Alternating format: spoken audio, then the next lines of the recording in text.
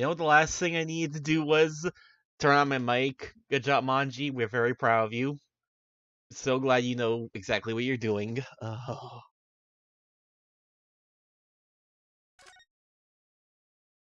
It's been a while since I played the Great Ace Attorney. uh, been mostly sticking to Persona 4, and that's been starting the show, I suppose. But yes, hello, hello, hello, hello. I am Manji Dragonfly, and I welcome you back to the Great Ace Attorney Chronicles. It's been a few months. It's been months.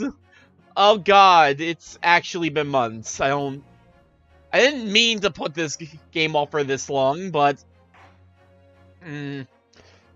also, been kind of coming down with a bit of a sore throat, so I hope that doesn't show too much. But it's good to be back. It's good to be back. I'm super excited to pick this game back up, because god, I've been wanting to actually pick this game back up. And I figure, why not do it now? I kind of did some reflecting. I kind of realized that it's been roughly 2 years since I started streaming. I think, like, according to my emails, my first stream was, like, in, like, the first day of April, because when else would I stream but April Fools? But actually, even then, like, it says the first stream. I don't think it actually was. I think it was the first stream that I actually, like, saved. My first stream, I did like two very small short streams back to back. You actually won't find those anymore, because the first one was lost because I didn't know how to set up Twitch settings to save VODs. And the second one I deleted. The second one I did immediately after fixing that thing, I deleted because I screwed up and left my mic off. Just like I almost did today. So, good to see some things don't change. Good to see some things don't change. Even then, like, the one I think that was on the 1st of April 2 years ago, that was the Acceleration Siguri 2 test stream I did, so really, if you ask me, the real start to streaming was the first Cuphead stream, which I think is actually, I think the 2-year anniversary is in 2 days, so sort of, so like, it is a 2-year anniversary stream of sorts, an almost 2-year anniversary stream in some ways. Can't say anything about the VTuber thing, that's another 2 months away. I can't do anything super special. I'm not the guy who can do, like, 12-hour endurance streams or anything like that, and I don't take money or anything for this, so so the only way I could think to celebrate was to finally bring back the Great Ace Attorney Chronicles. Let's stop talking and actually get on with it. The second half of the Great Ace Attorney Chronicles, otherwise known as the Great Ace Attorney 2 Resolve.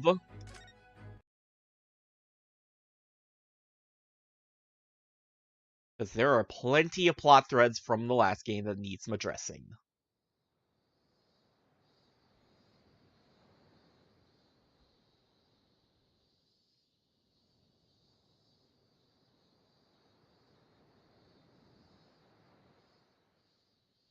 Standing here in the bright sunshine, looking out over the vast ocean. Those days in London seem like a dream. I don't think that's Susao's voice. Time in England's vast capital. That's supposed to be Susao's voice? You know, Did she have voice actors? Into a truly wonderful lawyer. It's gotta be. This is not the voice I picture for Susato. No doubt that at this very moment, he's fighting some noble cause in court.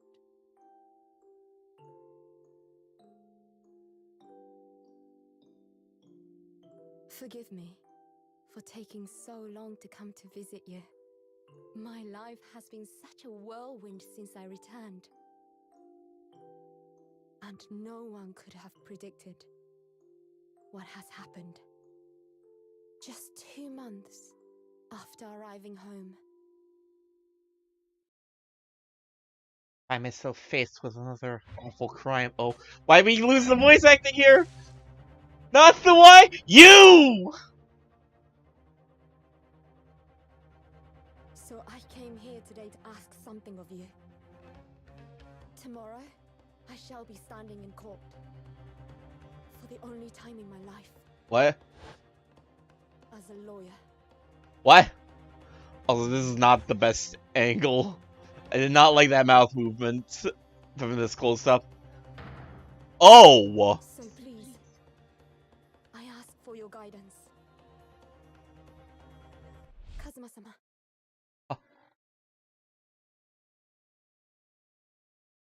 Kazuma, I miss you! Episode 1! The Adventure of the Blossoming Attorney. Okay, didn't expect the first thing to learn about the case is that Giselle Brett is seemingly the victim. 13th of August, 8:26 a.m. Supreme Court of Judicature, Defendant's Antechamber. 3. Here I am again after 9 months. The Supreme Court of Judicature of Japan. We're back in Japan? I feel so nervous. Oh, right. Yeah, because she did go to Japan, like, at the end of, Right. She did, like, go on a boat to Japan at the end of the, the final case of the first game, whatever. That's gonna be confusing! I'm just gonna keep referring to the first half of the Great Ace Attorney Chronicles as the first game, probably. But yeah, she decided to, well, I think what it was is that, like, her father was dying? But also, like, she kind of left us with a lot of question marks, like, do we even get, like, a proper explanation? I don't even think we got an actual proper explanation for the whole, knowing about the Hounds of the Baskervilles, I think it was. I think it was the book. It's been months since I played Great Ace Attorney Chronicles. Maybe I should have re-reviewed. It's probably fine. I feel so nervous. I must steel my nerves and find a way to compose myself. Father! Oh good, you're here. Doesn't do for a lawyer to be late. Okay, but... Wait, but she's not a lawyer, she's just an assistant. Why is she the standing lawyer, exactly? Oh, yes, good morning, sir. I hardly recognize you. You could have a fine figure, counsel. I'm not gonna stop to question that particular comment. You look as white as a sheet. Those white eyes aren't doing you any favors, either. Oh dear. Truth is, I'm so incredibly nervous. I feel utterly nauseated. I almost wish I'd never been born. Wow! Okay. Goodness, not the sort of thing a father hopes to hear from his daughter, I must say. Eugene Mikotaba, professor of medicine at the Imperial Yume University. Dude who I kinda thought might have been doing something a little suspicious during the first game, but maybe not, so... Still waiting, probably not gonna happen, but a man who, earlier in his life, traveled to Great Britain to study the latest advances in forensic medical science. And of course, my brilliant father. Excuse me. Hello? Would I be correct in thinking that you want to be my lawyer in court today? Oh, yes, that's right. Miss... What? So, you struck me as so composed during the first game, all throughout. Yes, it's different when you're in the driver's seat, but... Well, I want to thank you for agreeing to represent me. I swear on my life. It's a complete fabrication! This whole thing! Who are you? Raymembami.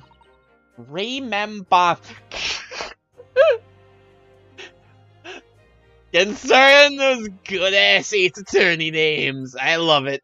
Born the same year as I am, my greatest friend. My greatest friend that I never brought up in the first... I mean, we were only in Japan for, like, one case. I guess it's not exactly great circumstances to bring up. Oh, yeah! This is my good friend! Remember me. Remember me. Please remember her. Please remember her. Though unusual for a woman in our time, she works at the University Research Laboratory, helping my father. And sadly, she's the defendant in today's trial, accused of committing a truly awful murder. Are you feeling alright? Since we started talking, you seem, well, to become a little flushed. Oh my, it's just that you look so gallant and dashing. Save it for after? Save the confessions for after court, please? Sorry? When I fall under your intense gaze, it's... well, it makes me feel rather bashful. Ma'am, I'm sorry, this is like... What year was it again? Like... I forget the exact year span, it's like the 1900s. I don't remember anymore, it's been so long. It's the 1900s, like, we gotta keep this under wraps. Goodness, I don't think she knows. She hasn't realized who I am. What? What? It would seem our little plan for this trial is going to work. Oh, what? What do you mean, Professor Mikotoba? If even your best friend can't see through the disguise, I think we can relax. Why are we have to be disguised because we're not an actual lawyer. Oh my god. Disguise? Yes, I never tried dressing this way before, of course, so I wasn't sure how convincing it would be. But this does make me feel a little relieved, as you say, Father. Father?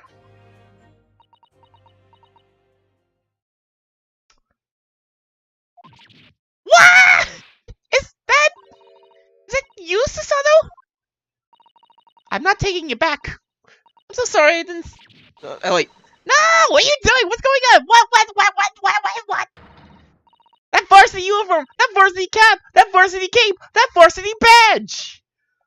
I can't access my court record. I can't see my badge. Ah! Look at you! You look for all the world just like a student at the Imperial Yume University! A male student! I'm so glad you think so. It means all my preparations have been worthwhile. I woke at 4 this morning to make a start. 4! Imagine waking up at 4. Can't be me. But I don't understand. Why are you dressed like that? Well, you see... It was the only way. It was the only way. Kazuma was the only lawyer in all of Japan. Then the mantle had to be passed on to Ryunosuke, and he's still in London. The only way she would be permitted into the Supreme Court to take on your defense in this trial. My defense?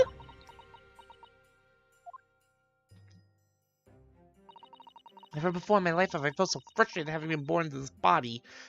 We're not gonna think about that. I don't want to think about the sorts of internet wars that a sentence like that would start. Of course, in Japan, a bar to women. We're not even allowed to set foot inside the courtroom. Alright! Because they were real uppity about, like, the brief period of time Susanoo was like, hey, I've got some very important evidence that could turn the whole tide of the case. 5 minutes. You get 5 minutes, then get the fuck out. Despite the fact that the laws of the land apply to all people, male and female alike. So, hold on. He's leaning a little too much for my liking. Ah!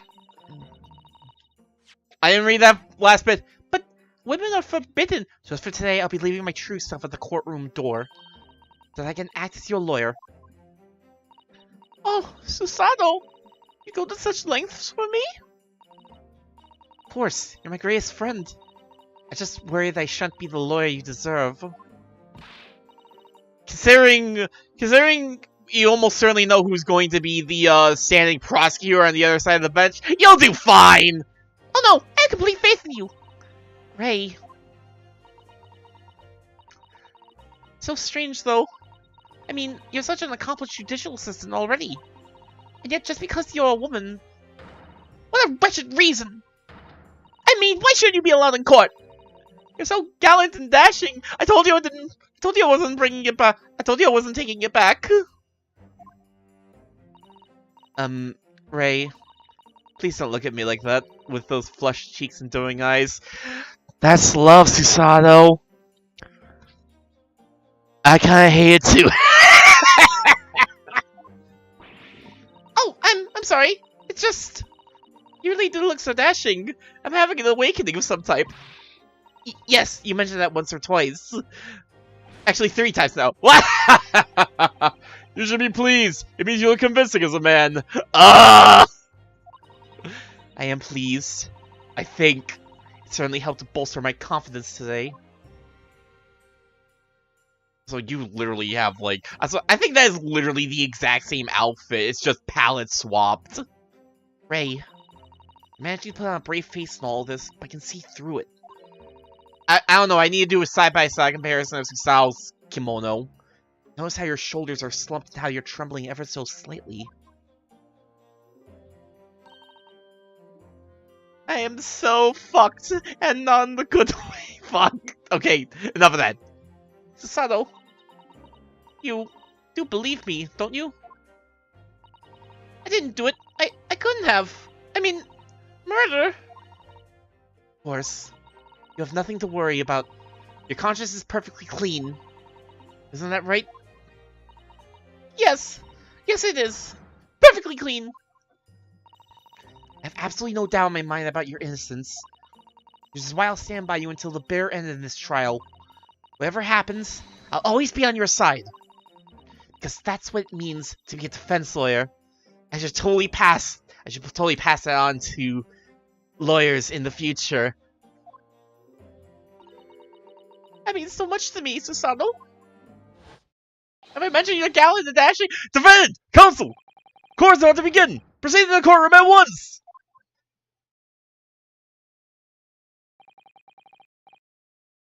You're going at once, Ray. Hold on. Going open, I don't want to leave open. If you're late, the judge won't hesitate to pronounce you guilty. Like they should have done with that one. He wouldn't know about that. Oh! Stand aside! I don't think I've ever seen her run so fast. Well, Susato, you've certainly surprised your father. Going to such lengths to be admitted to the courtroom and with no prior experience of being a lawyer. You watch a dude lawyer it up like... Actually, it's only like 2 times, because she wasn't there for case 5. So, and she was barely in the courtroom for most of case 1, so like, cases 3 and 4 and that's it, because you don't really necessarily lawyer it up in case 2, so like, you've only watched a dude lawyer it up like 2.5 times. That's probably enough experience. Also, all the reading you've done, but how much of that was for Japan law and how much of that was for English law? There was simply no other way. That's all there is to it. Father, you haven't told her, have you? I mean, I'm right in assuming that Ray doesn't know how it came to this? Yeah, that's quite right. I got that information from her. Would only worry her if she found out no other lawyer would agree to take her case. As is standard for an Ace Attorney case! I didn't want to burn her with that. Is it true? The reason why every other lawyer is refusing to take the case? Is it really because of who the victim was? Victim? Certain killer from the first game. We should be making a move now, too. As you know, law isn't my field, but I'll do what I can to support my student. Thank you, Father.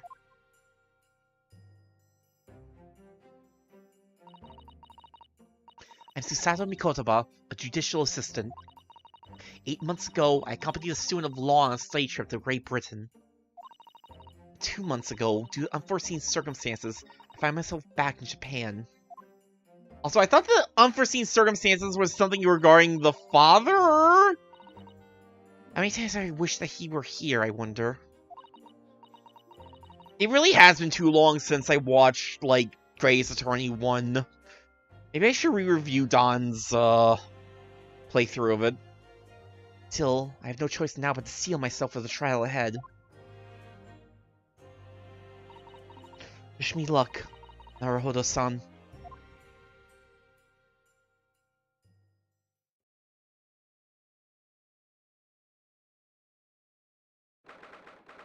August, 9 AM.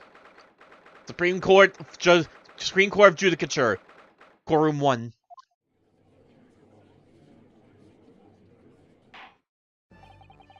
This court is now in session to hear the trial of Ray Mamami. I see you did not fix your hair from the last game. The prosecution is fully ready to proceed, Your Excellency. Yo! Honestly, you rock it. I gotta tell you, I kinda love the look. I kinda love the look, Sasayo. Defense Counsel, are you ready? Yes, Your Excellency. We are ready. Ready! She's got the same... She's got the same, like... Oh god! Oh god! Oh god, the drugs! She's got the same look in her eyes as Ryunosuke does. Oh yes, Counsel. According to your registration details, your name is, Ryotaro Naruhodo? Ryotaro! So we're not quite being the same. So we're not quite the dude, we're just gonna be like, yeah, long lost brother, you know? Is that correct? Ryotaro. I like how it, like, changed. I like how even the text box is like, yeah, Ryotaro, sure, go with that. Sorry? Oh yes, I had to come up with a suitable male name for you for this little venture. I like the idea, since it's showing like the camera like this, I like to imagine he just said that completely out loud to the judge and just blew the whole thing. So I'm afraid to say I simply put down the first name that sprung to mind. Well, Counsel? Yes, that's right, that's me. Yes, I'm Ryotaro! Please tell me that she has a yes objection, just like Ryunosuke did at the start of the first game. I'm Ryotaro, he who has vowed to uphold the pride of the great Naruhodo clan. Seems Ryotaro may need to consider how better to uphold his manly act first and overdo it. Are you trying to blow my cover, old man? And those wild wide eyes aren't doing you any favors either. It really is just like... Just relax and listen. Naruhodo? A fresh face in this courtroom, if I'm not mistaken. Something like that. Since the name Naruhodo, I wonder if that means he's going to take umbrage considering how his last encounter with the Naruhodo went. It would be like... It would, like, track with the usual Pain family, legacy. But the name Naruhodo, would that perchance be... You may be thinking of Ryunosuke Naruhodo, currently in Britain as part of a study program. This is, It's cousin! Cousin! That's, distant cousin. That's the lie we're gonna go for, okay. That's right. Ryotaro here has been studying in the provinces, but was called to the capital for this trial. I assure you, in matters of law, his knowledge rivals that of any of Tokyo's preeminent lawyers. Any of them! Tut tut tut! What a pitiful situation! Having been rejected by every lawyer in the capital, accused of calling him a country boy. You country bumpkin! How dare you! So, God damn it! Ah! We didn't even get to the first question! So is everybody's gallant dashing his aim for Tokyo attorneys! I will have you making fun of her! God! Her? Oh, Please be careful, Ray! Oh my god! What an unrefined tomboy we have here. God damn it. I can't believe this. I wonder, is your gallant and dashing lawyer up to the challenge of defending you? His wide, skittish eyes very much suggest that he is not. Ugh, I'm so nervous. As I'm standing in his shoes, I'm starting to understand what Naruhodo-san goes through. Shit, I feel bad now. They always talk I've heard the phrase, take a walk in their shoes. I didn't think it was like this. I thought I just stole his shoes. This sucks. Like it or not, eyes are want to flit. Years.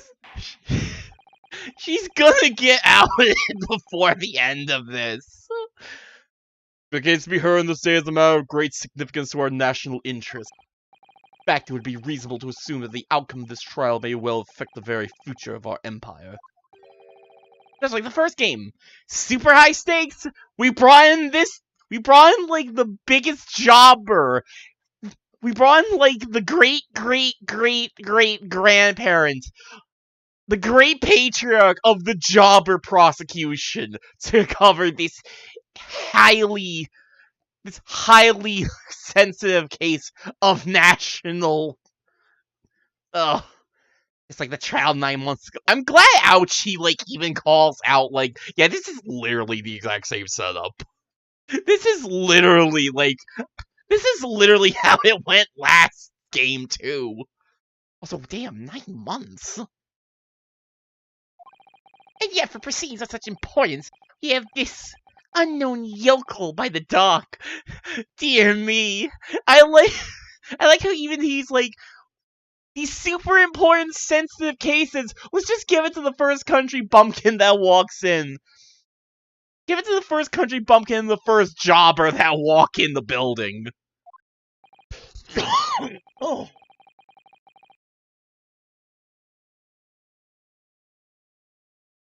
Perhaps this would be an appropriate moment for me to assess the defense. Determine whether you are sufficiently competent to practice in this courtroom. 9 months ago, when a certain other Naruhodo stood where you're standing now,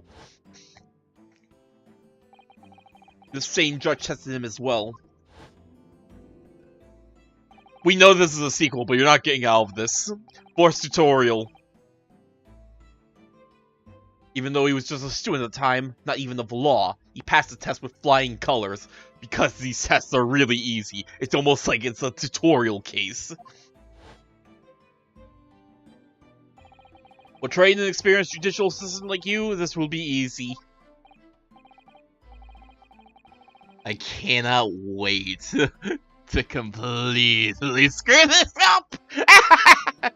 So, Counsel, do you consent to answering some simple questions? Hey, why'd you take the cloak off? No, you were rocking the cloak. Alright, it's time to prove myself.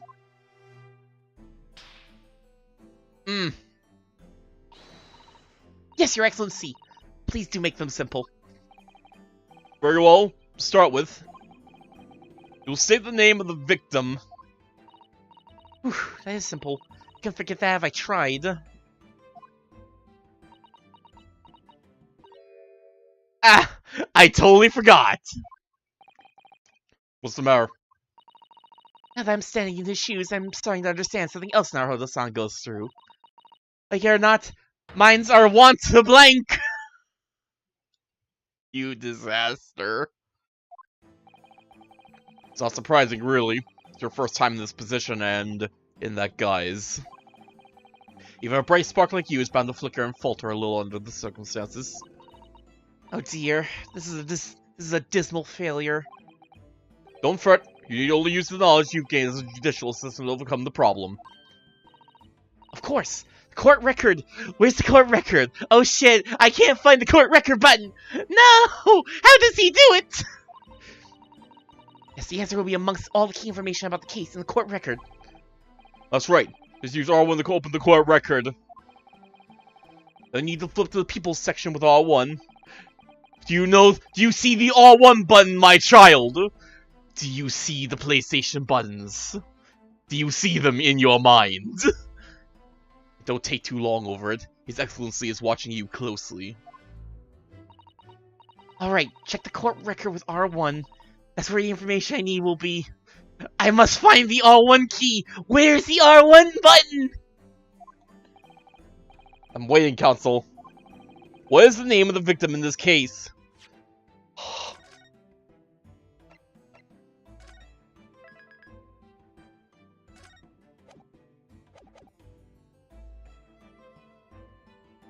The victim was... It was my father! I'll avenge you, Dad! But in this case, it's none other than Professor Eugene Mikodaba. What?! Well, to be written off by one's own child. Father, you seem suddenly so much older and wearier than you were mere moments ago. Because of you, clearly! The judge is asking for the victim's name, the person who was killed in this case. Look through the information in the court record again, carefully. Before you kill me, for mercy's sake! Oh dear, I simply can't ignore that disapproving look. Your Excellency, please allow me to amend my answer. I fucked up once. But I am still totally competent to try this case. Very well, I'll excuse this incorrect response given your wide-eyed state of panic. What is the name of the victim in this case?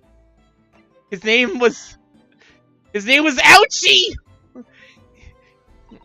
His name is Ouchie because he got hurt. Also, it's Ouchie. I think I kept referring to him as Ouchie, like, in the first game because I did not see the pun. Then I watched other people play it and they just, you know, said the pun. And I felt stupid. The victim in this case is, yes! Prosecutor Takasuchi Ouchie! What? What sudden triumphant cry of yes! Are you threatening to kill me? Yes.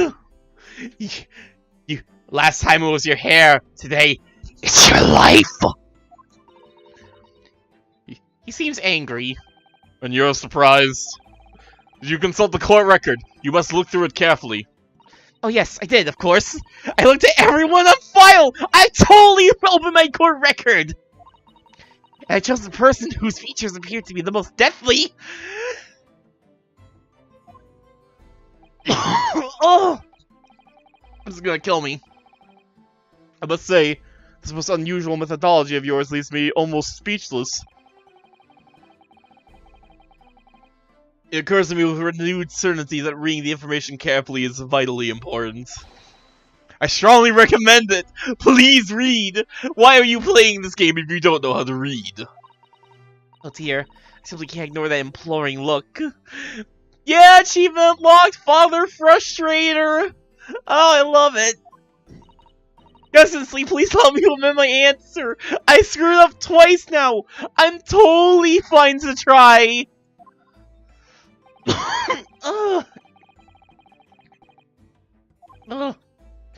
Okay, fine, it was Giselle Brett. Like, I saw her in, like, the opening. Yes! Yeah! Perfect. The name of the victim who lost her life in this case is Miss Giselle Brett.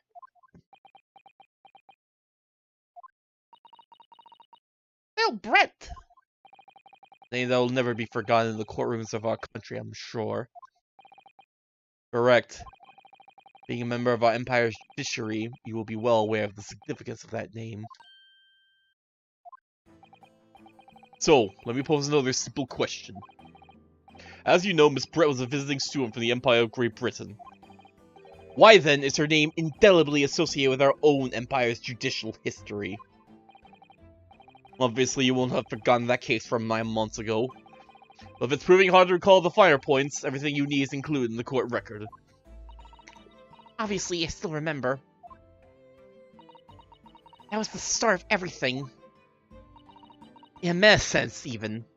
Giselle Brett, behind the woman's persona, was the face of... It was Queen Victoria all along! I like how she has, like, the convincing desk slam. When, like, Ryunosuke in the first game, or, like, most of the first trial, had a weak slap. Like, at least Hisao is, like, fully confident, despite the fact that she is dead wrong. Queen Victoria, obviously!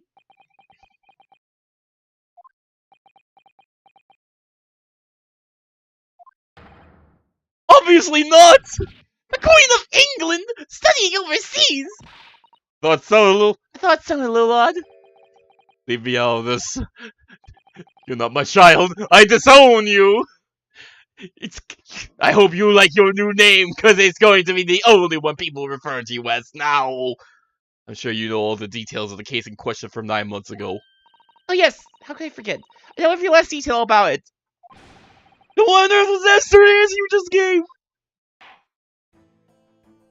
Oh, more absurdity, please, counsel. Never! You'll amend your answer. Yes, of course, Your Excellency. Do they both have to call my answer absurd? Yes! And the woman's student persona was the face of a victim. I mean, she is dead. Again, with the convincing slam of wrongness. A victim, obviously!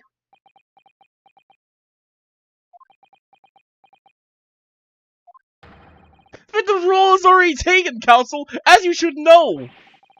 The answer came with such misguided confidence, I was almost taken in! So it sounded a little odd. Leave me out of this, Ryutaro. My unknown lawyer friend who I have never met before in my life. Check the court record and find the correct answer to the question of Miss Brett's true identity. You'll find it in the people section. Please! I'm going to start having hemorrhoids doing the Harlem Shake. Oh. That won't do, Consul. Amend your answer before we have any more victims to contend with. He's gonna kill us if we don't get this wrong. If we don't get this right. Oh, no. Oh. Yes, of course, Your Excellency. Okay. Alright, she's a murderer. She's a dirty killer. We never even learned the real reason why.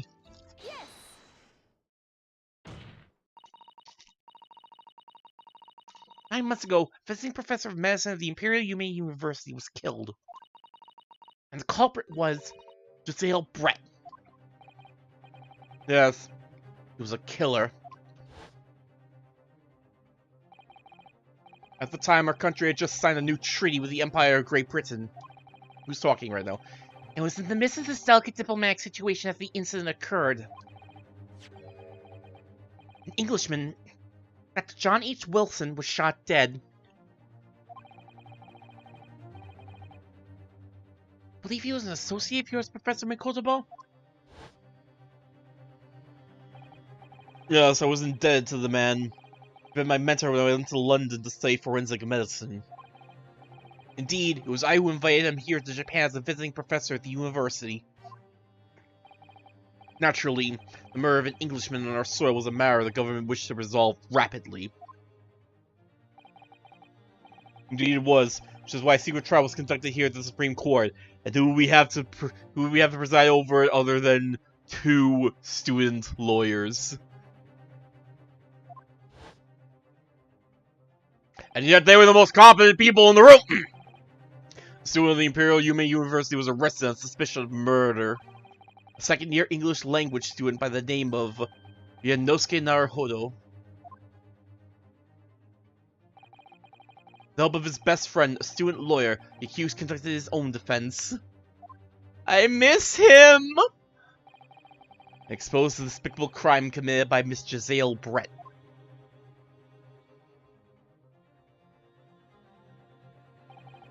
Miss Brett eventually admitted to her crime. However, when questioned about the motive that drove her to take Dr. Wilson's life, she gave no satisfactory answer before the trial reached its conclusion. We never got closure! One of many things that necessitated the sequel. Immediately after the trial, the British government brought consular jurisdiction into play. We were unable to sentence Miss Brett according to our empire's laws.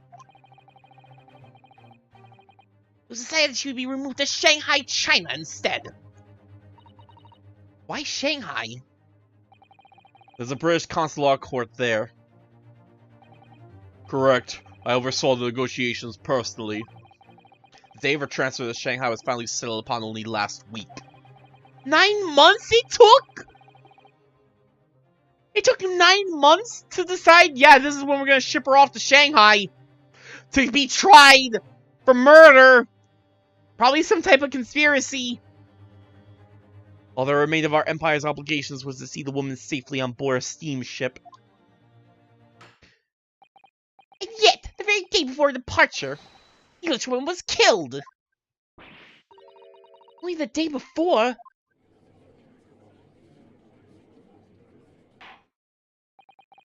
That will do. I'm satisfied that the Council for Defense is sufficiently capable of representing the defendant.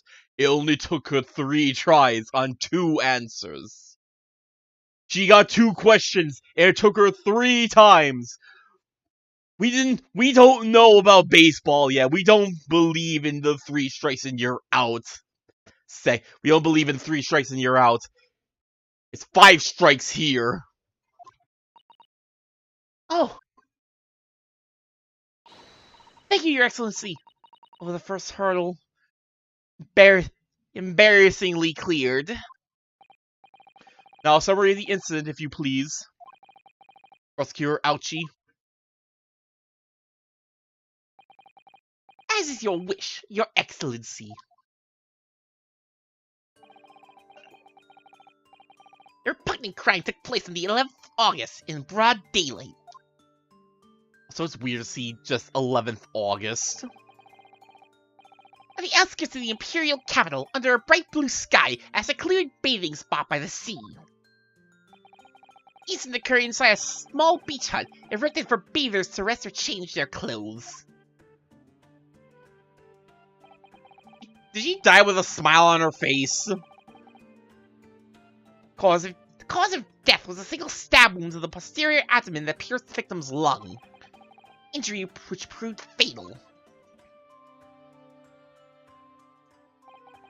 There were 2 persons alone together in the beach hut at the time of the victim's death. Miss Brett in her bathing attire, and the accused, Ray Mambami. Accordingly, there can be no doubt of the accused's guilt, especially when we consider she had a powerful motive. What? Police arrived rapidly at the scene and promptly arrested the young lady.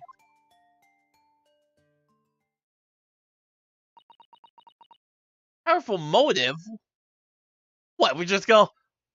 No, you're not gonna be like, oh yeah, she murdered her because she's just such a patriot.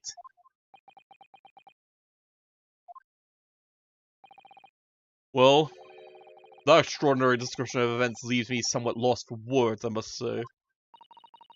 That's certainly true. Prosecution summary was full of words that raised an awful lot of questions. As a lawyer, I really ought to pick up the prosecution counsel what he's...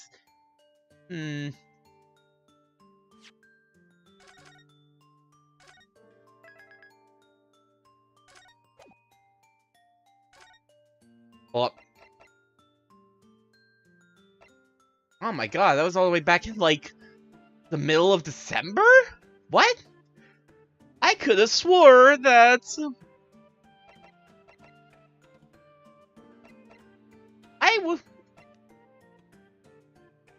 Wait, no, but... Oh, I guess it wouldn't do, like, autosaves of, like, the, silly little, escapades I did for the last, stream, but... yeah, because that is roughly... I went real long. I went real long on that last case. I did not expect to go that long. I will not be going that long tonight, certainly, but there's a lot more game ahead. This I know for certain. Man, the middle of December, okay. That was when I finished up the last case of the first game. Okay. It was actually longer than I remember.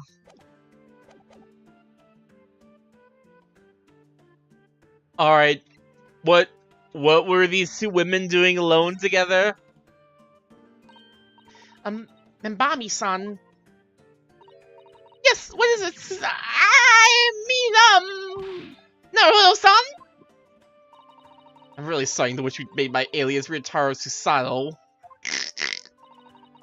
Please tell the court why exactly you were present at the bathing spot with the victim in the first place. And why you were alone with her. Oh, well, no, that's not true. It wasn't like that at all. There were other people present. A detective was guarding Miss Brett for starters. I was just asked to accompany Miss Brett as a companion, that's all. Huh? Let's be clear. At the moment of her death, you were alone together with the victim in the hut. You and no one else. Wait, but she had a bodyguard? Then where was the bodyguard? Isn't the point the bodyguard is supposed to stay with the body the whole time? You know, and guard it?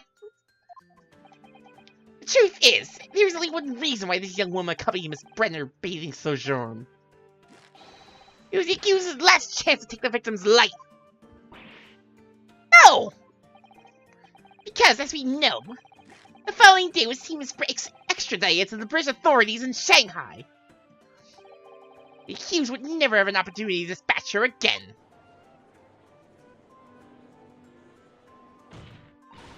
Kindly refrain from conjecture, Counsel.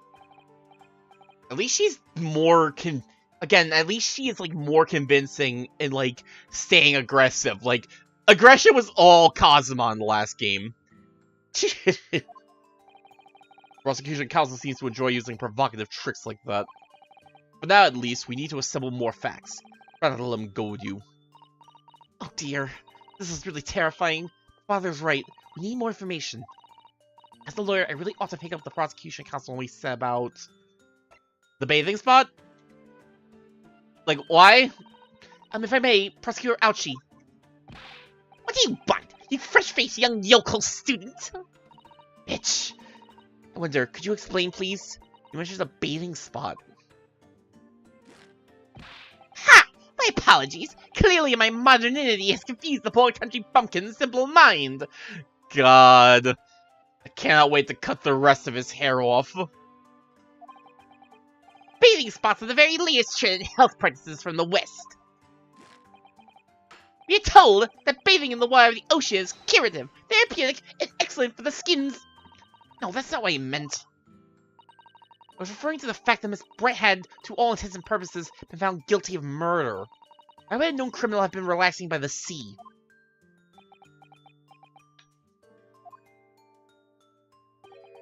For old time's sake, I believe. That's stupid! Sorry? Miss Brett was to depart for Shanghai the following day. Her final wish, as it were, was to enjoy a day at our country's wonderful coast. Oh, please! She made a big deal about how much she hated this place. In fact, I actually thought that was like a big part of the In fact, I actually thought that was going to be the motive. She hated the place so much she wanted an excuse to get out.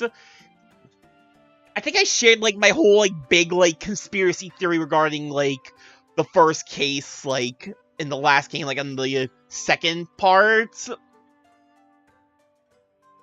What I thought it was that, like, she hated Japan so much because she had, like, some powerful, like, friend or probably, like, a powerful fiancé that would, like, maybe take her out if she said so.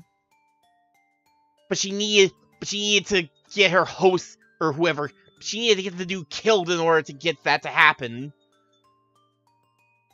Don't sit there and tell me it's like, oh, but she wants to enjoy the beach. She just wanted to see her coast. No, you're not selling me that. The British Embassy put extreme pressure on our government to comply. But what grounds would we agree to such a request? Because as usual, our government is unable to stand up to foreign powers. Matters of diplomacy, it seems we don't even have the courage to decline the whims of a known criminal. Don't look at me, Professor! It's the government who grant permission, not I! That's what... I really am trying to remember the year, because that's bothering me now. I think I said 1900 before, but I'm pretty sure it's way too early to be 1900s. I don't know, I'm gonna have to re-review later. In any case, it was decided that with a dedicated detective on duty, nothing could go wrong. In fact, murder took place. I said don't look at me! It was that young student girl did, not I! No one has proved that yet. I wouldn't provoke the man if you don't need to. At this stage, I need to gather more information, I think. The lawyer, I really ought to pick up... Okay, yes, let's finally talk about this powerful motive. That was the weirdest bit to me. Clearly exaggerating. Powerful motive is a blatant overstatement. This overstatement? Okay, it was an overstatement. I was like, am I going crazy? That doesn't sound right. But it was right. Tut tut tut! It's a yokel boy using long words he doesn't fully understand. Beg your pardon? Don't matter. Let's put this to the accused, shall we?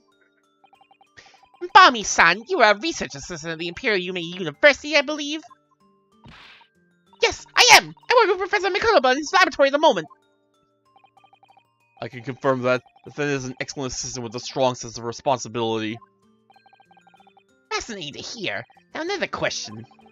Prior to your work with Professor Mikuloba, whose research were you assisting then? Oh... He was helping Wilson. Oh, I was studying under Dr. John H. Wilson.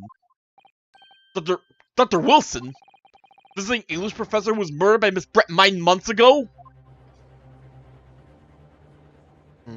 Okay. Okay, I see now. Hughes had deep-seated respect for her former mentor, Dr. Wilson. Is that not true? Yes, Dr. Wilson was a wonderful man. Interesting. The technical and deep-seated feelings you had toward the Englishwoman who killed him. Well, obviously it was filled with hatred for what she'd done. A powerful hatred. Oh no, Ray, be careful what you're saying. Can she plead the fifth? Is that a thing you can do in Japan's court in this point in time? The motive was revenge. Plain and simple, Your Excellency. I believe we all have a clear picture of the incident now. Despite her guilt being determined 9 months ago, Brett managed to avoid incarceration, instead continuing her research work at the university. Obviously, over that period, she and Ray would have encountered each other on a number of occasions. The murder of the mentor for whom she had such great respect enjoying such undeserved liberty. Yes, even if it was only temporarily until Miss Brett's extradition to Shanghai. You can hardly blame Ray for her feelings of anger and resentment. Poor Ray. So, Your Excellency, if you'd be so kind as to peruse this exhibit. Photographic print that shows the scene of the crime immediately following the grim incident.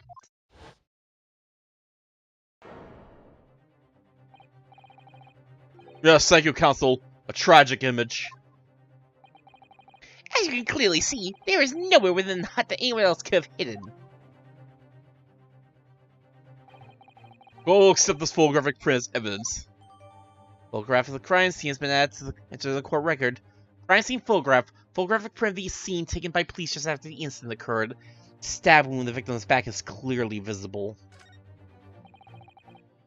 As I understand it, then the victim and the defendant were alone inside the beach hut at the time.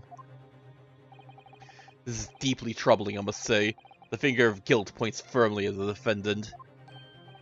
Well, Your Excellency, naturally the prosecution has much more to its case.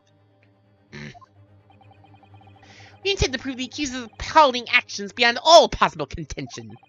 To that end, I can confirm that we have multiple witnesses to the crime and damning evidence. Witnesses? But who? Well, yeah, all alone. But multiple witnesses, okay. Whatever. That's how it goes. One of whom I might add is a highly respected police detective. Please. Please be the dude. Please be the dude. Hosonaga, I think his name was. I assure you, the testimony of these witnesses will leave no room for doubt. Ugh.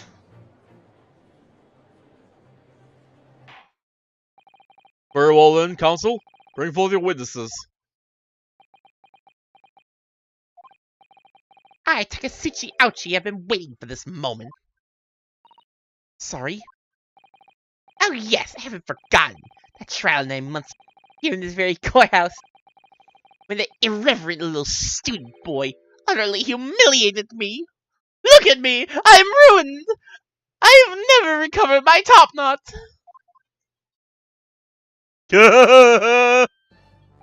Gotta make sure you remember. Ah! Ryunosuke no Hodo! What? Yes? This insult to the Ouchie family name will never be forgotten! You've become conceited with age, Counsel. The old have to stand aside and make way for the new. Yes, we must see it again! It's the way of the world. May you never forget that!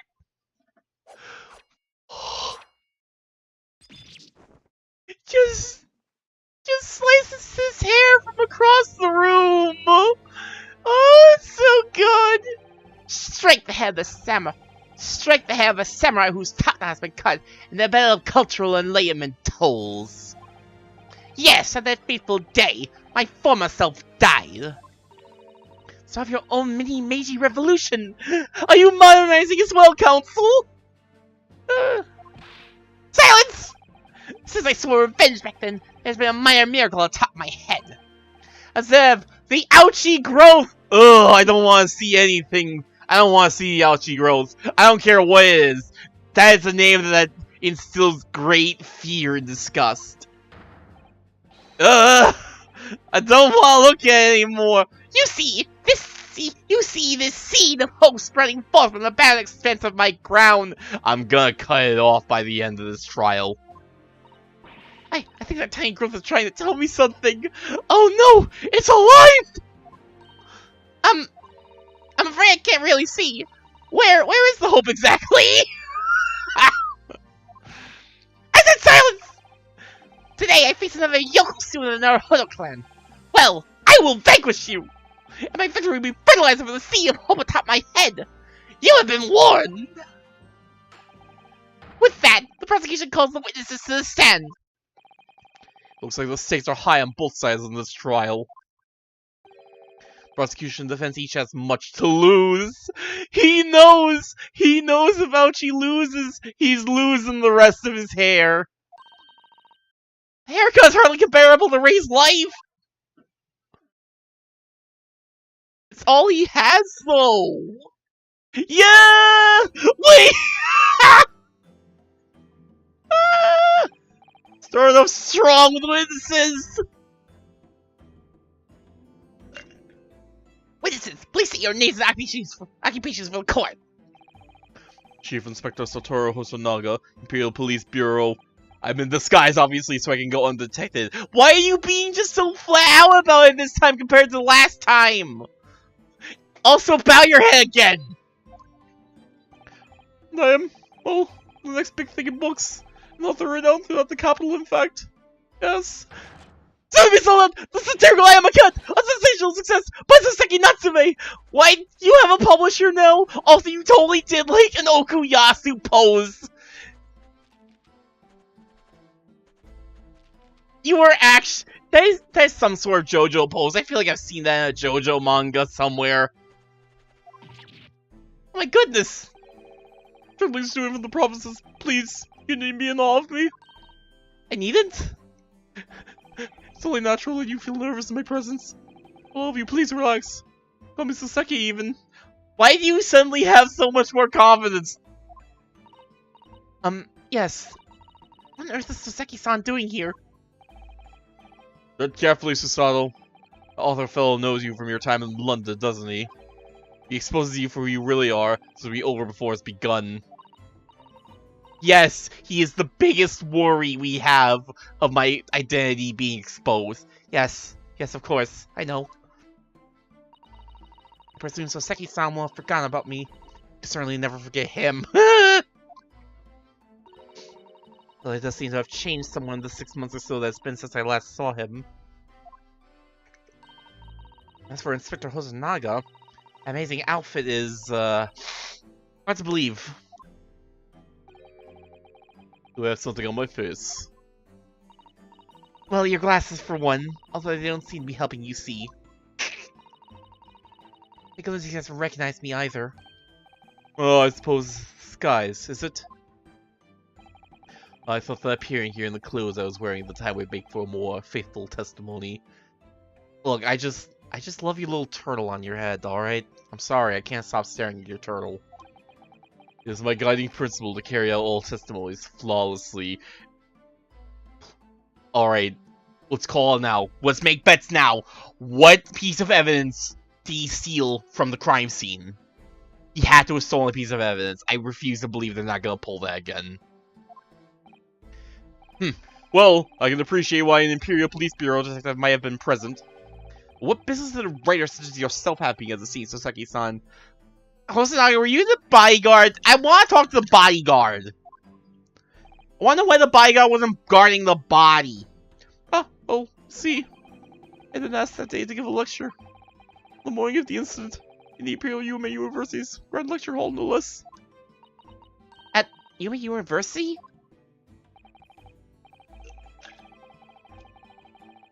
After the lecture, I had a very pleasant conversation with the researcher from the Medical Science Department. Professor over there, in fact. With Professor Makotoba? Yes, that's right. It's arranged by one of the newspapers. He wants some story or other about 2 former students who studied in Great Britain. Of course, speaking of a renowned author, the press never leave me alone. Disagree spy! Snapshots! Scribble stories! And scupper my privacy! As you can see, the conversation was written up in this newspaper here. Yeah, your leisure, my professional struggling student friend. I have plenty of copies. Thank you very much! He practically threw that paper at me. The Soseki Natsume article! A newspaper containing an article about a discussion between my father and Soseki-san. The debate became quite spirited. Aww. Anyway, following my interview with the professor, the lady in question appeared and made a very unexpected announcement. I should like to go with everyone to see your country's coast. Those were her words. As I explained before, Miss Brett was never taken into custody. She continued to work in my laboratory under strict surveillance, of course. In which utterance, the university immediately contacted the government to seek guidance. The response was, permit Miss Brett to go as long as the detective accompanies her. The detective I am at liberty to divulge was me, Chief Inspector Satoru Hosonaga. Thereby, the entire party departed cordially for the seaside, it seems. It was extremely challenging to clear all other members from the public from the vicinity of the beach. You still got that cough, huh?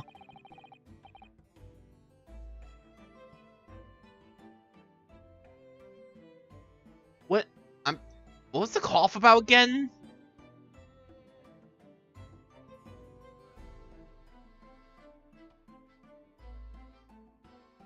Wait, I'm trying to remember, because the cough came up before. It was like the subject of like one of my more popular clips. I legit don't remember if we ever got an explanation for why he had such a nasty cough to begin with.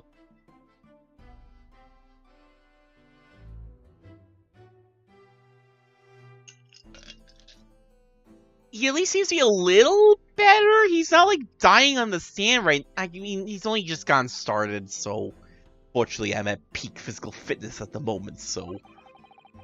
Oh, yeah, there's the blood again. I was able to carry out my duty flawlessly. My, Inspector, well, you do have something on your face now. How unsightly.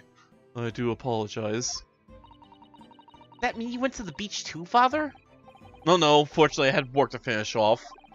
Unfortunately, of course. It meant that, as my assistant, Ray was invited to take my place. So it could just as very easily have been you sitting on the defendant's stand? Of course, being a renowned author, I didn't like to decline the invitation. Ah! The bully I had! I never seen that awful sight! Relentlessly wrecked by remorse and regret! God, I didn't think I'd have to, like, go back to, like, Soseki style, like, screaming. Like, on the first case.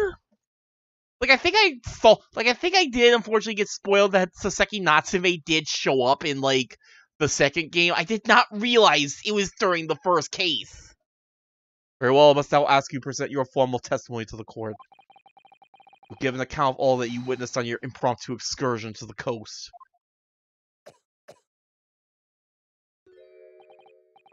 Of course, Your Excellency. Relentlessly racked by remorse and regret, I am.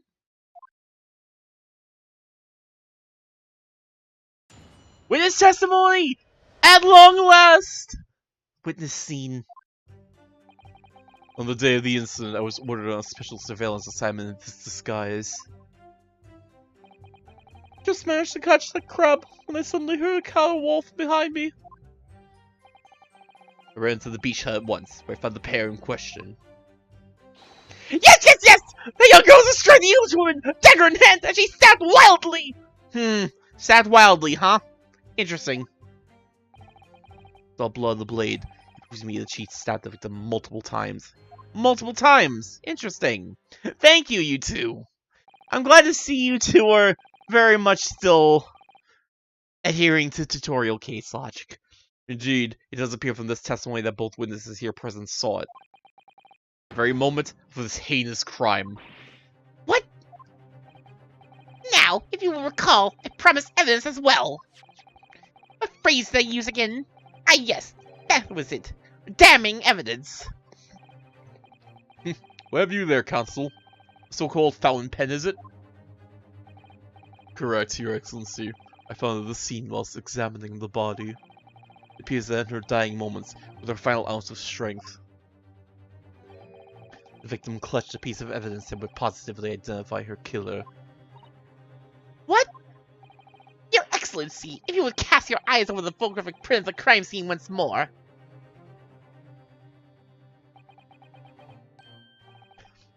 Ah, goodness me! Yes, the victim was clearly grasping something quite deliberately there in her hand. That's right, fountain pen. If you would kindly examine the pen, Your Excellency.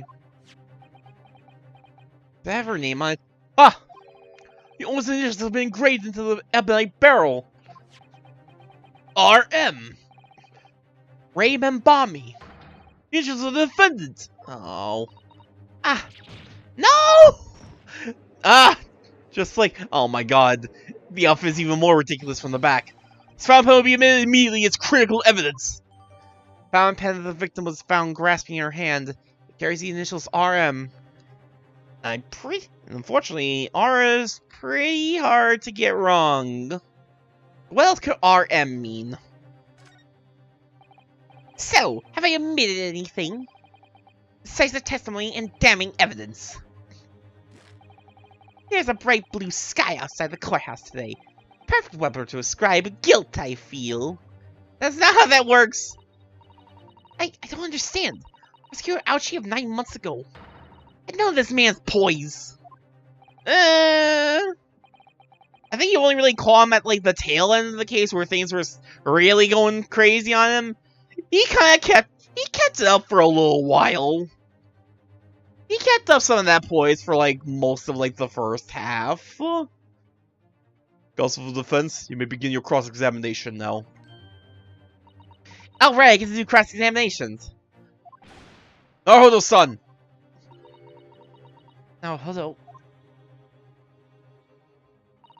That means... Oh, yes, me! I'm Naruto, that's me! That's who I am! That's my name! See, it says there in the text box! There's another Naruto in my court! I wish!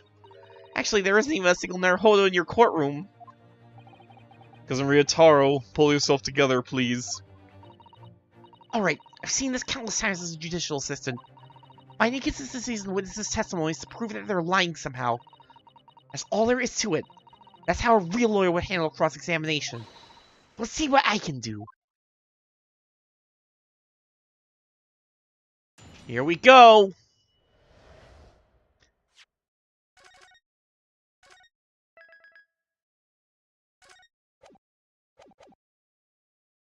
It's good to be back in the cross-examination seat. On the day of the incident, I was awarded on a special surveillance assignment in this disguise. Ah, she's gonna... already has to hold in the objections, I assume. In that jaunty disguise. Correct. Wait, no! I mean, it wasn't the first time I worn this swimsuit for a dip in the ocean. It's tried and tested! Do what must be done to keep the Englishwoman under surveillance. Those were my orders that day. This tried and tested outfit was the answer? Being able to blend flawlessly into a crowd is an important part of a detective's job.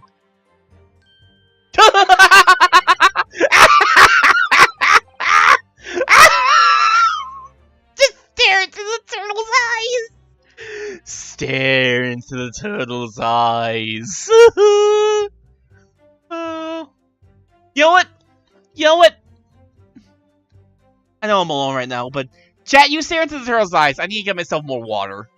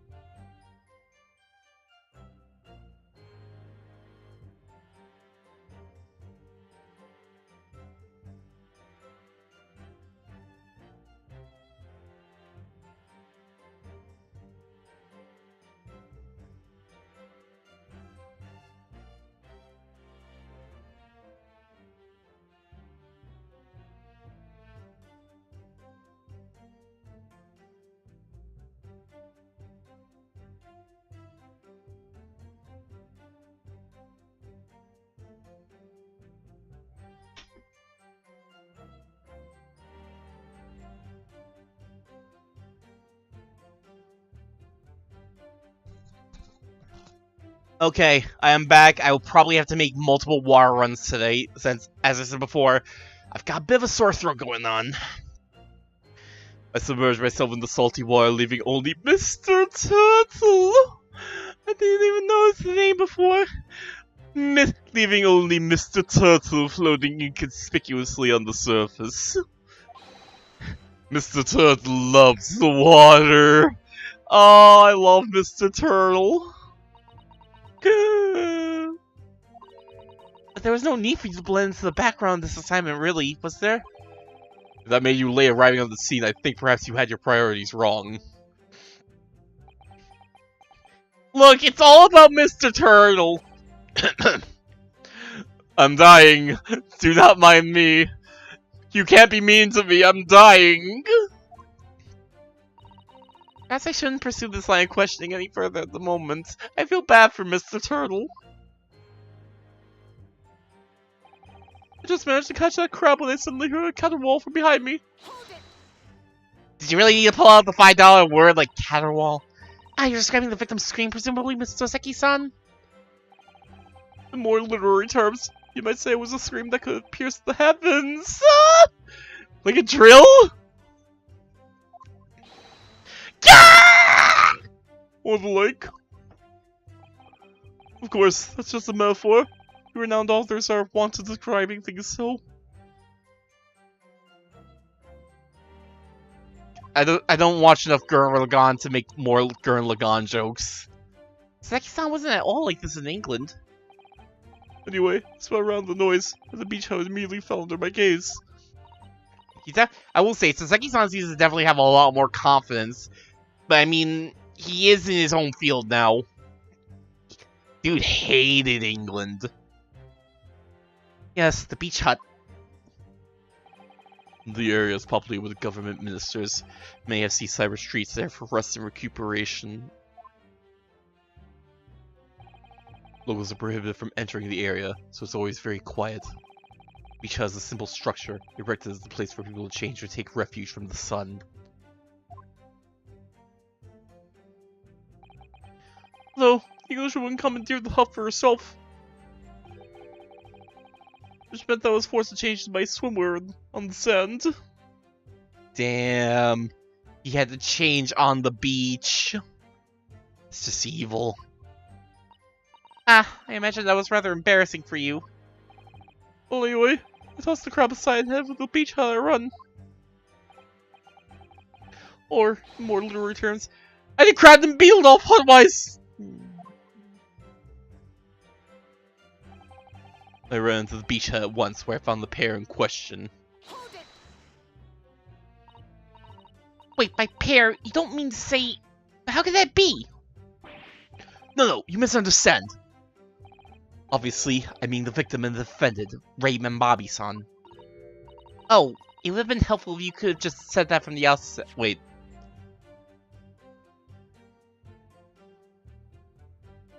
Wait.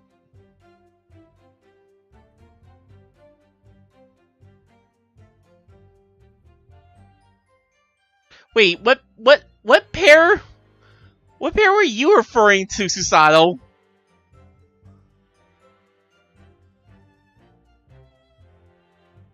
What pair are you referring to, Cecile? If you jump to conclusions, you have to expect to fall flat on your face sometimes. Dear me, pinning your hopes on an outside chance. Foolish. Very foolish. It really wasn't an outside chance. I just wish I realized that before I said something silly. What outside chance? What pair? I think I missed something. So, Inspector, why don't you tell the court how exactly you found the aforementioned pair in the hut? Well, it was a sorry sight. A really grisly scene.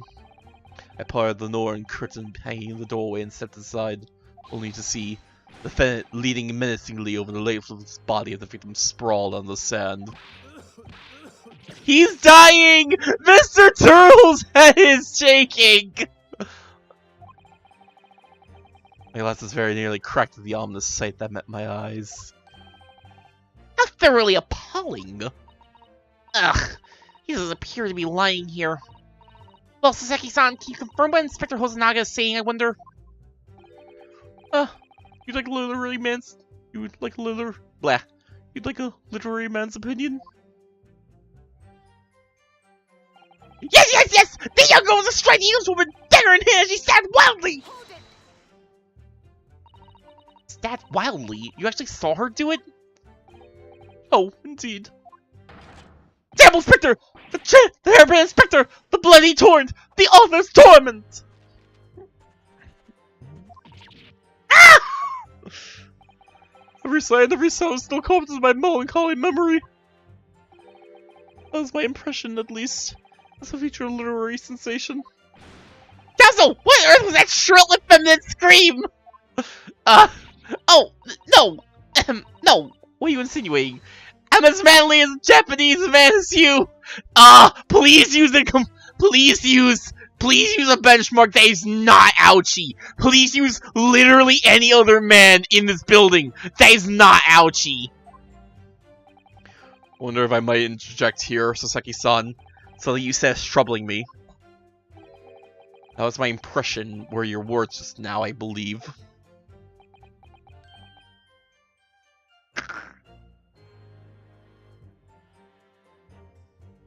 He's trying to keep it together. He's trying to keep his confidence together. I'm gonna feel bad when I completely shatter it. So do you mean to say you're not confident you really did see what you've described? It's behind me again. I can feel it again. It's just like England again. I hated that place. No! Yes! I know what I saw! My ears didn't deceive me when I heard that scream. That's my eyes didn't deceive me either. I describe everything I saw vividly. I can publish it all in tomorrow's newspaper serial.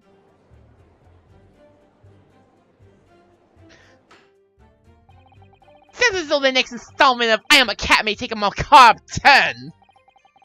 I think this is a fool's errand. The more press your author friend on what he saw, the more entrenched he's going to become. Oh dear, how awkward. It's fine, we can use someone else. I saw blood on the blade. Proved to me that she'd stabbed the victim multiple times. He was stabbed multiple times? How can you be sure of that? Very simply, from the blood on the blade. The blood? When I entered the hut, I saw the defendant holding the blade raised up in the air. Yes! That's right! I saw it too! Oh. I know that there was blood on the blade already at that point. In other words, the defendant had already been stabbed at least once by the time I arrived on the scene. Yes! That's right! I saw it too! And the victim was already holding the defendant's fountain pen in her hand too. All of which means I can be sure the victim did not die instantly. Yes! Right! I saw it too! Maybe a year in London was too much for him. He sounds like he's forgotten how to speak Japanese. The logic of your argument is sound, at least. Well, as I said, it is my guiding principle to carry out all testimonies flawlessly. And I'm totally not about to get objectioned in 1 minute. I don't know, don't ask me for time. Perhaps it should have been your guiding principle to protect the victim flawlessly. Throwing that shade! That's just my personal opinion, of course.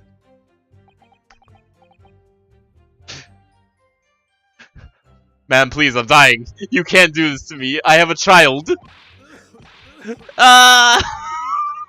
My child! Katsu, you refrain from mocking the witness! Oh no, I just have so many thoughts whirling around my head. It's all I can do is stand here wide-eyed and mute. Goodness, my dear. You really must try to calm down. But how am I supposed to find inconsistency in what these two gentlemen are saying? I don't see why either of them would have any reason to lie. What you must remember, I think, is that witnesses may inadvertently lie at times. For various reasons. A misunderstanding, a mistaken observation, a delusion even. Ah, a delusion? What's important is that we determine the truth. There's only one sure way to do that. Yes, with evidence, of course. Spoken like a true judicial assistant. Which is bad, you're supposed to be speaking like a true lawyer now. During witness testimony, you can use all... Do you see the all one button? Do you see it in your mind, my child? So you need to listen carefully to each statement and compare what's said to the details in the court record. If you find some conflicting information, that may be the inconsistency you're looking for. Yes, it's all about inconsistencies. I know how to play the game, I swear. Once you've identified a witness's statement that appears to conflict with a piece of evidence, present the evidence to the witness with triangle. Do you see the triangle button on your desk? Do you see it in your court record? Do you see it in your mind?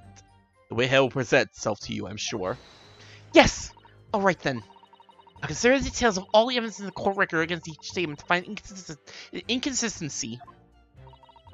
I hope I'm up to the task. Don't forget that you can have the witnesses repeat their statements as many times as you like. We're totally not under a time limit or anything. Go ahead and listen to them speak 100 times if you need to. Just don't screw up 5 times! We don't have enough time for you to screw up 6 times! We do not have time for you to screw up 5 times! If you screw up 5 times, then we're throwing your ass out! You want us to start at the beginning, remember. So those wide eyes are quite forgivable. And besides, there's no one else to defend the poor girl. You're right. I need to listen to the testimony again from the start.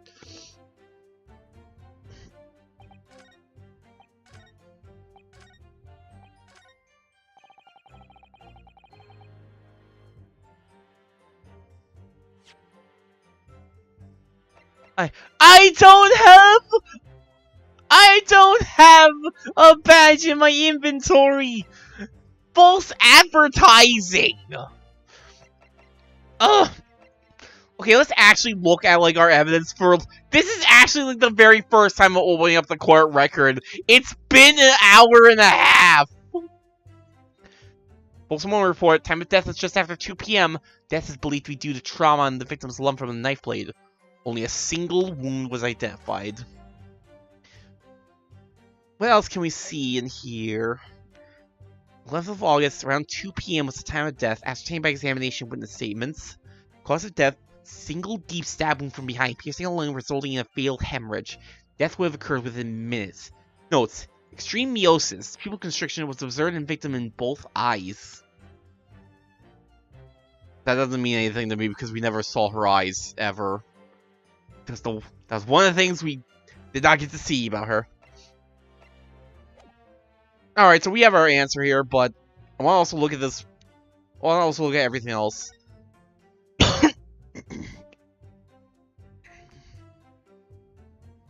Yep, that's totally her mask.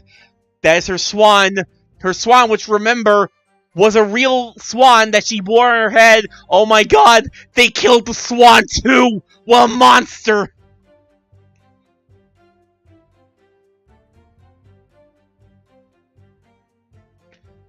I'm just waiting. I already know that I'm gonna be the one thing. She has multiple masks. Wait, she did. No, she didn't have multiple masks. Her one mask is just super expressive. What's in her belongings? Does she have a tiny hat in her belongings? Is that a tiny little top hat?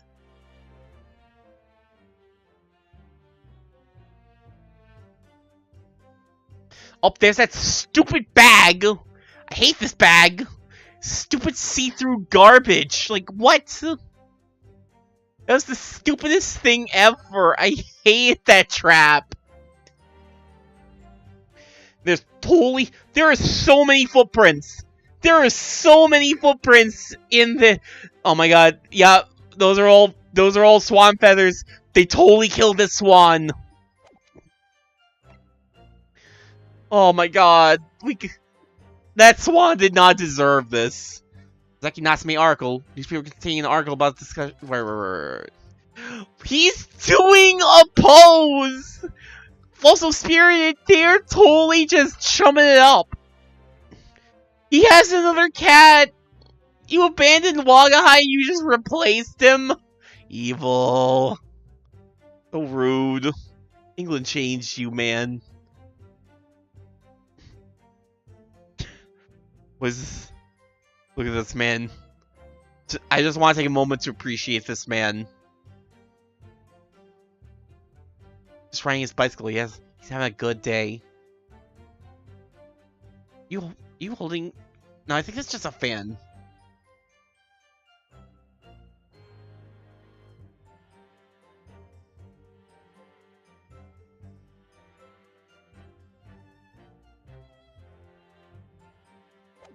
I can't read Japanese. I can't determine any of this. Okay, and that's just a pen. I can't examine it just yet. Objection. Okay, enough screwing around. Enough looking at the evidence. Again, at least she is like a bit more like into it, a bit more like composed and ready to do this than Ryunosuke was. The accusatory cry that just welled up from deep inside me. I think I finally understand. Every time Kazuma-sama and Naruhodo-san stood here at this bench, the one singular case he was up here. Stakes have been very, very high indeed. What's the meaning of that menacing pose, Counsel? I'd like the witness to clarify something for me. Ooh, what? Where? When? How? Seriously, who is this man? Why do you just have a publicist follow you around in the court in this very secret high-stakes trial? Not you, Soseki-san. This query started at Inspector Hosonaga. At me? In your statement just now, you said that the victim was stabbed multiple times. Yes, that's right. As I said when I entered the hut, the defendant was already standing over the victim, bloody knife in hand, like a murderous demon. And yet, that cannot be! What? Get to the point, please, Counsel. The post-mortem report clearly states that the victim was stabbed one time only. Ah! In other words, Victor Hosonaga's testimony is clearly flawed! Ah! It's Oseki-san! Me? You claim to have seen Minbami-san in the throes of stabbing the victim. Yes I did. Loudly! Both you and the inspector confirmed the same point. There was already blood in the knife that you saw the defendant holding. Yes, and... It's quite simple. We know the murder weapon was used to stab the victim only once. Therefore, there's no way there could have been blood in the knife if that single stabbing hadn't already occurred. Ah! True! You know, now that I think about it, did he have a mustache? Did Soseki-san have a mustache in the first game? So I feel like I'm seeing a lot less of his teeth and gums. It's actually been so long. I haven't seen this dude since like mid-December. Maybe actually earlier. No, it would be mid-December because he did show up in the credits. I totally do not remember if he had a mustache or not in the first game. What exactly is your contention, Counsel? Are you ever going to tell us? And just put two and two together! Yes, Your Excellency. There's only one logical conclusion. What Soseki-san in fact saw was not the moment the defendant stabbed the victim at all. The moment the defendant in fact withdrew the blade from the victim's body. That can't...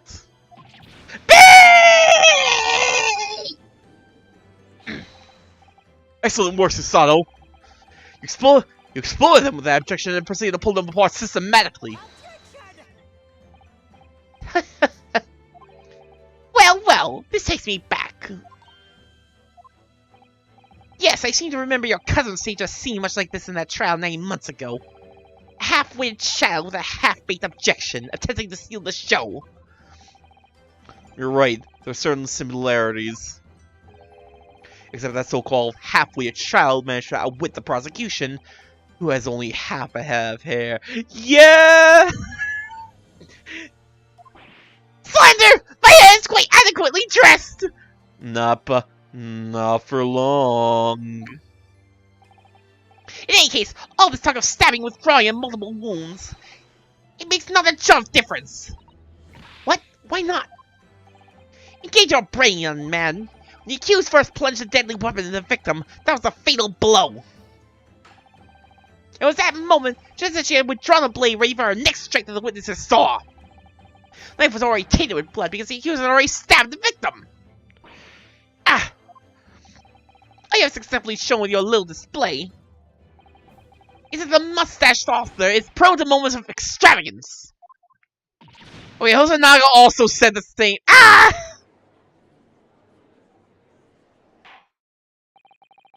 I'm in agreement with the prosecution. If the fellow was seen wielding the blade at all, that is sufficient grounds for her actions to be viewed with suspicion. But if she was withdrawing the blade, then we are back where we started. Sorry? Consider this, young yokel boy. If the student girl is innocent as you claim, then why would she have pulled the blade from the victim? With a demon's cold-blooded composure, too. The prosecution demands an explanation, and it better be good! Why did Braid pull out the knife? Oh yes, going for the jugular. What does father mean by that? The court here, answer then, counsel. The truth is, I don't really know. I have to come up with a plausible reason here, or we don't have a case. Oh, the reason why the defendant pulled the knife blade out of the victim's body was surely so she could...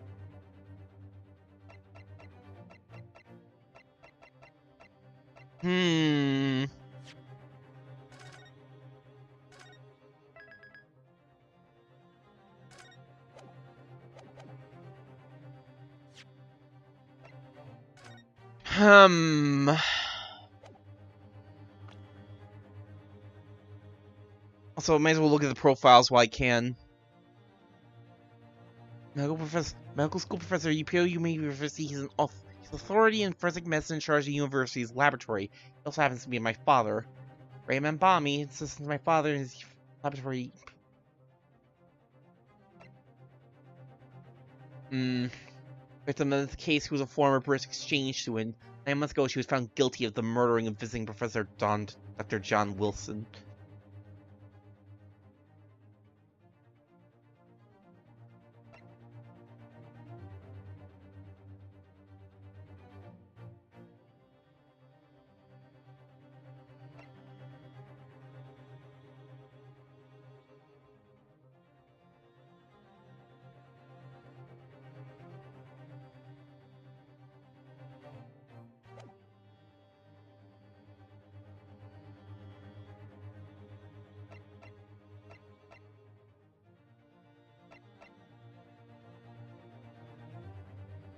Would pulling the knife out really do anything to save her life, though? I feel like that's a trap.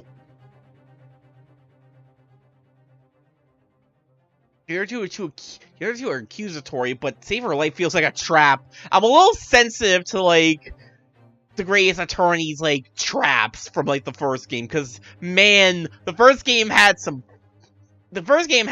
nasty traps. I guess I'll pick save her life, because stab her again makes it sound like she did do the stabbing, so I feel like that's gonna be wrong. I feel like hiding the knife just isn't a good... I mean, we don't have the knife. That's actually the thing that's bothering me. We don't have the knife. Yo, come to think of it, why don't we have the knife? Like, she was seen with the knife in her hand. I'm still gonna go with save her life, though. According to the post-mortem report, the victim's death was not instant. That's correct. It's thought she would have remained conscious for a short while after sustaining the injury. Indeed, giving her time to take hold of this piece of evidence that clearly indicts her killer. The point is, being a medical research assistant, Mabami-san was compelled to act when faced with a wounded victim. Instinctively, she pulled the blade out in an attempt to save Miss Brett's life.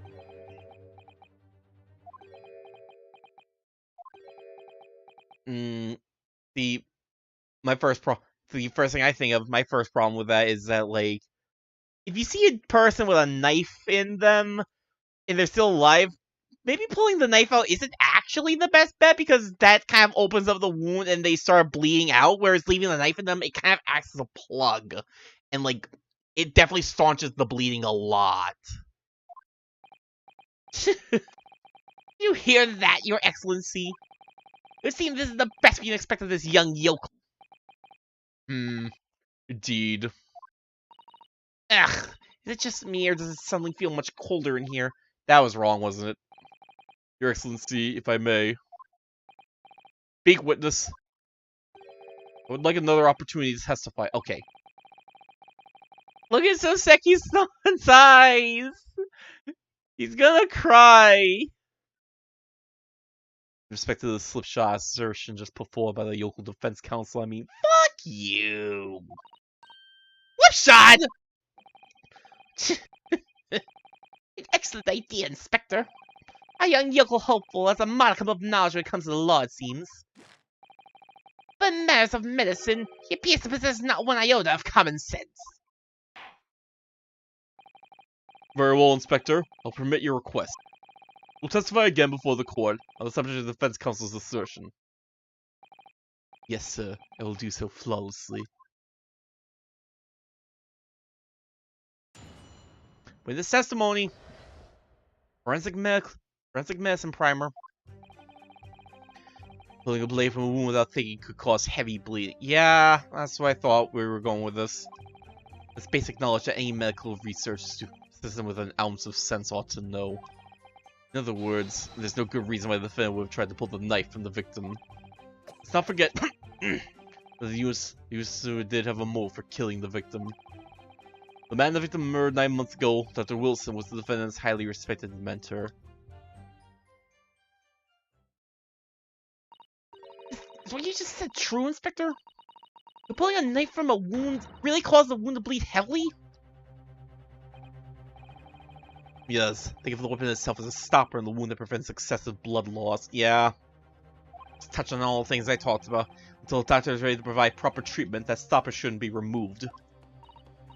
Oh, I see. Ha! This is why yokels should stay on the farm! You're a quack from some obscure mountain village with some basic knowledge. Shove off! Anyone who's ever given someone a little poke with a knife and pull it out again knows it. Oh, well, I've never stabbed anyone, you see? Or pull a blade out of a wound, so... Of course you haven't. I didn't bring you up to behave like a bandit. I swear you just admitted that you're my dad to the court. Mother, is it true what they're telling me? Yes, it's basic remedial knowledge for medics. Ray would have been well aware of it. She would have claimed ignorance of such fundamentals that would prove fatal in many ways. But then, why would Ray have done it? Could she have pulled out that knife in full knowledge that would be fatal for Miss Brett? If there's something on the knife that would, like, give you a good reason to pull it out, I'm trying to think if there's any type of knife that's like, yeah, it's actually way worse to leave it in there, other than like a poison knife. But I think a poison knife would, if you know a poison knife's in someone, I think it's done no matter what you do at that point. Also, what type of poison? I mean, this is Giselle Brett. There probably is going to be some poisoning nonsense, considering that was like the big thing with her.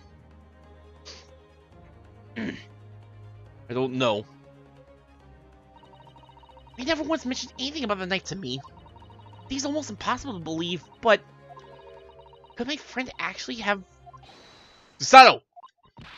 Yes? Pull yourself together. You mustn't lose sight of why we're here. Ah.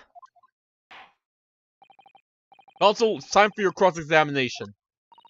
Oh, yes, Your Excellency.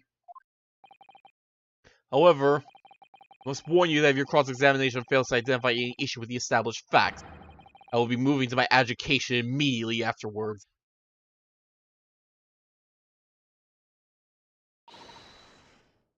I understand. Leaving your clients and fighting for their cause until the bare end. I knew it would be hard, but no idea it would be this hard.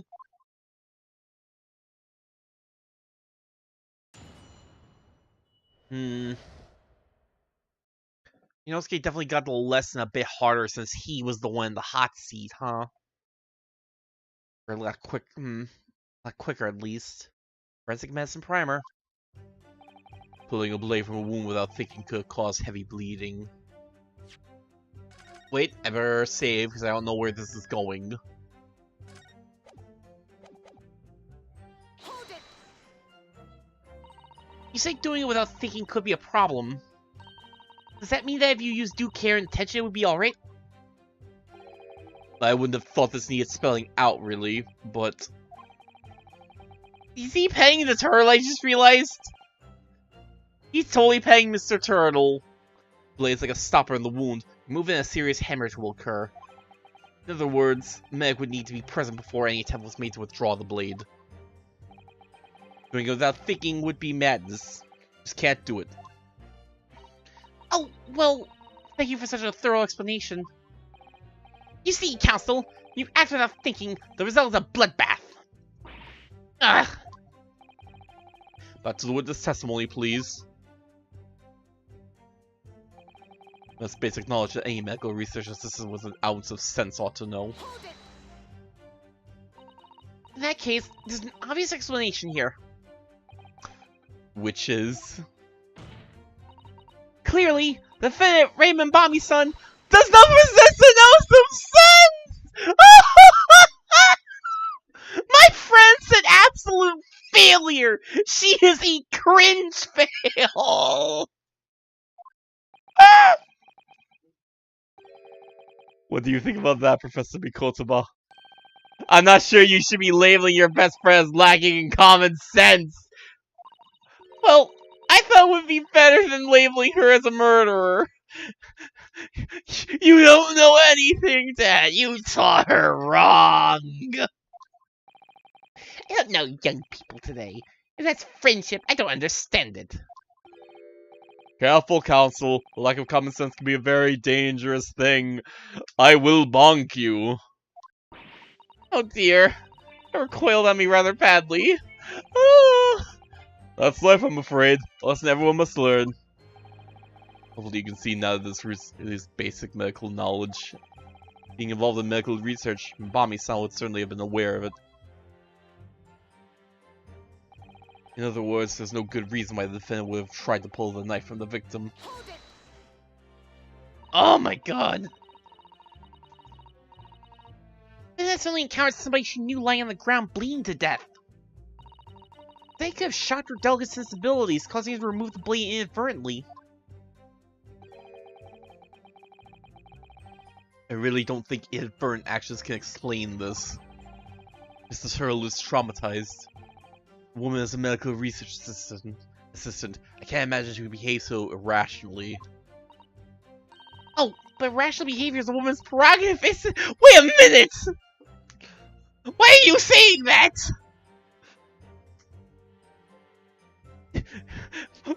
Susanna, why is your argument bitches be crazy? Oh dear, you have a lot to learn about women. You will never know the touch of a woman, young yokel man. Oh, only a small-minded man could have such baited views. I can't believe you would be so sexist in a Japanese court. Oh, oh dear. Perhaps I'm letting my male persona take a little too much. I'm getting way too into this. I might have some serious questions about gender identity. I can't have those sorts of questions. It's too early This isn't modern times. I can't have those sorts of thoughts. Oh my god. Well, have I managed to convey the basics now? That should cover the medical side of the argument. Let's not forget that the young student did have a motive for killing the victim. Whatever the motive, it just isn't in Bami-san's nature to do something so awful. She had both motive and opportunity. That's very hard to argue against. But you don't know the defendant! And you, counsel, do not appear to know the law! Yes, evidence is the only way to convince the core of your argument. Not feelings. Evidence doesn't care about your feelings. With this fledgling defender, I would almost say I pity the accused. So do I. Spectre, you will reiterate your point about the defendant's motive, please. Ah yes, Miss Pro is in many ways the sworn enemy of Mbami-san. The man the victim murdered 9 months ago, Dr. Wilson was the defendant's highly respected mentor. Well, yes, that's true. Dr. Wilson recognized Mbami-san's talent and offered her the position of assistant despite her being a woman. She was extremely grateful to him. Yes, the Englishman appears to have been a very broad-minded individual. Dr. Wilson had no time for outdated traditions. He met with opposition, of course, but he believed firmly in Mbami-san's abilities. The defendant was in the man's debt, which only serves to prove my point. This is hopeless! I can't find a single crack in this testimony anywhere! Ray knew that withdrawing the knife from the wound would threaten Miss Brett's life further. I just can't think of any way to explain why she did it. So, it's at times like these when it's especially important to remember the fundamentals. Fundamentals? Evidence is what counts in the courtroom, isn't it? Of course! I've been through the court record dozens of times already! I think perhaps you're forgetting something, though. You need to take the evidence at face value. You can and must examine it in greater detail, too. Ah! I realize this is your first time playing the role of lawyer in the courtroom. So if you need reminding of the rudiments, you need only ask. I'll do my very best to help. Examine the evidence in the court record? An idea, certainly. What should I do? I know how to play the game! Come to think of it, Asuma-sama and Naruto-san were always turning evidence over and over in their hands. Yes, I need to examine things in great detail with X. The X button in my mind. But look in your eyes, I see it's coming back to you. Go through the court record again, have a thorough look at everything. You may just find a clue. Yes, I'll do it straight away.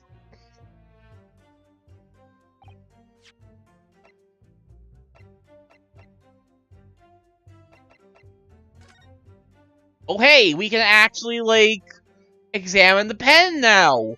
Curious! If we take off the pen's lid... Oh.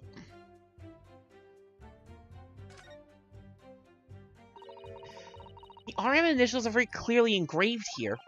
The fact that Miss Pro is clinging to this pen in her dying moments is very clearly a message, too. Identify her killer, you mean? Don't think there can be any doubt that this is a key piece of evidence in this case. Oh, hello. Fancy engraving? Fancy... not engraving, fancy pattern? There's some sort of emblem here, look. But it isn't a Yuma University one. Must belong to some other organization, I suppose. Business of some kind. That would seem to imply that the pen doesn't in fact belong to Ray. Oh? An RM, but the emblem kind of gives away that this probably isn't Ray's pen. That's not really the problem here right now, though.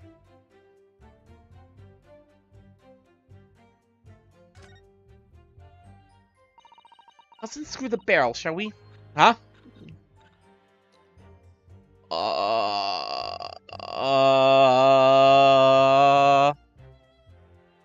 This is getting curious now. Is this some kind of a needle? Like she's drawing blood or something? This must be the little reservoir that holds the ink. Yes, you fill it by drawing ink from a bottle up through the nib. That's like wrong, Father? Just that there doesn't actually appear to be any ink in there, that's all. Oh yes, you're right. Pretty much empty. Well, it could be on the verge of running out, I suppose. Hmm? The very small amount of liquid still inside the ink reservoir.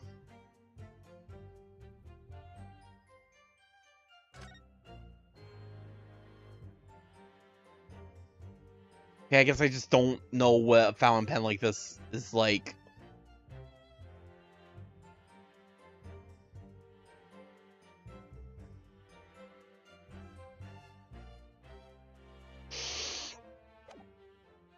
Hmm.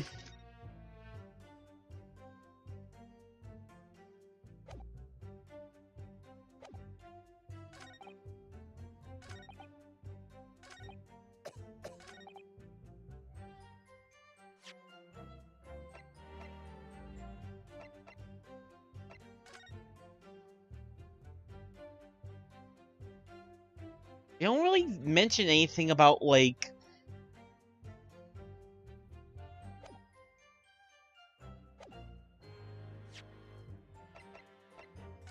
Okay,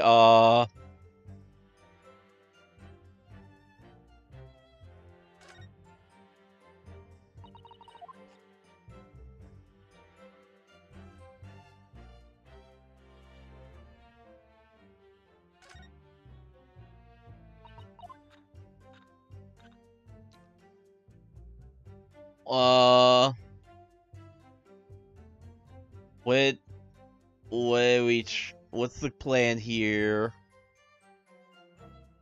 A pen that probably isn't actually raised with no ink in it. What's that prove?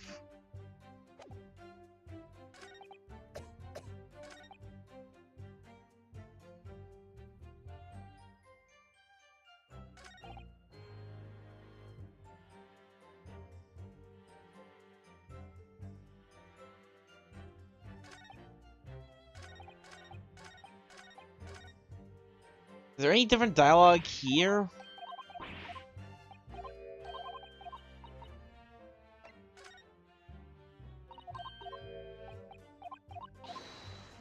Oh god, I'm trying to see the logic here. Oh no.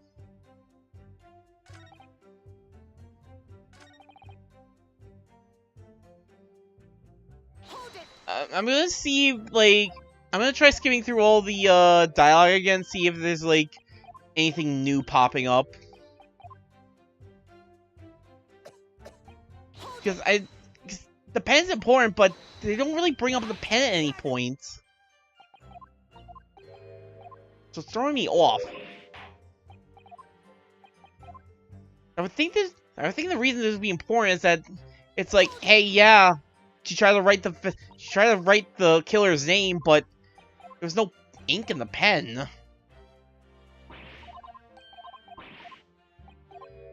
Uh-oh, uh-oh, uh-oh, uh-oh, uh-oh, uh-oh. I'm not seeing the logic here.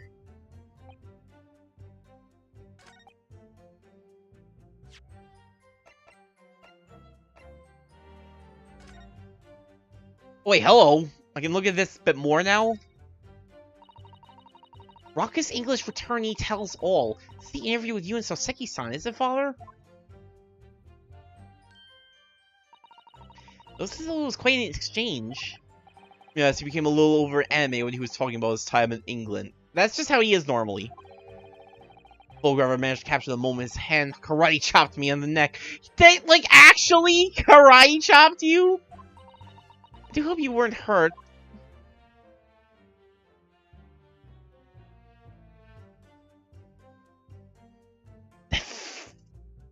God. That brings back horrible memories. It's on the back. This is a newspaper for Soseki-san. There seems to be an important article on the back page as well. Exclusive! Deadly poison stolen from Yume Medical Research Laboratory.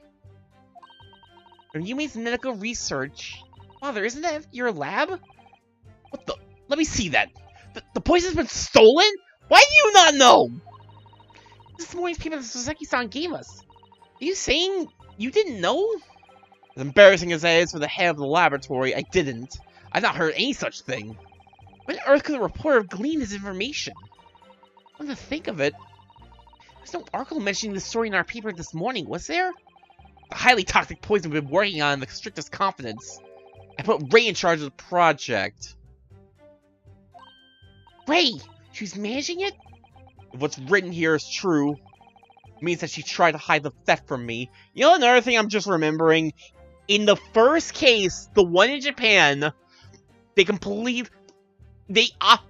cause of death was obfuscated because it wasn't an actual autopsy. It was just like a post-mortem report, which means that instead of like a definitive cause of death, someone just looked very hard in the body and just went, "Yup, he got shot. Yup, she got stabbed." We're doing this again, aren't we? Because she tried to hide the theft from me. Moreover, the details were leaked somehow. I don't believe it. You need to read this article very carefully.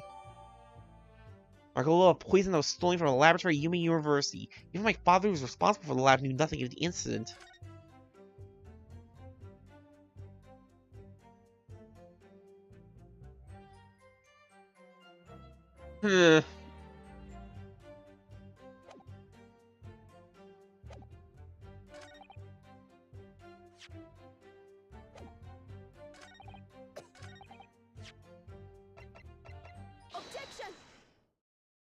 Yep, that's what I thought. No, there is one possibility. One very good reason why the defendant might have decided to withdraw the knife from the victim's wound. What? Ha! The yokel not only has a poor grasp of the law, but is also a poor loser. Tell us then, what possibility do you think you've identified? It's here, in this newspaper article. An article about deadly poison having been stolen from the laboratory of the Imperial Yumi Unit. The victim perished from a stab wound. Poison has no relevance in this case. Yeah, shove off. Shove off! We're not doing this dance again! But... Prosecutor Ouchie, you'll let the defense speak. But a newspaper article! God cannot rely on this kind of hearsay those wretched publications carry! It's all fake news, according to Ouchie!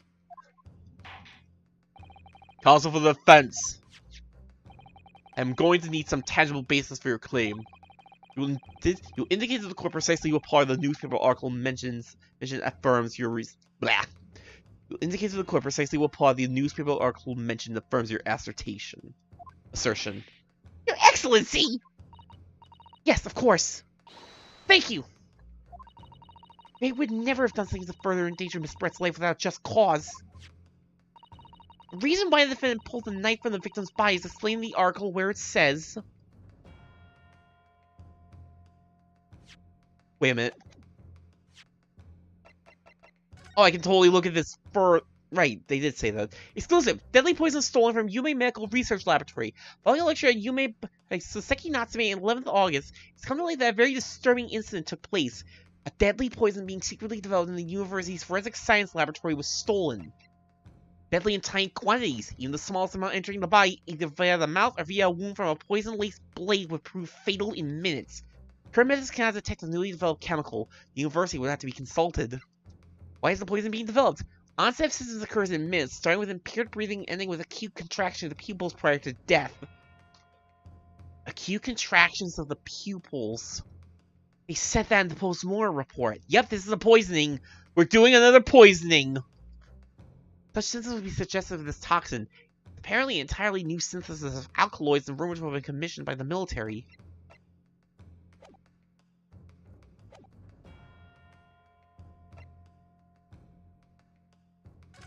Deadly in tiny quantities.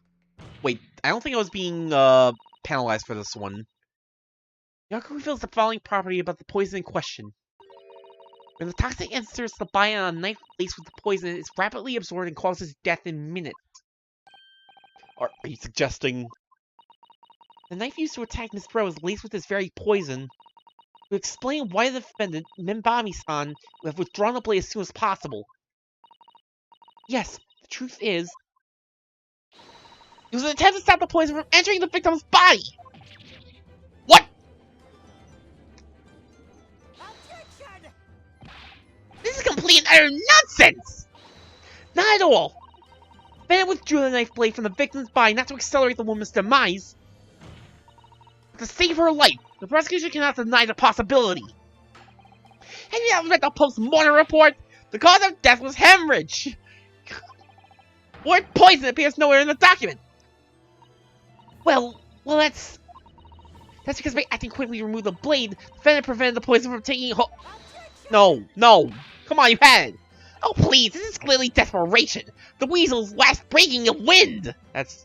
Poison has nothing whatsoever to do with this case, as I believe the defense is well aware. We have no proof that the information in this wretched newspaper article is at all reliable anyway. In this situation, what the student should have done is wait for medical assistance to arrive. Instead, you claim she suspected poisoning and took a potentially lethal decision to remove the blade. She must have had a strong reason for her suspicions then. The argument makes no sense. Exactly! Well put, Inspector! What grounds did she do it, Yoko? Why did Ray suspect the stolen poison was involved? If you want grounds, I'll give you grounds. What? You can't possibly... I'll believe it. Your expression, Counsel, will appear those are not empty words. You people need to read the documents more.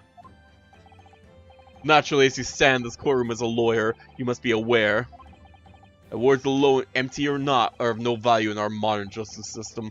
Court demands evidence. Yes, Your Excellency. Well aware of that.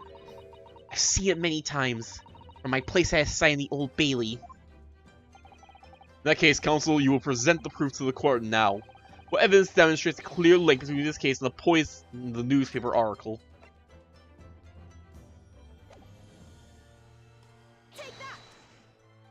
Throwing out the post-mortem report again. Well, ask the court to refer to the notes section of the post-mortem report, which reads, extreme meiosis, pupil constriction, was observed in the victim. Clearly, being a yokel with no knowledge of forensic science, I have no idea, so please, do tell me. Presumably, the fact that this condition of the victim was noted in the post-mortem report means that it's an unusual symptom of death. Well... Under normal circumstances, pupils dilate when someone dies. If there was extreme constriction instead, that's most certainly unusual, yes. What are you doing, you yokel detective? In the newspaper article, there's the following information about the stolen poison. Onset of symptoms occurs in minutes, ending with acute contraction of the pupils prior to death. What? The defendant, upon seeing the victim stabbed in the back, happened to notice that the pupils of Miss Brett's eyes had constricted severely. Yes, as a medical research assistant, she would have suspected poison immediately, without doubt. Prosecutor Ouchie, I think you'll agree. This is very compelling evidence. You yokel sewer, yokel professor! I believe the defense has expertly demonstrated a credible reason for the defendant's actions. No! Eugene Mikotoba? Yes, Your Excellency. I believe you are best placed here to confirm or deny the veracity of the defense counsel's argument. Will tell the court the truth about the details reported in this newspaper, please. Pains me to admit it, but I'm afraid I don't know. Don't know? Toxin was kept under lock and key in my laboratory, certainly. I was unaware of any theft. You mean to tell the court that the reports of this theft are unfounded? No, Your Excellency. Without returning to the laboratory to investigate myself, I couldn't say. Ha! Listen to the bubbling academic! I'm aware of the theft of secret state research from his own workplace until he reads of it in the newspaper. Take full responsibility for the incompetence of my supervision. Mother... A painful situation for a university professor. You should have more control of your students, rather than allowing them off on killing sprees. That's totally unfounded. Oh.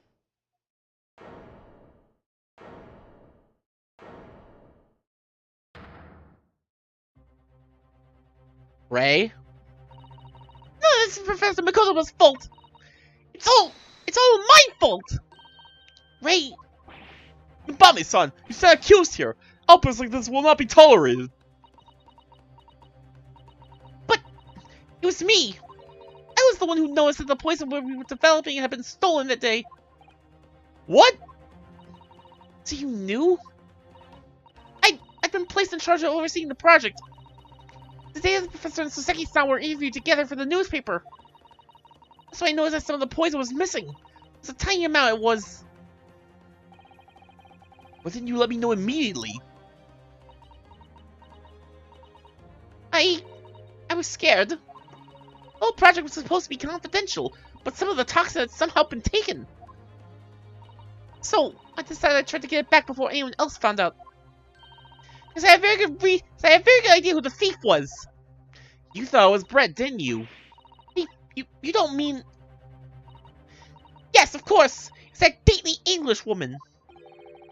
Giselle Brett. She kind of had a bit of freedom, but shouldn't she have been under some strict detective I mean, she was supposed to be under strict supervision at the beach, and the dude went for a swim, so... That's why I decided to join the little group of people going to the seaside. Inside the beach hut, I confronted Miss Brett. But she just sat on a stool in the back of the hut, smiling sweetly at me as if she knew she was untouchable.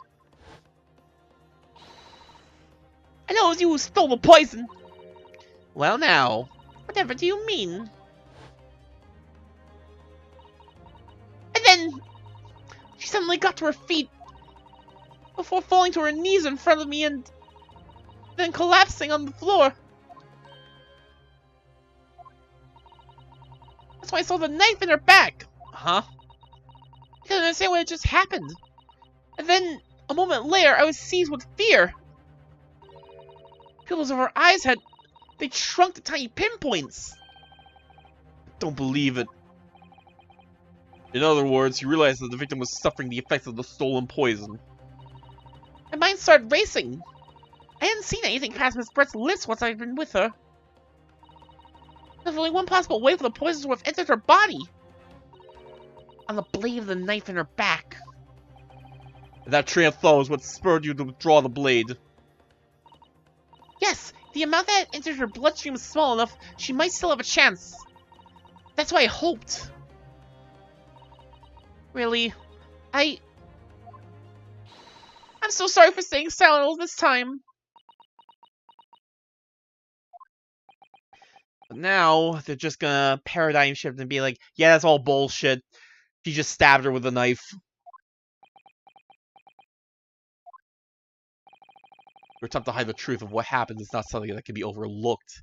Especially since, like, they made a whole point with that, like, the poison's super fast acting. So how did the knife get into her? Especially if she doesn't have any sort of, like, oh yeah, I totally saw this person in there.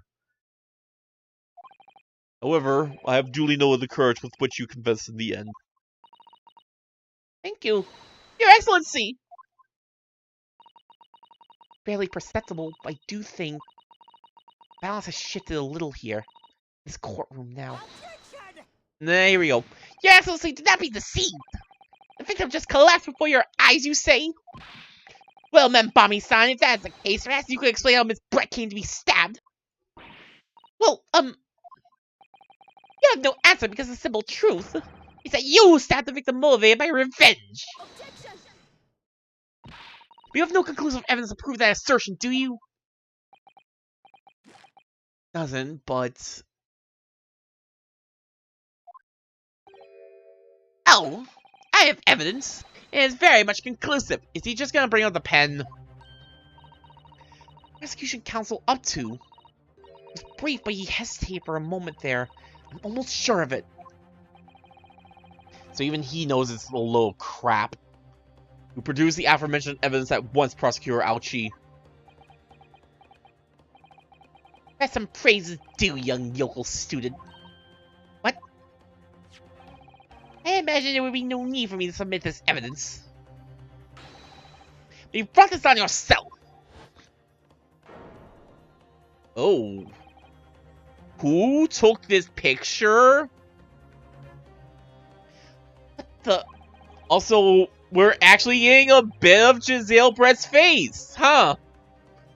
They've been hiding her eyes, like, the whole time. Could more damning shot exist? The cruelty in the air on that beach is almost palpable. This evidence, more than any other, reveals the true extent of the accused's murderous nature. But just the precise moment that Manji plunged her dagger into the victim's back. No, that's not true! No! I don't believe it. Ah!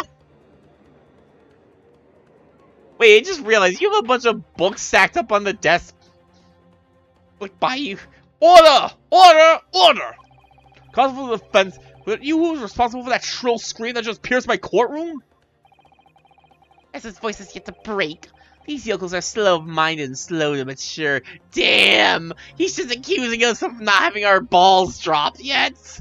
Oh my god! I'll show you who's slow to mature. Careful now, since I was starting to show her face here. You're gonna give it away! Dalton said that picture is worth 1,000 words, and here we have ample proof. Gore will accept this extremely cogent photographic print evidence. Cogent? I feel like I saw that word before, but it's been months, so... It's time for the return! Grand return of the Googling words that I don't normally see.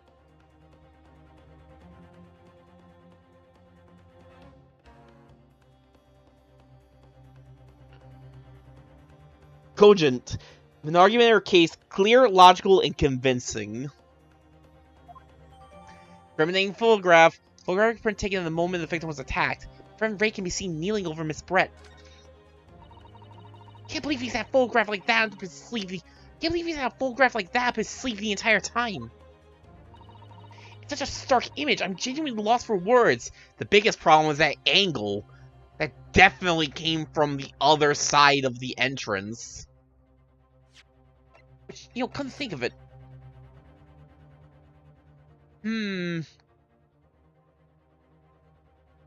That's probably like the biggest hole here. That hole's way too big. There's no way. There must be like a hole, like... There must be another hole here. It's probably like obfuscated by this stool or the dress here. There's gotta be. Wait a minute! I don't understand! How'd you... I mean, who took that photograph? Hey, she's on the right track here. Ray!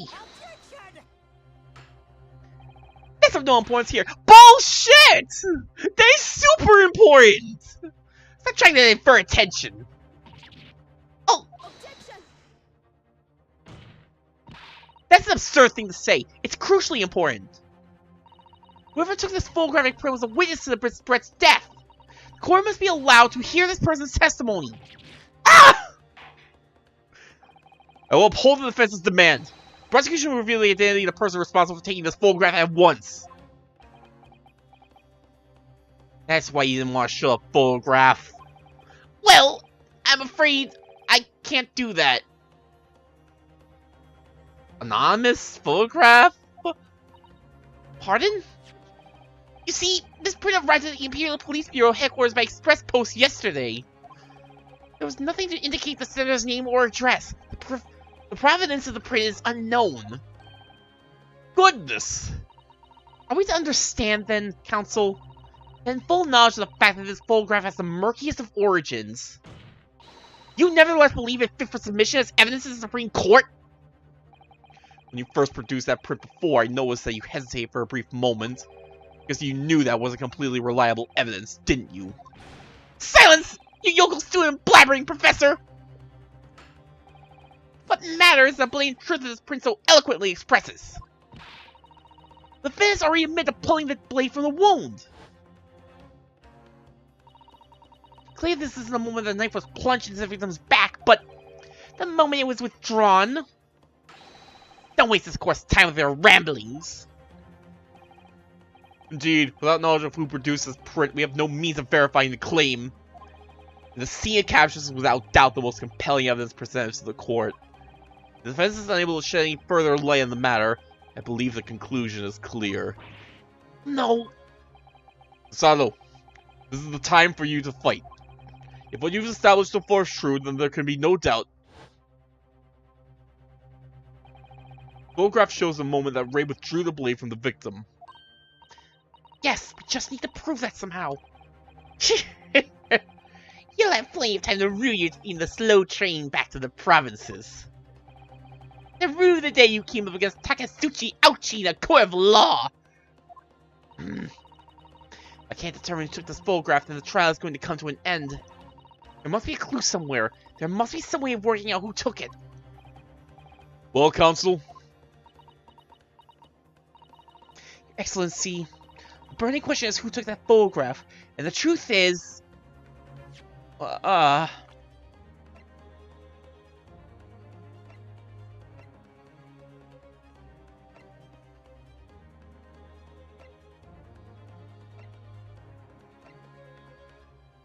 mean, the first thing that comes to mind is that Soseki Natsume does have a dude following him around. Maybe he's not just a throwaway gag. Maybe he's like...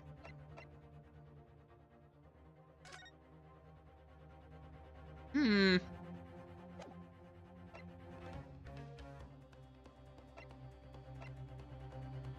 don't think we're being judged. Yeah, we're not gonna get penalized for this, so, yeah, I don't got an answer for you.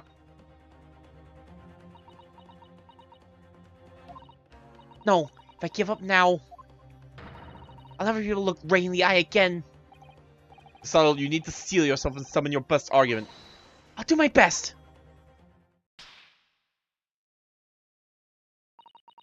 This isn't about whether I can or can't come up with the answer now. I simply have to. Identity of the person who took this dramatic photographic print is, I assure you, something the defense can and will reveal. What? No, you can't possibly! But as you so boldly claim that you can, please do enlighten us! Fortunately, I'm unable to present a name. How utterly underwhelming. Did you really believe you could... However, I am able to present evidence. The defense has a piece of evidence that reveals important details about the photographer's identity. What? Very well then, Counsel. Present your proof to the court. Which piece of evidence do you claim reveals something about the identity of the mystery photographer?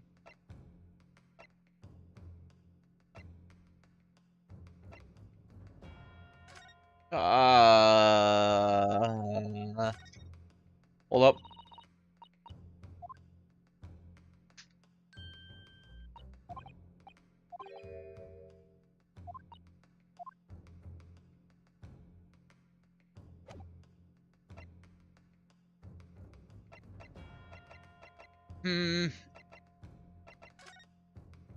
Fortunately, no. Maybe this is the point where we're finally gonna, like, bring up the pen, and namely the fact that it's almost certain... Oh, hello, review scene, I don't remember that.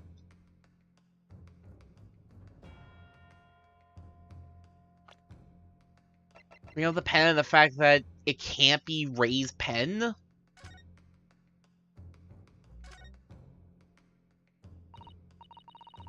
We know for certain that this emblem isn't that of Yume University.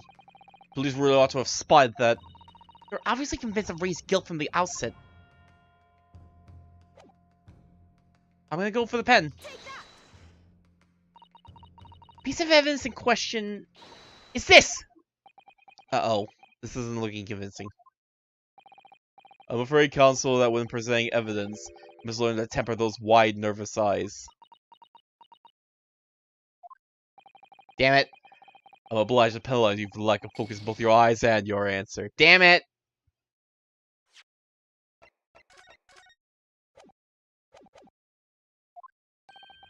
You can't squeeze your head in your hands again, Counsel. Punish yourself for presenting such utterly irrelevant evidence. Ugh. I'll squeeze my head as many times as it takes to win this trial, Your Excellency. May I? You may present another piece of evidence. But no more squeezing, Counsel.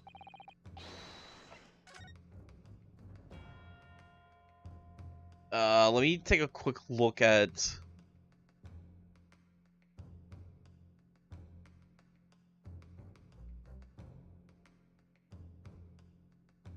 What is this, like... way here, though?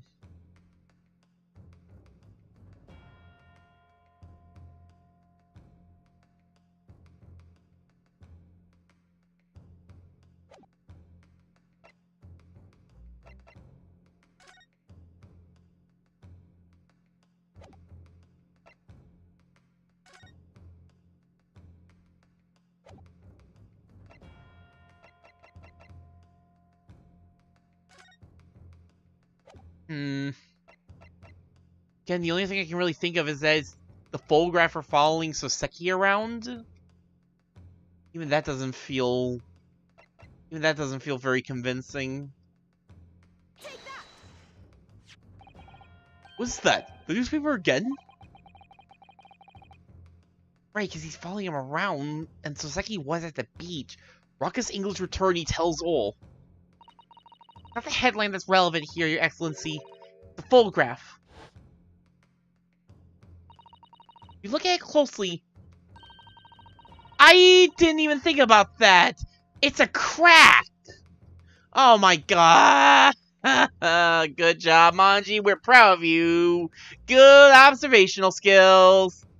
Notice that there are some white lines on the right-hand side. Ah, yes, indeed. It already caught my eye as it happens. Ha! What of it? A shadow of some kind, presumably. The branches of a tree or the like. In a building, dumbass? There are no trees growing inside my laboratory at the university, I can assure you. Now, if you look closely at this photograph...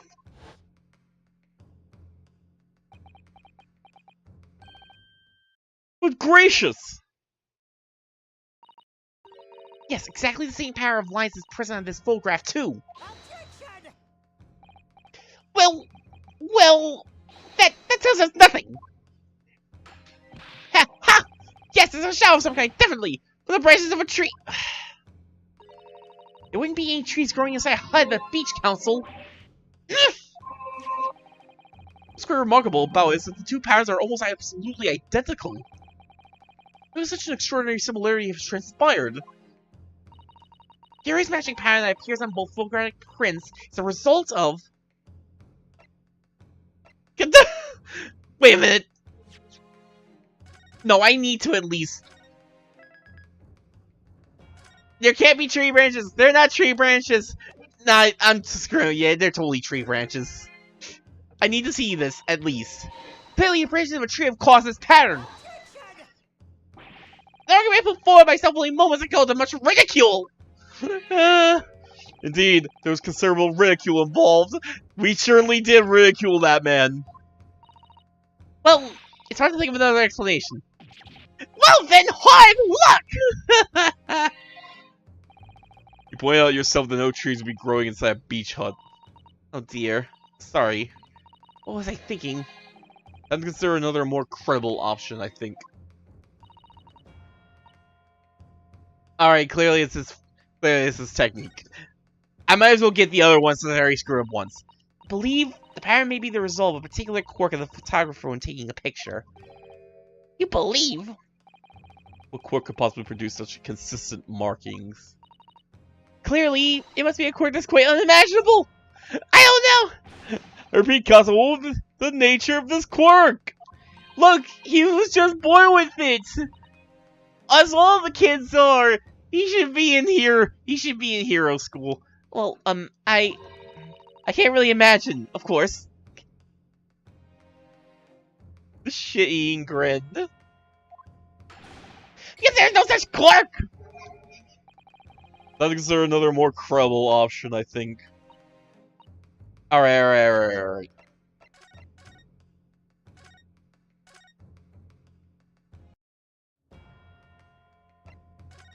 Yeah, that camera's broke. That camera is borked.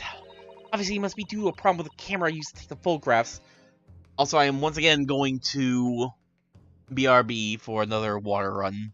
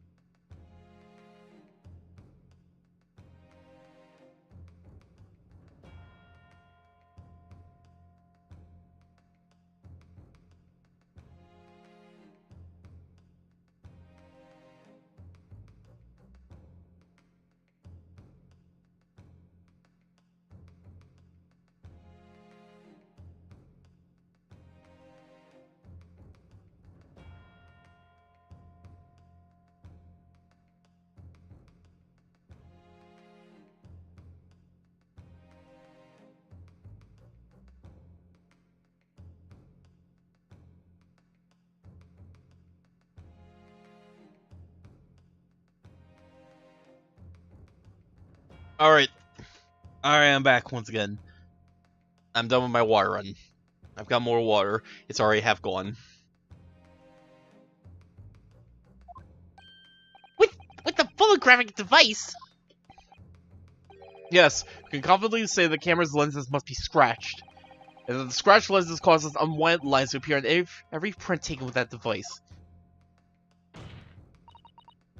In short, two photographs under consideration here, taken with the same camera.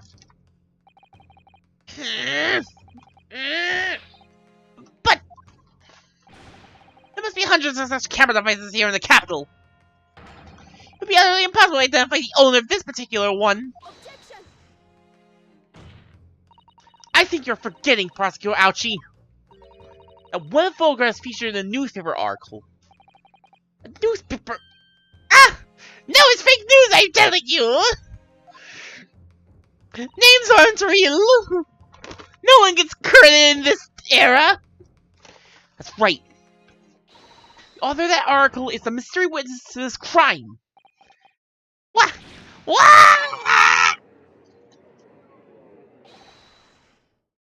What? What was that? Get up here. I know it's your photograph, Sylvierchii. I see why you were called a raucous England returnee. What are you yelling about? You've already testified! It's me, Mimo, I tell you! Mini Mimo! Me! Mo! Sylvierchii-san? What was that?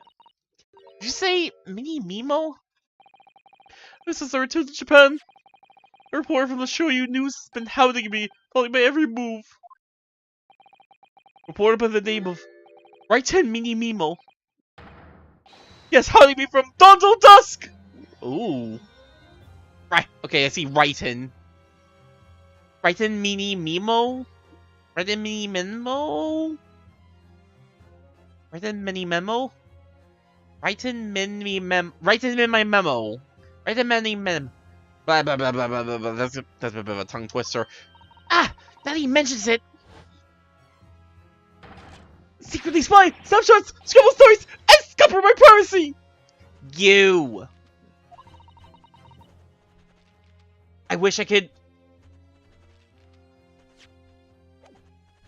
Hold on. No, I can't, like, hide the text box. I very much want to, like, hide the text. I don't think I really see the cracks in his lens, though. Can I say reporter B?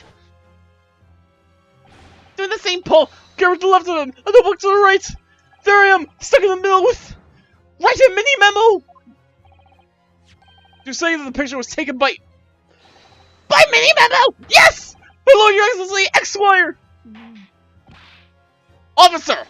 Find this newspaper reporter at once and bring it to my courtroom. Yeah, now he's not here. He ran away because he knew he's in trouble. We will try for a short recess in the meantime. Oh, yes, Your Excellency. As you say, Your Excellency. One more thing. I want this knife, the murder weapon, examined for traces of poison. Hey, we do have the knife on hand. We'll solicit the assistance of the Imperial University's medical department for the task. Understood? Hmm? Meh. Mini Memo! What?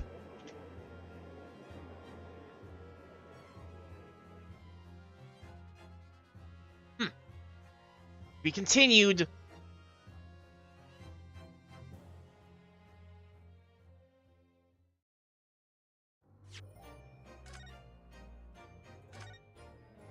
Alright. Oof. I have trouble following the logical... I mean, I don't think I had trouble following the logic on one thing, is I didn't realize I could examine the newspaper article further. Definitely jumped the gun with the pen thing, though. That is all on me. That's not a trap. That's just me being a dumb. Nah,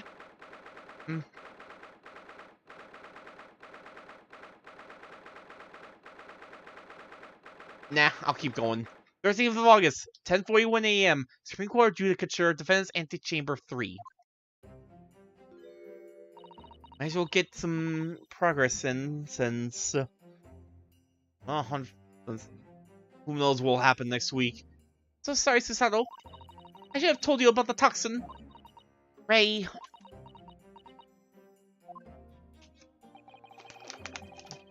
You have a strong sense of responsibility, I know. That's why you decided to shoulder the burden alone. No, that's not it at all. I was scared of my failure coming to light, that's all. I helped to retrieve the substance from the Englishwoman before anyone found out. Honestly, though...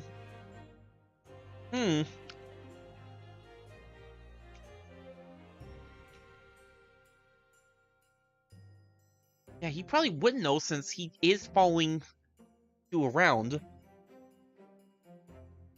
The real question is, though, why would he kill Brett? What's his motive?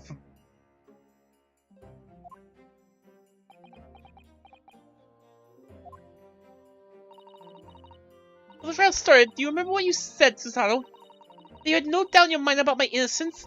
That you used to stand by me to the last? I remember. Yet I didn't deserve your trust in me. I had important details from you, Susato. I completely betrayed your faith in me. Hate me, Susato! I deserve it! No, in fact, throw me to the floor! Use your Susato takedown! Oh, that's too good for me as well! Drag me through C Street! Stop! No, stop! This is going in uncomfortable places now. I know better, you know. Oh? Even though in my heart I knew that you pulled the knife blade from Miss Brett's back, it was just a brief moment when, in my mind, I doubted you. Susato! I'm sorry. After I stood here and promised you that I'd stand by you and always be on your side, I betrayed your faith in me too. And as such, I failed you as a lawyer. Oh, no. I think the situation has taught both of you a valuable lesson. As your unbridled faith in another is no easy task. Yes, Father, the fact has certainly struck home. Which is why I can see more clearly now. So, Ray. Yes? Can you find in your heart to forgive me?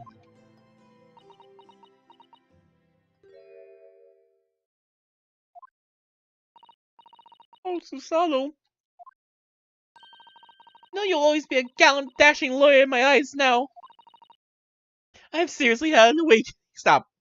Oh, Ray. I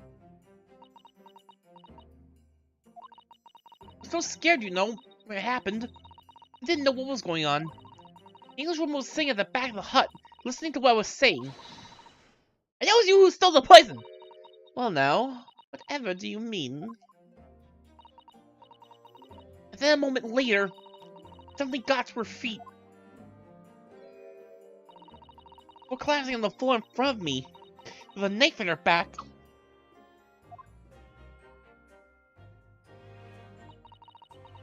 It happened right before my eyes. And you were the only people in the hut at the time? Right, just Miss Brand and myself. There was no one else. But I just don't understand how she could possibly have been stabbed like that. A great mystery indeed. I can't believe it happened. That's why I just couldn't bring myself to speak up. It'll be alright.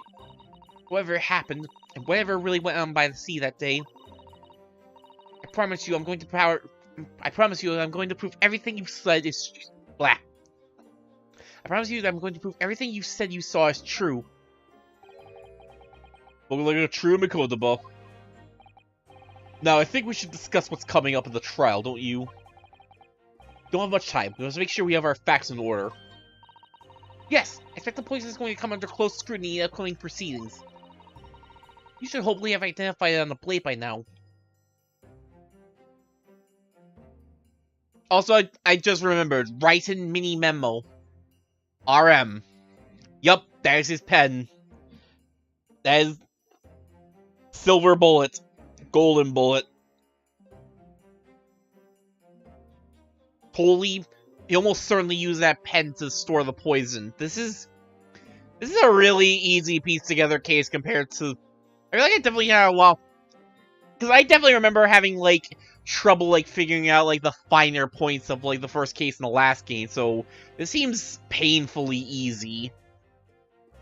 We should hopefully have identified the blade by now. I don't know why Susato got super manly there. Getting a little too into persona. Trouble is, it's a completely new laboratory synthesized blend of alkaloids. At least we'll have any way to testing for it. Oh, I see. Yes, without this chemical reagent, it's impossible to detect the toxin. Chemical reagent? I sent a colleague of mine off with some earlier to deliver to the police headquarters. I think perhaps you should have some as well, though, just in case. We're totally gonna have to splash that on something. We're totally gonna have to pour that on the pen. Special indicator solution for a new poison under development by my father's team. Been created in strict secrecy and exists only in my father's laboratory.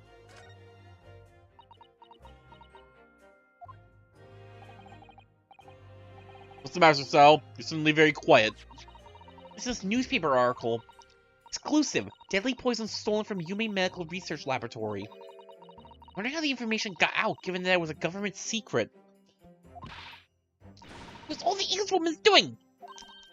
What? It was when the professor and Soseki-san were being interviewed at the laboratory. The so-called English lady swaned in and without any compunction said to Professor Mikotoba. Oh, Professor, surely your guests would love to hear about your work on that substance there. Put me in a very awkward position, to be frank. Grim Brett. Had to cause troubles before she shuffled off. I'm still waiting on like a motive for why she killed Wilson in the first place. Soseki-san's curiosity had been piqued, so I had little choice but to give him a cursory introduction. So then, Soseki-san knew about the poison. Yes, and it's highly likely. The reporter who was writing up the story about us would have caught a glimpse of the toxin too. This Mini-Memo-san. By the way, did that reporter join you all when you went to the beach? Oh! No, I don't remember the reporter being there. That's gonna be the point of contention. No one actually saw the dude there. He was hiding out, waiting for his chance. He shouldn't have been. I very much doubt anyone would have wanted him there. Oh? A known criminal had been given permission by the authorities to bathe by the seaside. Soseki-san pointed out that inviting a reporter might be problematic, so the man was sent back to his office. He obviously didn't go back. He secretly followed the party to the beach and took this very candid photograph. Then presumably he posted it anonymously to the police. Ah!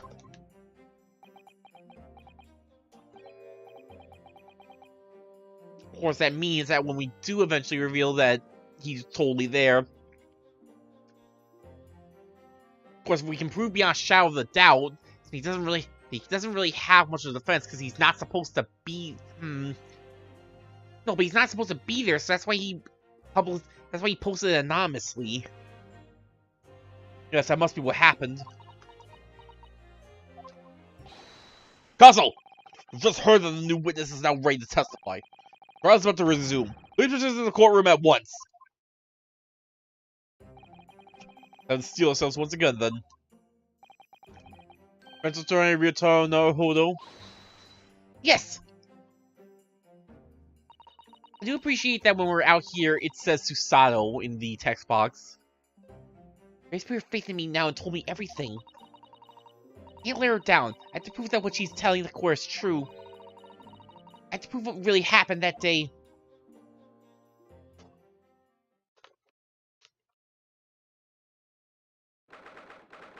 "15th of August, 11:30 a.m. Supreme Court of Judicature, courtroom number 1. Oh, I just realized he totally also has, like, those same papers on... Actually, has those same papers and stuff on his desk. What is that supposed to be our court record? Everybody calls this count to order as we reconvene to continue the trial of Ray Mambami. Prosecutor Alchi, have you summoned the new witness? Boy, just that question, Your Excellency. I have some very important news to share. Oh? What news? And why does he look so happy about it? Cause the test came back negative. The test for the knife came back negative, so he's gonna be like, yeah, there was no poison on it, you're full of shit. During the recess with the collaboration of Professor McCullough's laboratory at Yuma University, police re-examined the knife that was used to end Miss Giselle Brett's life. Excellent. I admire your rapid handling of the matter. Oh, too kind, Your Excellency, too kind! I was merely carrying out your instructions, of course. The reagent delivered to police headquarters by rickshaw, so it would be there in good time. Judging by the man's swagger, I feel we might need to brace ourselves for the inevitable. And, Counsel, what are the results? This dagger, which was so cruelly used to end the life of the victim, has no trace of poison anywhere along its blade. What? Are you sure about that? Don't stake the reputation of the police on it. On with the reagent, the test is extremely simple. I couldn't have made a mistake.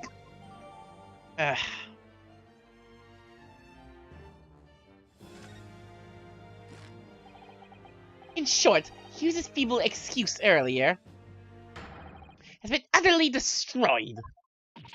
Ah!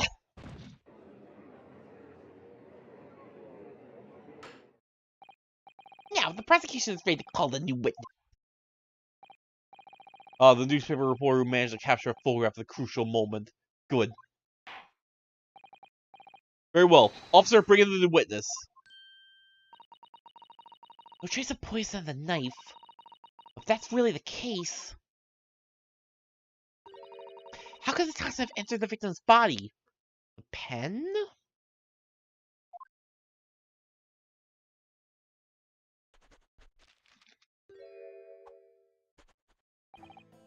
Witness, please state your name and occupation of the court. Write a mini memo to show you news. I have what people like to call a journal. What's a journal, Father? Do you know? It's simply a contraction of journalist. I'm there with the news praise, putting pen to paper to catch those scoops at the print the next morning. That band of his. They'll come in here with the hell of nothing. The nice guy of news. He's a nice guy. Come on. He's just such a nice guy. Oh, so it was you who took the photograph, was it?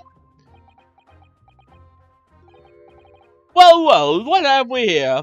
The other problem is... Oh, hello. Hoshi! Saucy but happy, roughly 2 years. Yeah, thanks, man. How you doing? Hope your affairs are going well. Yeah. Thanks for the happy, roughly 2 years. We are pretty deep into case 1. In fact, I'm like 90%... In fact, I'm like 99% certain we're looking at our killer here, but... Well, I should probably... It's a case 1. It's not gonna be super hard, but whatever. Yes, we are pretty deep in case 1, and this is technically the second half, so the sequel game, so... Beware of spoilers if you... There's actual hell. Well, been looking for 2 hours. Yo, you've been here for the long haul. Nice. Very nice. Hope you've been able to get a bit of a break from today's hell. I'm sorry? Oh, brace yourselves, people! Mini memo says there's a scoop in the offing. The offing? Yeah, that armband, that is totally his pen. That is beyond any shadow of a doubt. People still that's a foul play invented by curiously handsome young lawyer at Supreme Court. Sir, please, I have indeed tried. Good to hear. The readers will lap us up. We'll set up the full at 72 points in a 5-leg format for the morning edition. He totally waving it around a lot, but I don't see cracks in the lens. So he might have gotten that thing replaced just to make sure. I feel like he didn't have. I feel like he still had that same camera. Like, I feel like there was not cracks in the lens from like what little I saw of the camera beforehand. So that'd be a hell of a precaution. So you can't just put an accusation in a newspaper headline. It's the olden days. It's free.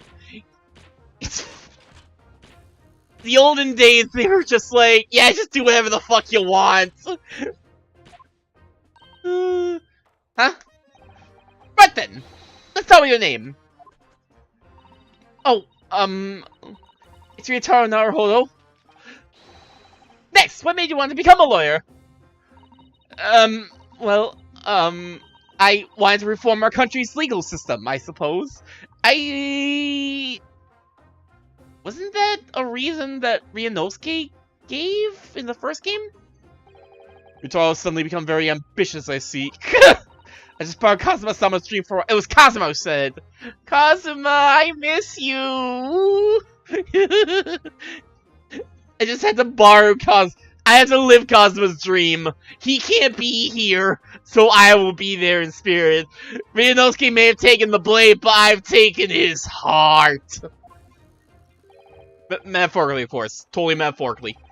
By the way, my name is Taketsuchi Ouchie. That's Taketsuchi Ouchie. No, it's Ouchie. Don't try this historical revisionism, sir. My boyfriend died, so I wanted to impress his goals. I mean, honestly, in the Ace Attorney series, that's like a legitimate reason. Granted, we're not in the spirit. Granted, I don't think they've discovered spirit mediumism yet, but we'll get there. The so-called dark horse of the Supreme Court might have tricked some straight fear into every defense lawyer's heart.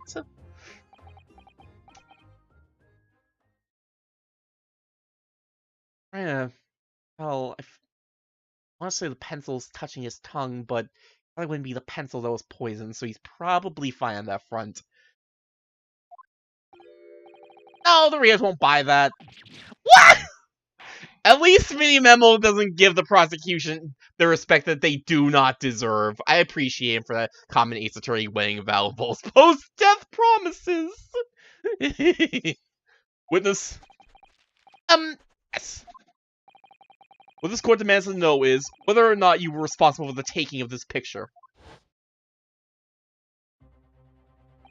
It was delivered anonymously to the Imperial Police Bureau only yesterday. Yeah, I wouldn't be a journal if I didn't click quick when presented with a scoop like that now, would I? Sometimes stories call out to me. Sometimes I have to chase them down. But either way, you've got me fast. You know, the whole, like, the thing with, like, the pencil to the tongue and the little notebook. I mean, he has a notebook, not his arm, but it's a notebook and not his arm. But the fact that he's a journalist, he's here, he's like, it's giving me bad reminder of the reporter dude from Apollo Justice Ace Attorney. I forget the dude's name. We don't talk about that dude. Fastly, so run with a fast hand to right with. It's no good if you don't know it down, I always say. It's like 1700, he's gonna get lead poisoning. Doing that, that's true. He's gonna get the lead poison. Oh no. Oh no, this is giving me more Apollo Justice vibes, actually. If that's what happens. That's what I call my mini memos. That's so stupid. Mini memoism? Oh yes, I remember your face. We met that day when you were interviewing myself and Soseki-san. Yes, right! That was me! Mini memo again! You were supposed to be going back to the Shoyu news offices after our meeting. The scoop is, I didn't! Because that Englishwoman's words had piqued my journalistic interest. At least he's not hiding the fact that, yeah, I totally wasn't supposed to be there. But whatever, there was a scoop to be had, so I totally just waltzed in anyway. Is Brett's words? The criminal left to do as she pleases just because she happens to be a British citizen? It's horse dung! This country's This country's blah blah blah blah blah. This country's judiciary is rotten to the core. So I guess we have our motive now. He is actually a patriot. He does not take kindly to Brett's flaunting of status, and Mini Memo does not care for extraterritorial rights. Supreme Court's rulings aren't what the paper they're written on. These are just imperial pawns. Ooh. See your tongue, young man. These are complex political issues at play. Well, anyway, I quickly jotted down those words she said in my mini memo pad. You ready? I'll read it out. It's all here. Right, here goes. I should like to go out with everyone to see our country's coast. There's criminal going on some junket. People need to know about this.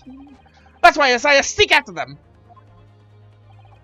Get the woman sorry so I can hammer her in the press. About to call Ryotaro a twink, and I'm glad I did my research. You were here for that part? Yeah, twink's not the appropriate descriptor for our dear Ryotaro. They are rocking the look. I will give them that. They definitely rock the look, especially with the cloak. I like it a lot better than their Geb in the first game. I mean, let's say you did indeed witness it firsthand. Grim scene portrayed in this photograph. Oh yes, I saw it with my very own journal eyes. From start to finish. It'll feel fine on my trusty camera. Thank you, Mini Memo-san. We will now give a formal testimony before the court. We'll say exactly what it is that you witnessed of the events surrounding Miss Brett's death.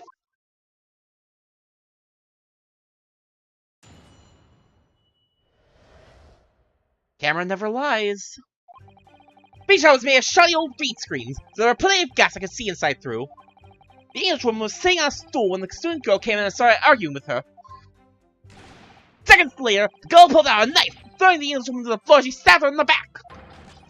My smoldering journal spirits burst into flames. Quick as a flash, I whipped out my camera, ready to click. Also, Jesus, Ace Attorney really just runs with the George Lucas naming convention of very blatantly named characters. Oh, hell yeah. Oh, yeah. Ace Attorney names. They are a thing of beauty. I pulled apart the rough weave of one of the screens and poked the lenses through for the perfect shot. There's some good-ass names in this series. Definitely look up, like, Spirit of Justice names if you have not seen them. So many of them are so, like, overt. Like, even for Ace Attorney. There's quite a few that are just, like, so overt. I feel like even for Ace Attorney standards, it's so good. It really is something to behold. It is so good. Read screens, you say? Right! You can see them clearly enough in that great shot I snapped. Hot walls were just screens made of coarsely woven reeds. Blah. Yes, it allows the breeze to pass through and bring some relief from the summer heat. It was a breeze for me to poke my camera through and see the whole thing hotting up. Knowing for the time being the appalling invasion of privacy. Yeah, I didn't think about that. There's like, he's very much just admitting that, like, yeah, I am totally being a peeping Tom. That is like... That is definitely some peeping Tom bullshit. I mean, thankfully, Giselle Brett is a 25-year-old, so it's not as bad. That's still bad. That's still bad, but... Wait, I want to read his profile. Journalist for the Show You News, who's currently following Soseki-san everywhere, reporting on his every move. As a result, he's an eyewitness to the incident. So... You want to be arrested for murder, or just being a peeping Tom? Your pick now, Ben. Witness everything that happened from the moment the defendant entered the hut. Oh yes, I saw it! I saw the whole thing from start to finish! You say that you took the photograph through a gap in one of those screens? Luckily for me, they were pretty shoddily woven. Yeah, that's a good-ass... That's a good-ass look at his camera, and I don't see a crack in there. Does not look like it's cracked, so that might actually be a point of contention. To be like, oh, but Oh, my camera totally isn't cracked. What? I don't know how to...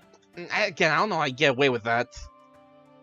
I pulled the reason upon and thrust the lenses of my camera through the gap. I get away with it? Or would I be seen? It's a gamble of a lifetime. Sir, that's not a gamble that you should be taking and bragging about. Tenacity of purpose is considered admirable in a journalist, I suppose. Run risk one day, run scoop the next. That's minimalism in a nutshell. At last, it appears we have a genuine witness to this wicked crime. I'll be your guy. I think that might be racist. It's fine. It's fine. They're in a foreign country.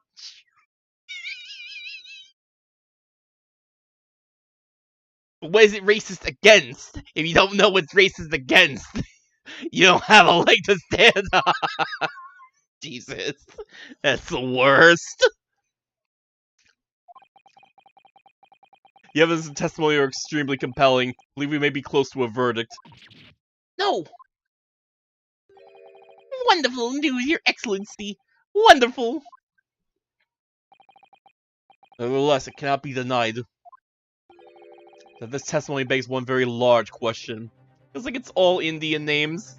Probably. That's probably what it is. What question? Exclusive news, a startling photograph, all the makings of an exceptional story for the reporter.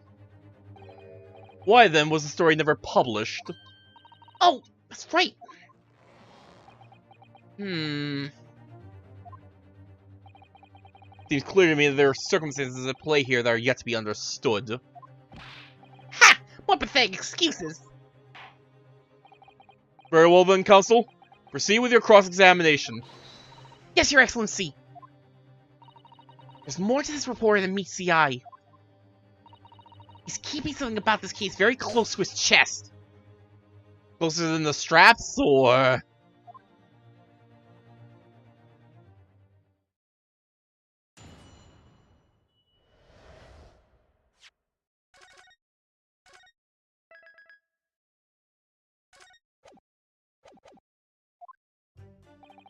Beach hut was made of shiny old weed screens, so there are plenty of gas I can see inside through. What made you want to see what was happening inside the beach hut in the first place? Call it journal instinct. Can you think of a better reason? Oh, I don't know. Perhaps because as well as being a proven criminal, the person inside was a young woman. We're gonna bring it up. We're just gonna flat out bring it up. I see where we're going with this. Brace yourself, people. He's painting the journal as a voyeur. It's hardly slander, sir. You had a camera and you were taking pictures without the woman's knowledge. Nope! You got it all wrong, little student boy! Sorry? To my mind, all that was inside the hut was a scoop! Nothing more, nothing less! I'm half expecting him to pull out the... I don't care! I don't care! I don't swing that way! Scoops no gender! Meta woman, it's all news! That's not even minimalism! It's basic journalism! Only the courtroom was as indiscriminate. Right, so that's all put on top. Can we move on? Tell the court then, witness, what lay before your eyes when you looked inside the hut? As I vindicated my journal instinct, that's what! When I pulled back the reeds, I could see it all as clear as day. The English woman was sitting on a stool when the student girl came in and started arguing with her. You actually saw Membabi-san entering the hut. Yep, and she was raging like my journal spirit. And the argument you mentioned, what was that about exactly? You stole it! I didn't steal it! That kind of thing. Talking about the poison, I suppose. Student girl walked right up to the English woman and really started laying into her. I mean, if he'd laid into her anymore, there would have been eggs! Ugh! His testimony has like 4 different contradictions already. Man should have been an author. Scripted talents are wasted on journalism. The student's writings fell on deaf ears! Like a Japanese person listening to English for the first time! Wow! You really ought to work on his similes first, though, to be honest. Anyway, the point is, that woman in the dock was mightily angry.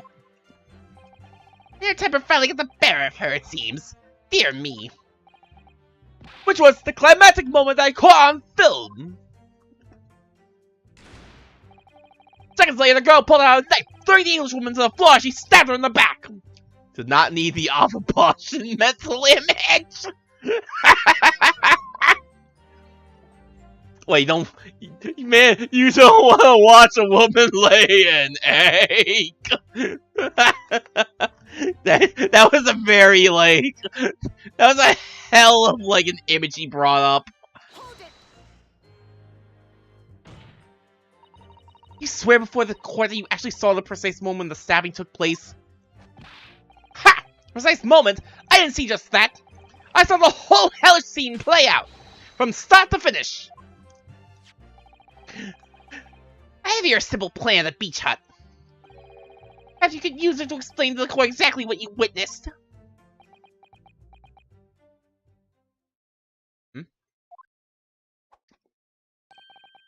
Right you are, it's all here in my mini memo pad. When I first peered into the hut, I'm sure the Englishwoman...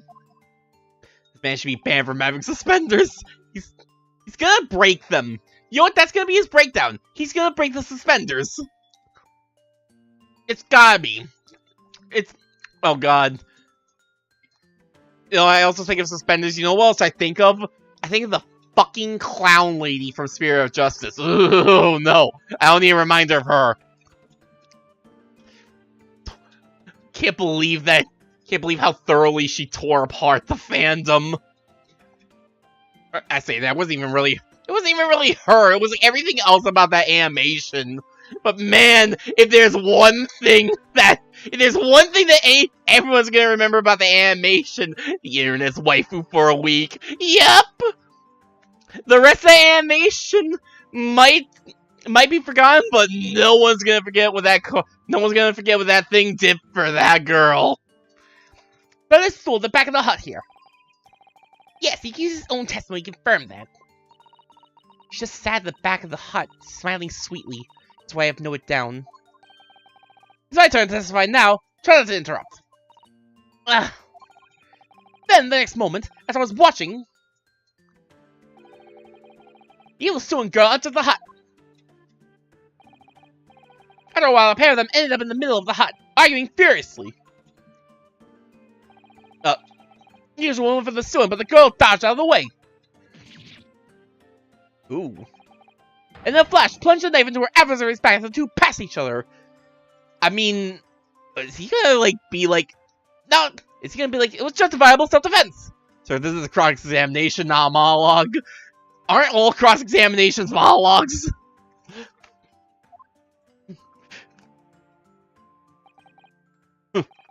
We describe as a grim crime indeed.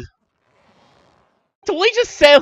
I mean, I guess stabbing in the back might take it out of, like, justifiable self-defense. I think it is a real law that, like, you know, justifiable self-defense is a thing, but if you shoot someone in the back, that's not justifiable self-defense anymore. You're not getting the justifiable self-defense when you get someone in the back.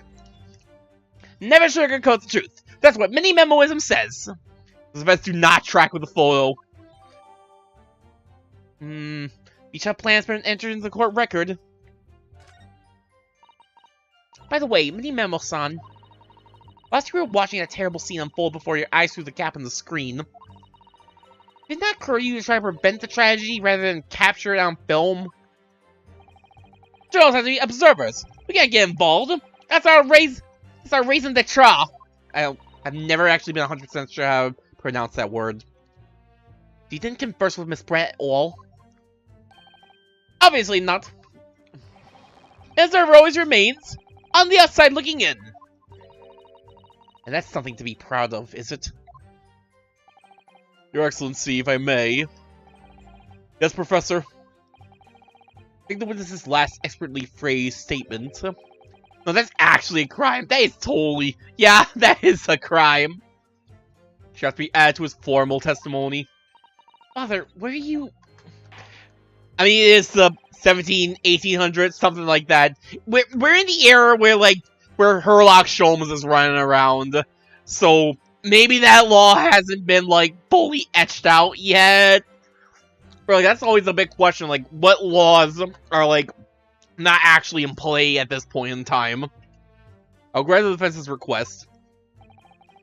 Any memo-san, you will supplement your formal testimony with the aforementioned statement. Well, nihilism is the foundation of many memos. Wait, nihilism? Hold up! Hold up! Nihilism? Sir! Sir, are you gonna fucking go Adachi on us or some shit? But gladly prove my words aren't meaningless. Also, I should not have said that. I haven't actually gone to that point in my... I have not gone to that point in my Persona 4 playthrough, but I think I've made clear that I don't really care about Persona 4 spoilers now that Jake's actually done with it, so...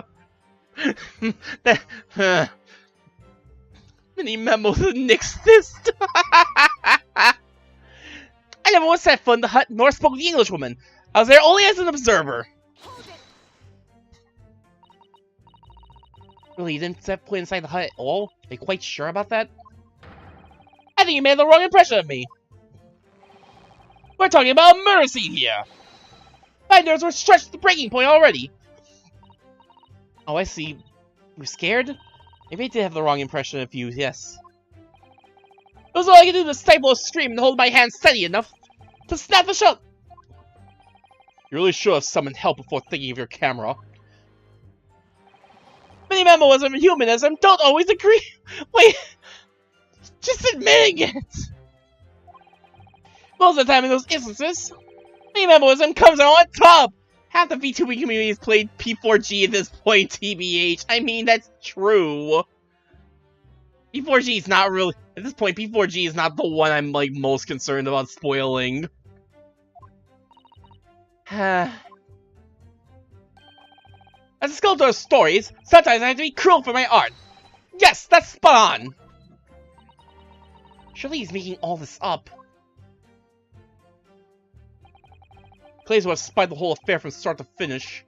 If true, his testimony is devastating. But it does seem as though he's holding something back, doesn't it? If that's how you feel, I suggest that you trust your instincts and press him on everything he said. I did! As you know, that's he's done many times before in your role as judicial assistant. Yes, I have. I've seen witnesses like this pressed often. Pressing is very much a required part of every single Ace Attorney playthrough. Every single one! P3P is the one that hasn't been picked up in EN. AP has had a ton play it. I know Callie is playing P3P right now. She kind of made sure that that game was gonna get played by her when she got half a chance. I will definitely have been a lot less people playing P3. I wonder if like people. I think that petered out a lot more quickly. I wonder if that has to do with like the fact that like it's a shoddy port, the fact that it's a PSP game, or he's the only one who's stuck with it. Niji EN has been kind of starting to stop it. Yeah, Niji EN were not. Niji EN people were not prepared. They were not prepared for the hell that is Persona 3, I feel. I'll have to look into that later. I don't watch as much Niji-Sanji as I do Hololive, and even then I've been slipping a lot on Hololive. There's probably still big restrictions on it for big streamers. Yeah, that's true. Atlas kind of is famous for their bizarre restrictions when it comes to their games. Remember P5 where they were like, don't play past the first... Do not go past the first month of the game. Remember those days? And then people were like, this is bullshit. And they were like, okay, fine. Okay, fine, we'll drop the restrictions. And they were a bit more, at least that was like, don't play up to like the last month of the game, I think. I don't even remember what month exactly it was. I want to say it was October. But like pretty damn close to the end, but But yeah, it went from like, you have 1 month before we're gonna be angry, and we're not, I mean, even then, I don't think they ever actually did anything about people who play past that point. I think even on the very first day, they were like, final boss videos, and nothing ever got done about them, so... It was less like a restriction and more like a, yeah, please don't do that! Please respect the fact that people can't, like, play through the whole game in, like, a month? And they got, like, shit on for it, but it was kind of it was still a stupid statement. Especially that, like, early on in the game. Be like, yeah, don't play past this point, and it's, like, the first dungeon. Fine, we'll let you ungrateful nerds play until the end of the game, but only if you're not monetized and heavily spoilered, yeah. Yep, that's pretty much how it went.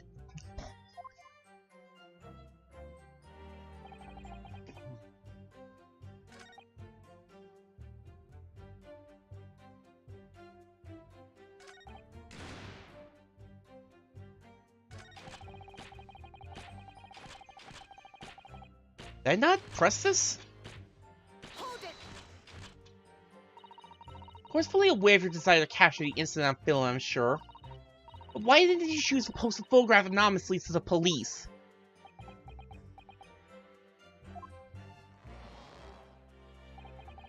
I'm afraid I don't understand a word that's coming out of your mouth. Me no comprendi Japanese English. I'm asking why, as a journalist, you decided not to make a story out of the incident. Sir, we're not in England yet. You're not gonna pull the language barrier nonsense. This is a small stream, you can just dodge those via being irrelevant. That's my entire reason to try here. That's why I'm not gonna hit affiliate or do any big things. I like being tiny and being complete nothing in the eyes of big corpos. Think of me as a sculptor who makes art out of the sordid private details of other people's lives. I never discuss my own personal life on principle. I mean, that's basic mini-memoism.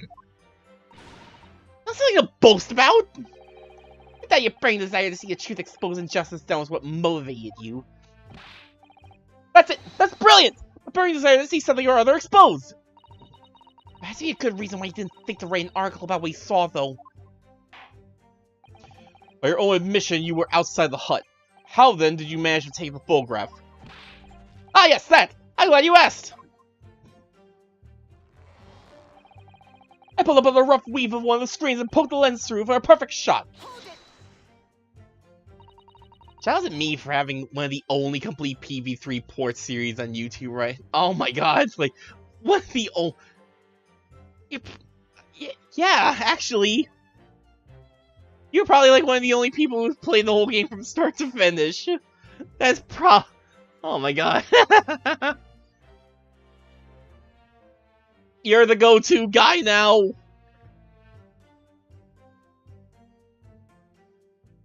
Two women inside didn't notice? Ha! Obviously not.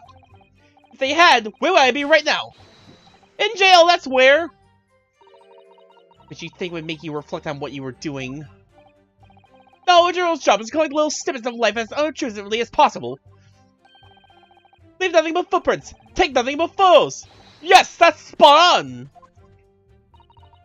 You just make that up? Point is, the way this wastes life and limb to obtain this photograph. This photograph reveals the whole truth. There's nothing more to be said.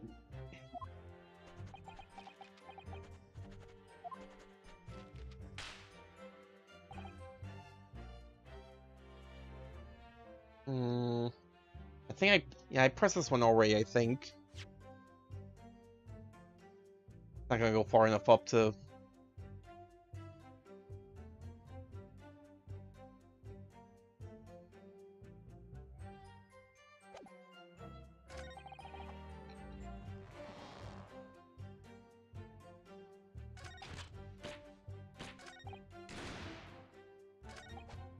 Alright, now what do they want me to say here, exactly? The first thing I think is, if Giselle Bro was sitting on a stool... My first thought is Giselle was sitting on a stool, and how we see Ray come...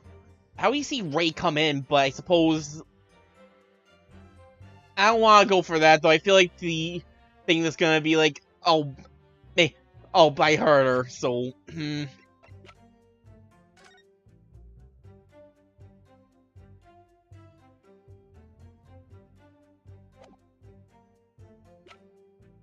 if he's behind the stool, then how do you get a picture?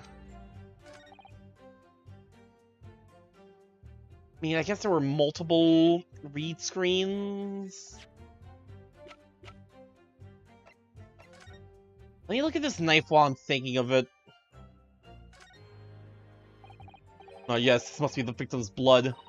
Oh dear, blood's never a pretty sight, is it? Having to fight the urge to run under a hot tap and get it clean. You've always been fastidious about cleanliness, haven't you? I think this is something else, Father. I mean, there may or may not be poison on it. That's probably fine.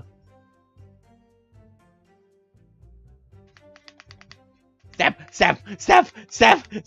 No. Okay. Enough screwing around. I never did explain this. Which gap was he looking through is the question. Yeah, that's something I need to be 100% certain about. The label appears to be written in a foreign language I don't know. It's German, so your knowledge of English is going to be of little help here, I'm afraid. Then you just have written medicine on it in Japanese, and we'd all be able to read it. German's the international language of medicine, my dear. But yes, I can certainly see the merit in labeling the ball in Japanese. But I'm not sure medicine would be entirely appropriate. Just label all of your drugs medicine. We don't need to know anything more than that. It's medicine. I can eat this, right? How could you get that angle of a flip position?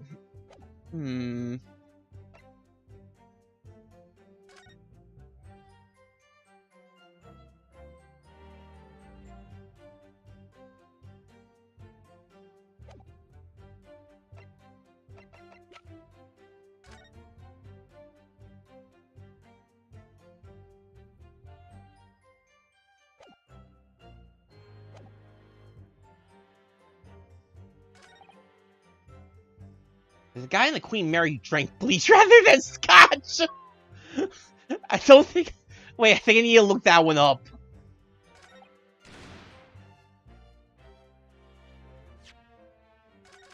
I think what you said is... I think what you said is, like, the, thing I need to focus on. When the English woman... Oh, knife throwing the English woman to the floor, she stabbed her in the back. Or about on BuzzFeed Unsolved. I see. Objection! Nope, shit, that's not what they're looking for. What was this last name there? Well, I was thinking that maybe it was like the positionings were all off. That might be what we're going for, but I might need to... I need to pick something else here. Questions Council, what about those wide eyes of yours? Well, alright, I just need to try to remain calm and examine the evidence again.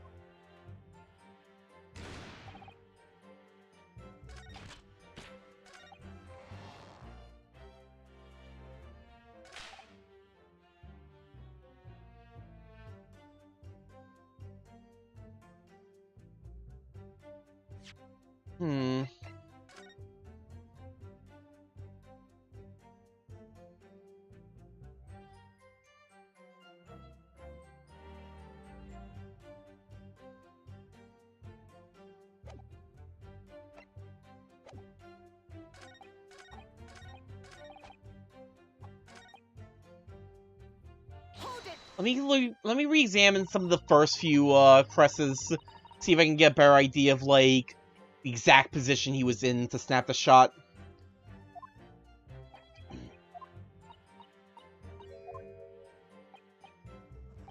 Not this. This is being like, I'm totally not perfect.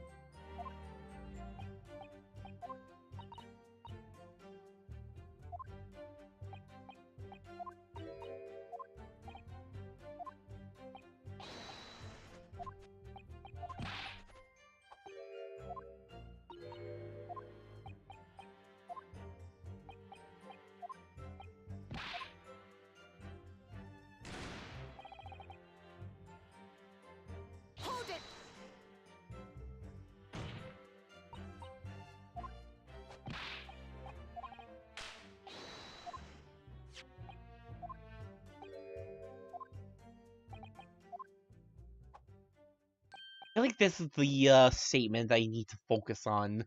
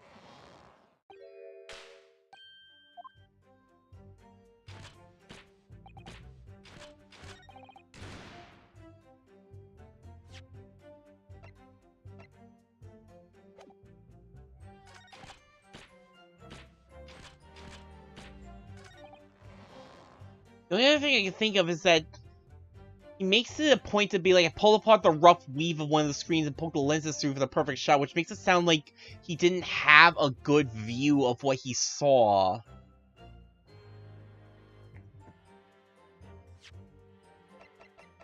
I'm just trying to figure out what exactly the game wants me to present here.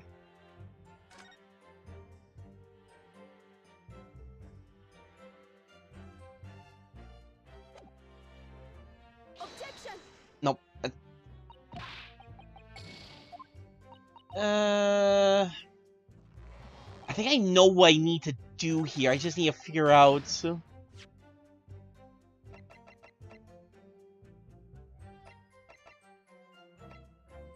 I just need to know what exactly they want me to present here.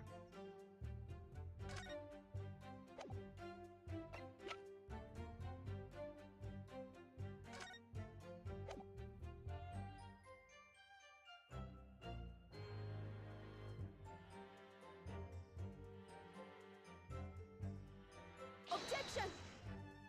No, I was thinking... Nope, I had the thought of, like, maybe from where you can... Maybe from where you can see, you wouldn't actually be able to see the actual stabbing, but no.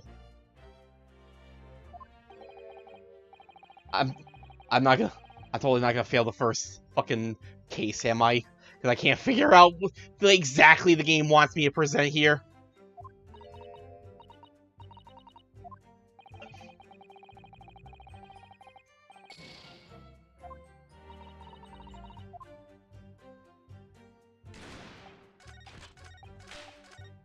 I need a moment to think. I need to see.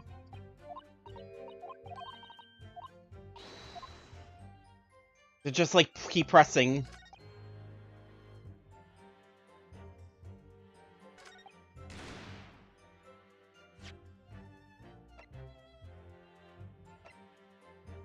I have plenty of thoughts. I just don't know what exactly the game wants me to say. Because if you can see all this, then do you really need to like pull the weave to get a better shot?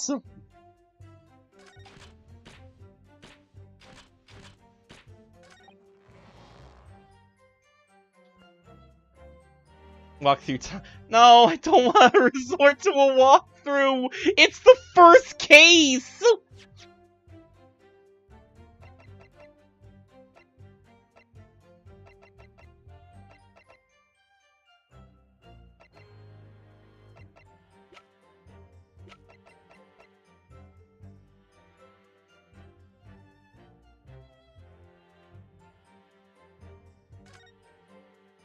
I think I already tried the photograph on this one.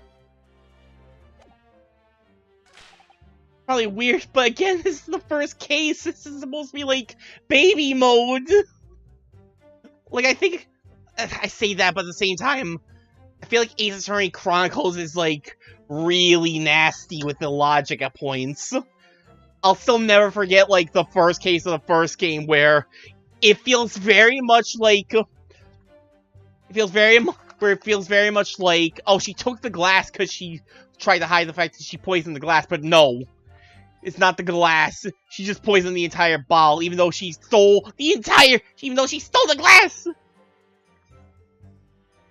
I feel like I know how the actual case is gonna be solved, but not how to get there. Yeah, that's my problem right now. I can see the ending, I just can't see the, like, path to the ending.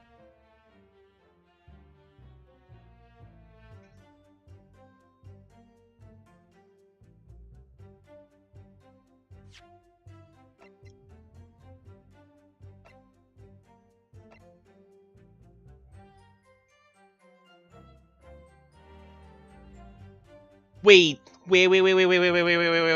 Maybe I'm approaching it from the wrong angle.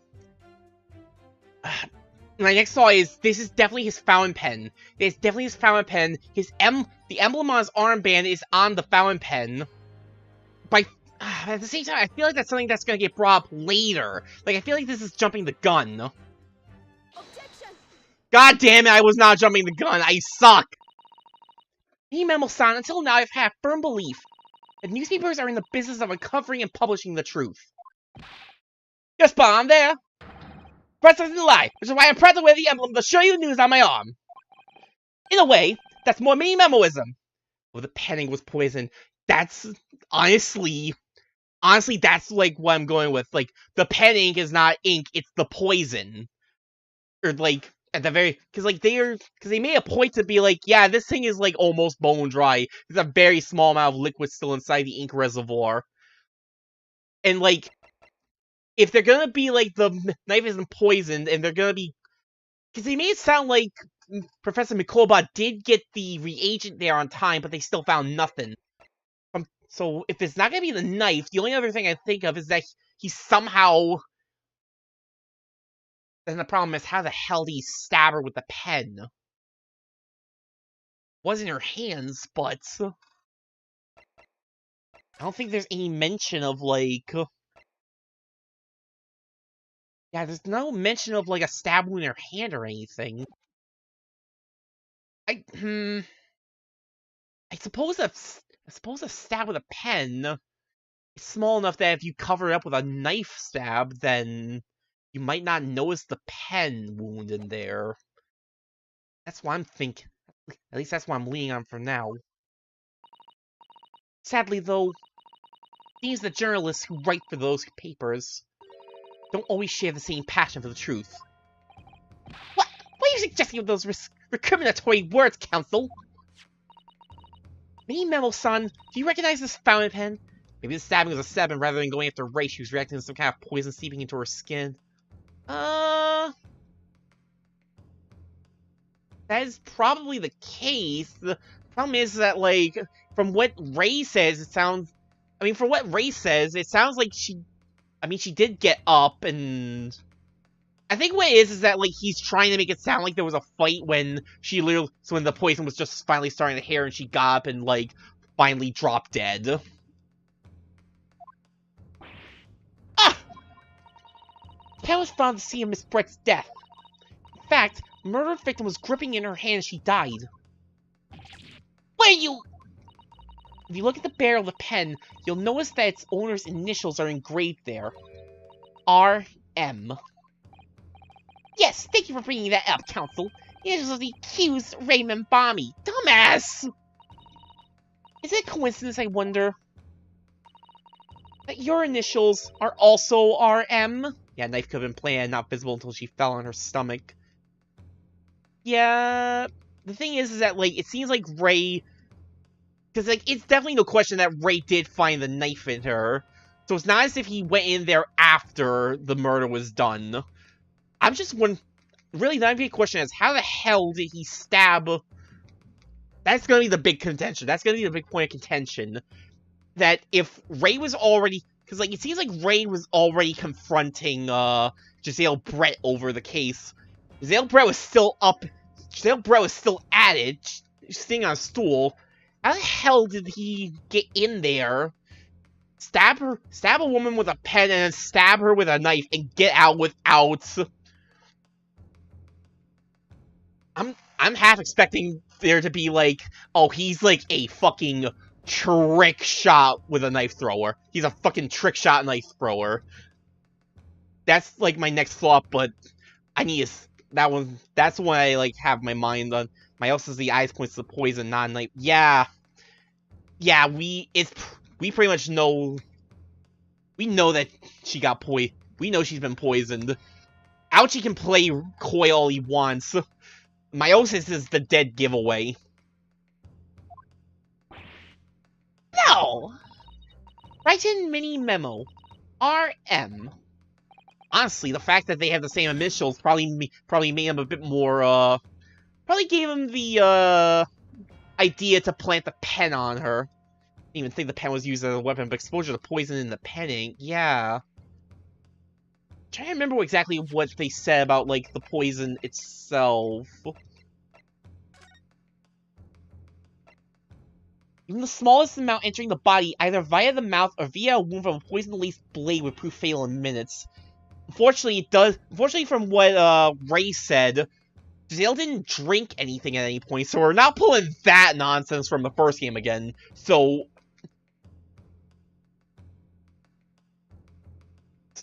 I'm still like leaning on like somehow he stabbed her with a pen.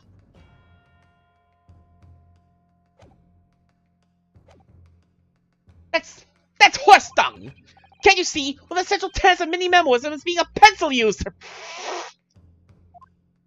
Pencil is no eraser? And yes, the course will clearly be able to see on your right hand, yeah, there's a very obvious blue ink stain. It would appear that you must have rather carelessly left it somewhere recently. Your favorite fountain pen, that is?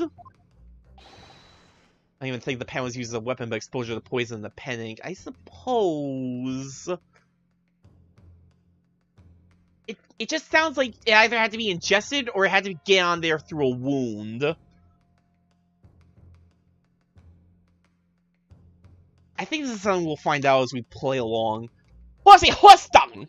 What is your obsession with horse dung, sir? Mimo-san, isn't that the case that before she died, you met with Giselle Brand at Beach Hut? Why should we listen to this absurd nonsense? It's nothing but another excuse. Exactly! Show You News will stand behind me all the way. I deny everything. There must be as many people in this RM as there are stars in the night sky. Okay, but in that beach, this is neither the time nor the inclination to count every star in the sky. There's no need anyway, because this pen has more to tell. Yes, there's another clue. Clue that undeniably proves who its owner really is. In that case, Counsel, the defense will now show the court where this alleged clue lies. Of course, Your Excellency. Clue in this fountain pen that clearly reveals its owner's identity. The emblem. Oh right, I had to press triangle to present it. The university one. It belongs to some other organization, I suppose. A business of some kind. That was seen to imply that the pen doesn't in fact belong to Ray. Yeah. Yeah! Yo! New voice clip. As well as the initials, there is also an emblem on this fountain pen. An emblem that you will of course recognize, Mini Memo-san. Goodness me! It's the emblem of the Show You News! In other words, the owner of this pen is an employee of the Show You News, whose initials are RM. Suddenly, the stars in the night sky don't seem so numerous, do they? Well, Mini Memo-san, how do you respond? No! Order! Order! Explain yourself, witness!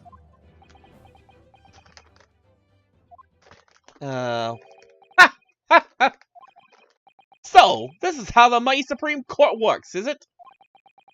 Using coercive tactics to have well-meaning citizens reveal harmless secrets. Use nothing but honest tactics.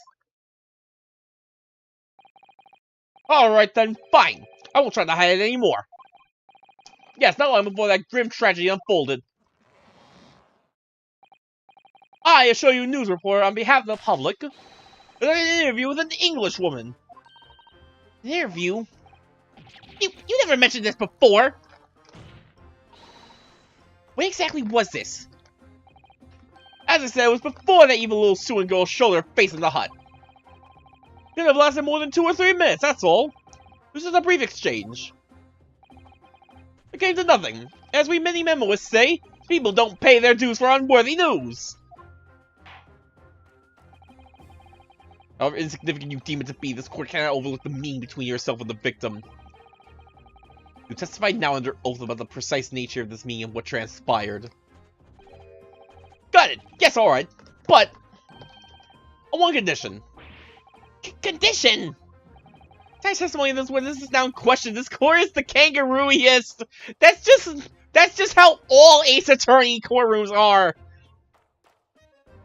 Ace Attorney is just a series of trials and a series of kangaroo courts. Like, for God's sakes. I think there's an argument to be made that it was not nearly as kangaroo court in, like, the freaking crossover game where they're doing, like, actual medieval witch trials. It's that bad. In all good conscience, I couldn't speak out alone about this. You need to call back the earlier witness, Soseki Natsume-san. Soseki-san? Oh yes, according to my notes here, that man has a secret of his own, and brings himself, because it's not a harmless one, it's big! What? What? What the hell? Many metabolism states that one man's secret is every other man's front page story! Yay, mascot should be Phoenix running a kangaroo suit with miles and it's worth in his pouch!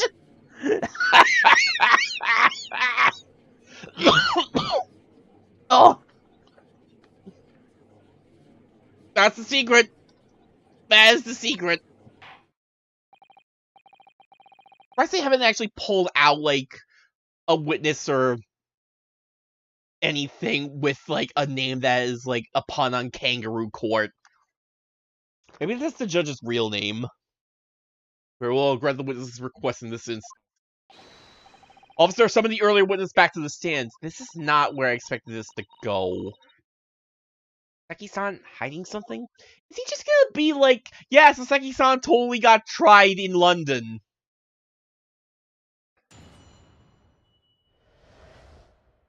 This is secrets. I asked the Englishwoman for an interview, but she declined, so I left the hut without making a fuss. Then, watching secretly from outside, I saw the woman being stabbed and the other witnesses come running. Detective realized the victim still had a pulse, so he ran off to fetch help. That's when this wire man here asked the woman a very significant question. But he didn't say anything about that in his testimony, so I made memos and demands I reveal it now! You're not even gonna tell us the question? You mean to say the victim... Victim regained consciousness? What? But she did. You decided to ask her a question? That's, true. Yes. What? Wait, he's agreeing to it? He did! That's not all! We'll give him a very definitive answer. An answer that incriminates the accused! This is preposterous! Why are we hearing about this now? Why didn't you mention this before, you yokel hack? It wasn't even a conversation! Yes, I did pose the withering English girl as a question. I don't deny it. She can no longer speak. She was barely conscious, even. As for the defense, I expect a thorough cross-examination to be conducted here. Court must and will know the truth. Absolutely, Your Excellency. Worse claiming that Mr. Price implicated race somehow. What on earth could have happened in that hut? Gonna leave out that telling you the events brushes over as pen got there, or yeah.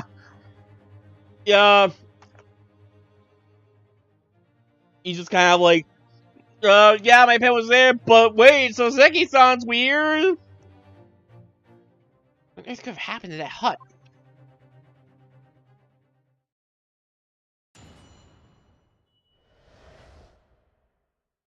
Feels very much like a blatant misdirection.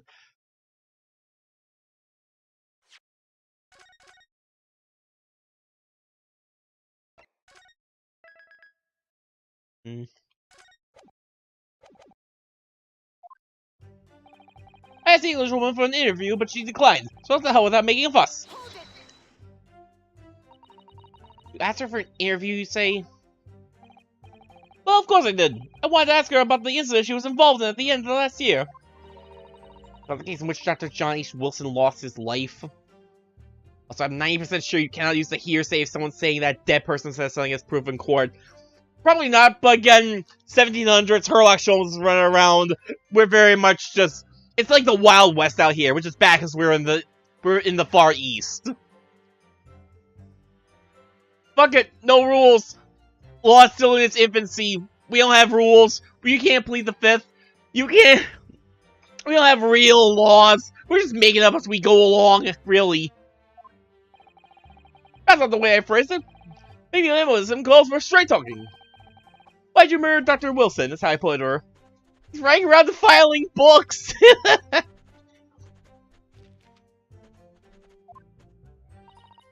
Yes, that sort of talking is as straight as a ruler. As every question, if you're asking for a menu at a restaurant, I say, it's the best way. Fair, the paper taught me that. How did Miss Brett answer?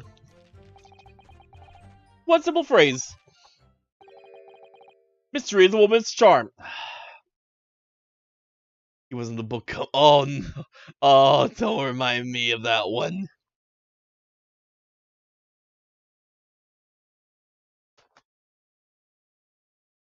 Wait, did he... Who was it? Which who was it I'm thinking of?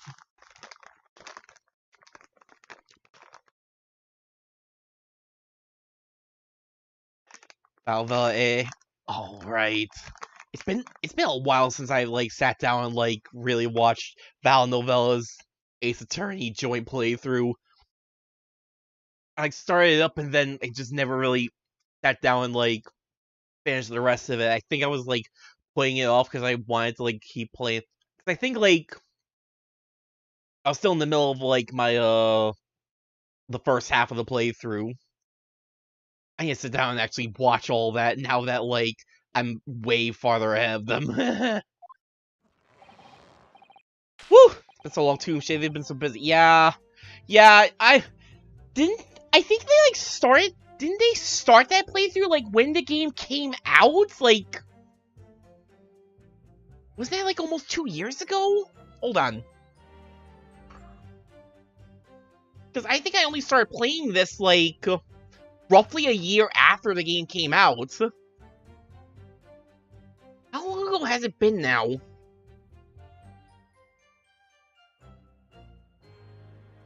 I'm gonna dig around the Discord for a minute. See if I can like figure out an exact. Yeah, work is cruel. Life is cruel. Life sucks.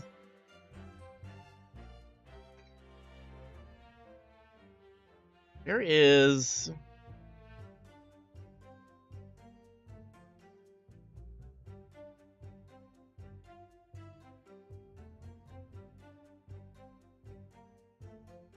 Hold on, where is... Because now I'm curious. I'm trying to remember exactly how long it's been. Oh, I know I can do. YouTube, give me the answer.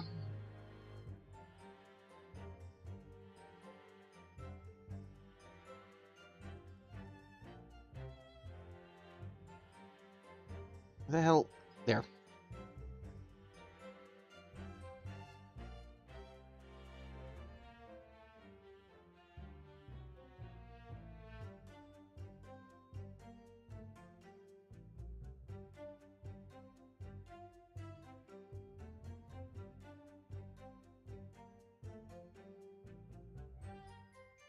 Yeah, the first stream was like all the way back in like August 8th, 2021.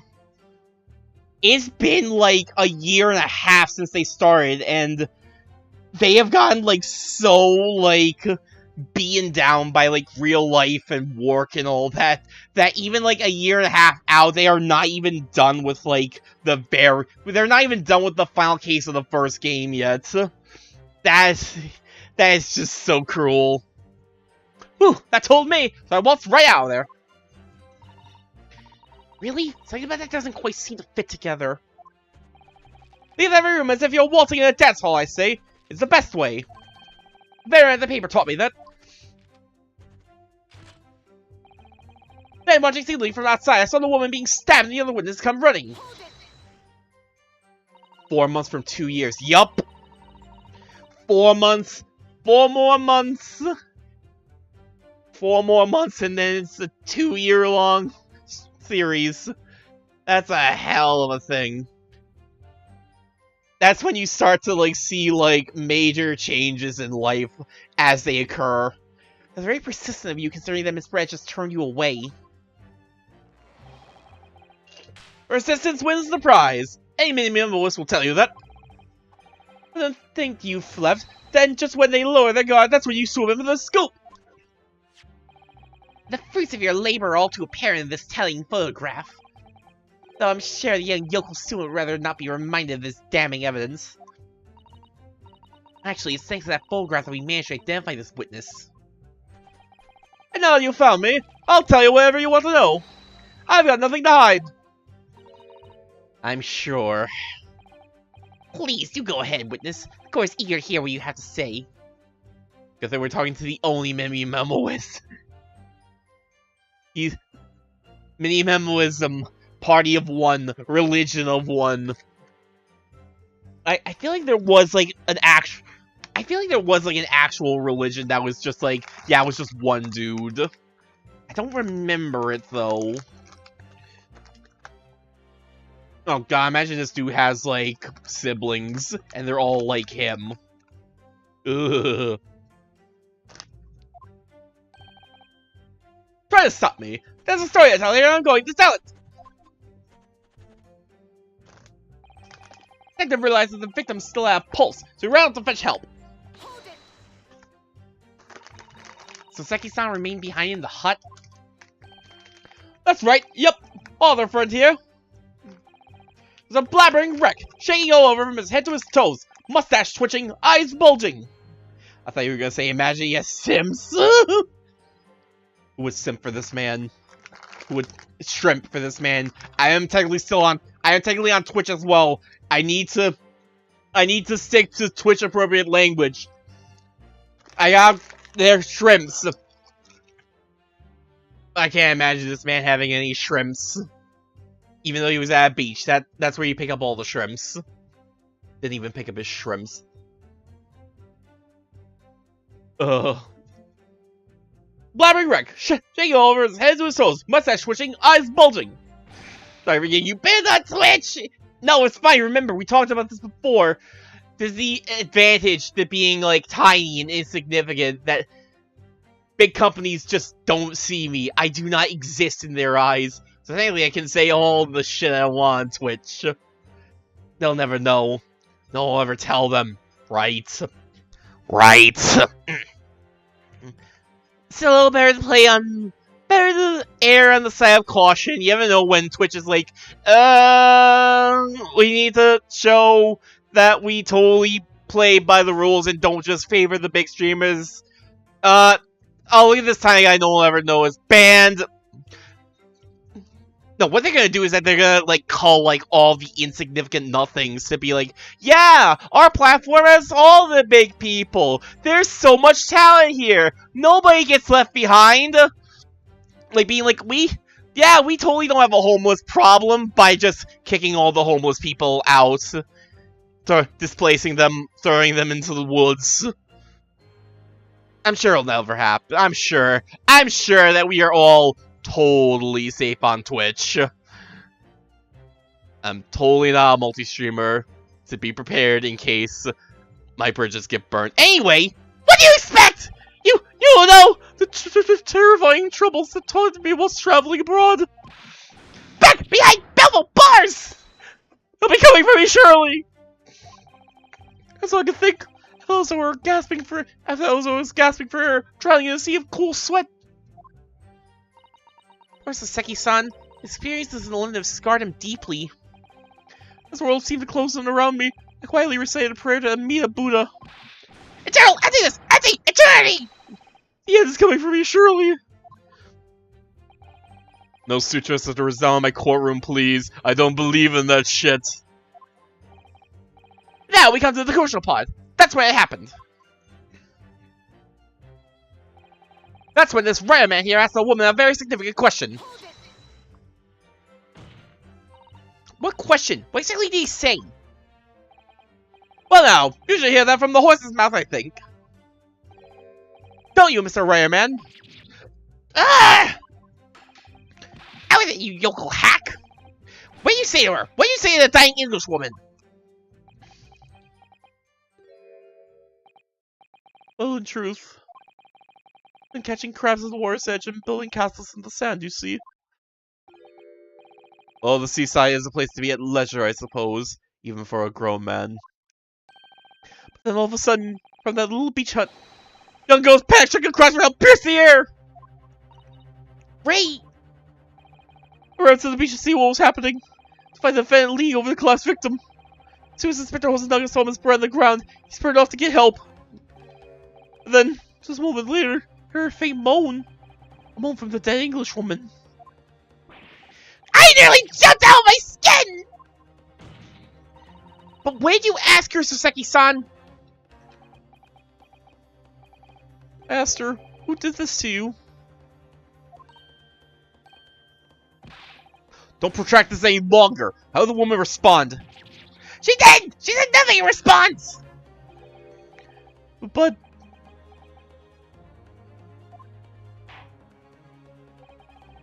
when in the sand, you will answer the questions asked of you unambiguously.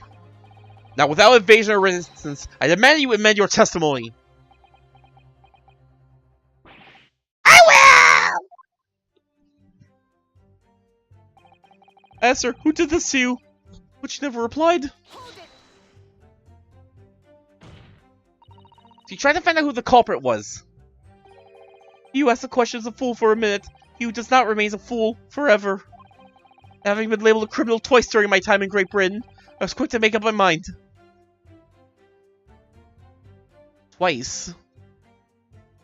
Oh yeah, because in case... oh yeah, case 4 obviously, but then also like, when he was leaving, they had a little like, end credits thing. Why? Then they had a little end credit thing. Where like, Kusunaga just catches him on the train being suspicious.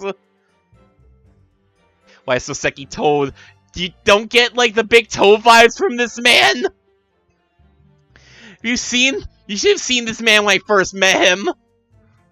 He was a wreck. It was just too perfect. Bury a fool for a minute, they remain a fool in prison forever! However, you've indicated that the victim failed to respond. Is that correct? He's too cowardly for Toad. Wow! Wow! Can't believe that he's being compared unfavorably to Toad. I know why the Englishwoman said nothing. She was ignoring me! Because of my stupid mustache! Because I'm Japanese! Oh dear. Soseki-san has really developed a dislike for the English, it seems. I mean... in this case, he's probably correct. Considering what we know about Miss Brett from the last game. Having read the report on his time in Great Britain, I can't say I'm surprised at his xenophobia. The Englishwoman didn't ignore you at all. Did she, Mr. Rayerman? Well, yes, alright. She did respond in a manner of speaking, I suppose. Toads can be soldiers, remember Mario Galaxy? Didn't they all get wrecked in Mario Galaxy? They're at best from what I remember, admittedly I never actually finished Mario Galaxy, from what I remember they were at best ineffectual, and at worst they just got their shit kicked. Just lifted a trembling finger and pointed in the direction of the defendant. You can always be Zeebo because the British is always morally correct. At least they served!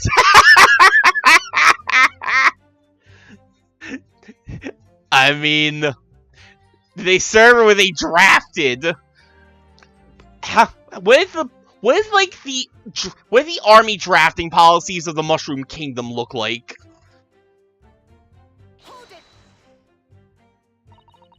Is Brett pointing a finger at the defendant? Soseki-san, is that really true? It's not easy to stand here and say this, but when we first entered the beach hut, The English woman was sprawled on the floor before us. The student girl standing on the far side of her. They had pride and honor. I respect the Toads. Fair enough. They tried their best. They did the best they could. That's all that matters. They die with honor. So it seems like, going from a Soseki thing, they really did, like, swap positions. Well, yes, who did this to you? The Englishwoman summoned her last ounce of strength to point a trembling finger at the back of the hut. Which was, it can't be denied, in the direction of the student girl who stands accused today. I mean, that stool was a lot closer to the back wall than I thought. No. Sasaki, stop! Why did you neglect to mention this in your original testimony?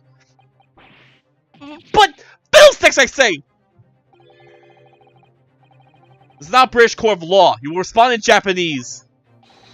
Yes, of course. The Englishwoman did point her finger towards the back of the hut. But I was trembling.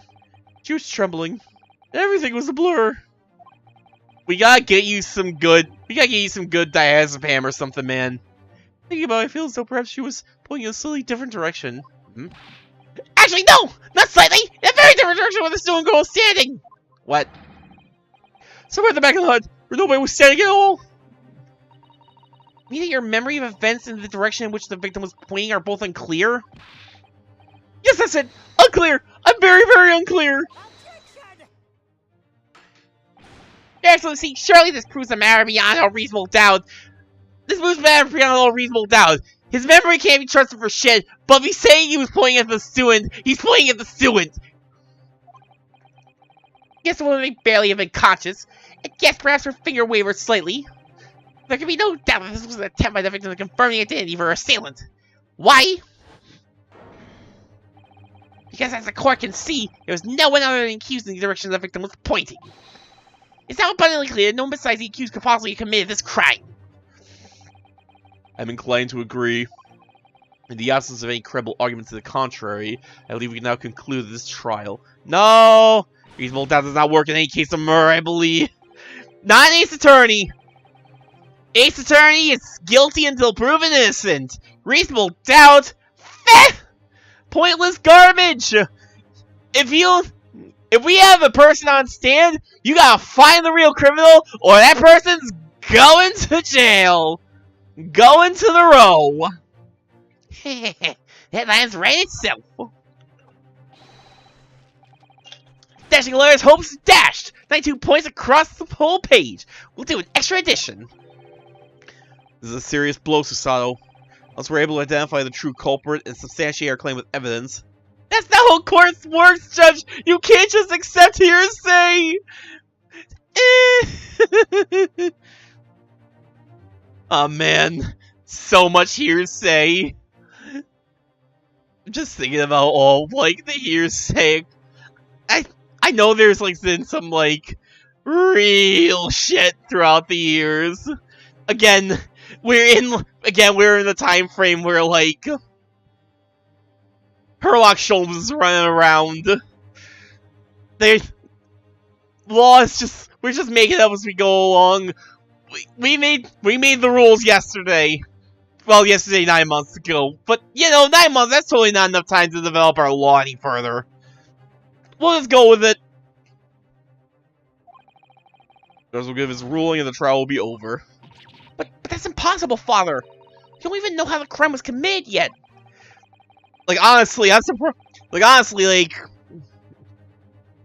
it was seriously, like, a huge shock in, like, the first case of the first game where they were, like, we'll charge you with perjury. Like, damn, they had perjury back then. What the fuck happened to perjury over the years? Possible that this has to be seen, we have no choice.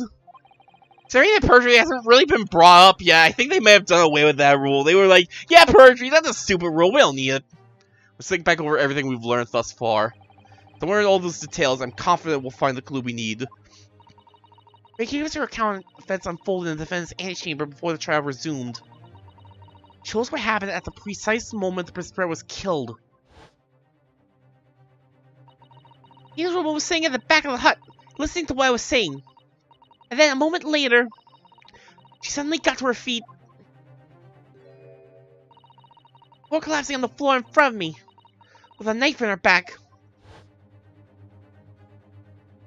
Really, the worst part about this whole thing is that we have just completely glossed over the fact that they killed her swan as well. Like, damn, no one cares about the swan. I got me spread from stabbed in the back in the beach hut that was empty but for herself and Ray. To read all the information we've gathered so far, there must be an answer to that question. I take it then, the defense has nothing further to add. So the gallant yokel student's luck finally runs out. I can't say I'm surprised.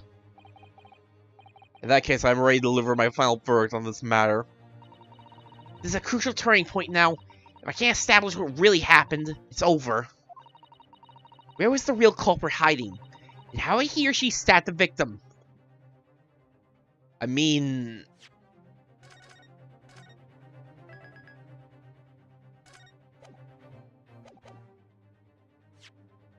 most likely...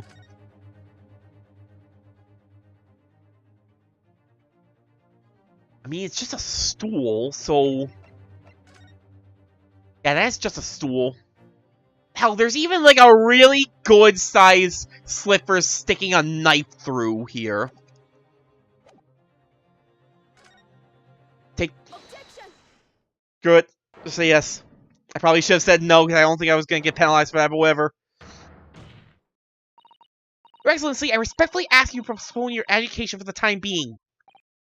Oh, to what end, Counsel?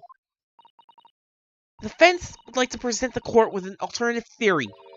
Alternative theory that can explain who the victim was actually trying to implicate with her dying gesture. An alternative theory? Ha! None exists! There's someone else present at the scene. Could have committed this crime. What? The victim, Miss Brett, tried to reveal who it was to those around her at the time. I'm mustering all of her remaining strength. I'm pointing a trembling finger in the killer's direction. This is fiction! Fantasy! Very well, as you seem so sure of yourself, Counsel, I'm prepared to hear your alternative theory. So, young Ryotaro Naruhodo. Yes, Your Excellency! You'll present your latest theory to the court by means of this plan. The moment the victim was stabbed, where exactly are you proposing the culprit was concealed? They're outside, behind the stool. Naruhodo-san would never give up. I'm a Naruhodo now. Ma'am, we have not gotten to the wedding yet. Calm down. True culprit who fatally stabbed Miss Brett was concealed in this location here. Are you mad, Counsel? You're suggesting the culprit was outside the hut? What? Order! Order! Order! But so Lawyer Naruhodo-san, Esquire! That makes no sense at all! You just pointed out the exact spot where I was hiding to get my scoop snap! But then seeing suspicious individuals lawyering about, I can swear to that! Put two and two together. Obviously, the culprit had been outside the hut. There's no way he or she could have stabbed the victim who was inside the hut. Actually, Prosecutor Ouchie, there is a way. Ah! And in point of fact, the defense can provide evidence strongly suggesting that that's precisely the way Miss Brett was killed. You're bluffing! You're bluffing, you yokel! This assertion is clearly too fantastical for the court to comprehend. You'll need to give us more guidance, Counsel. What piece of evidence corroborates your theory that the victim was stabbed from outside the hut?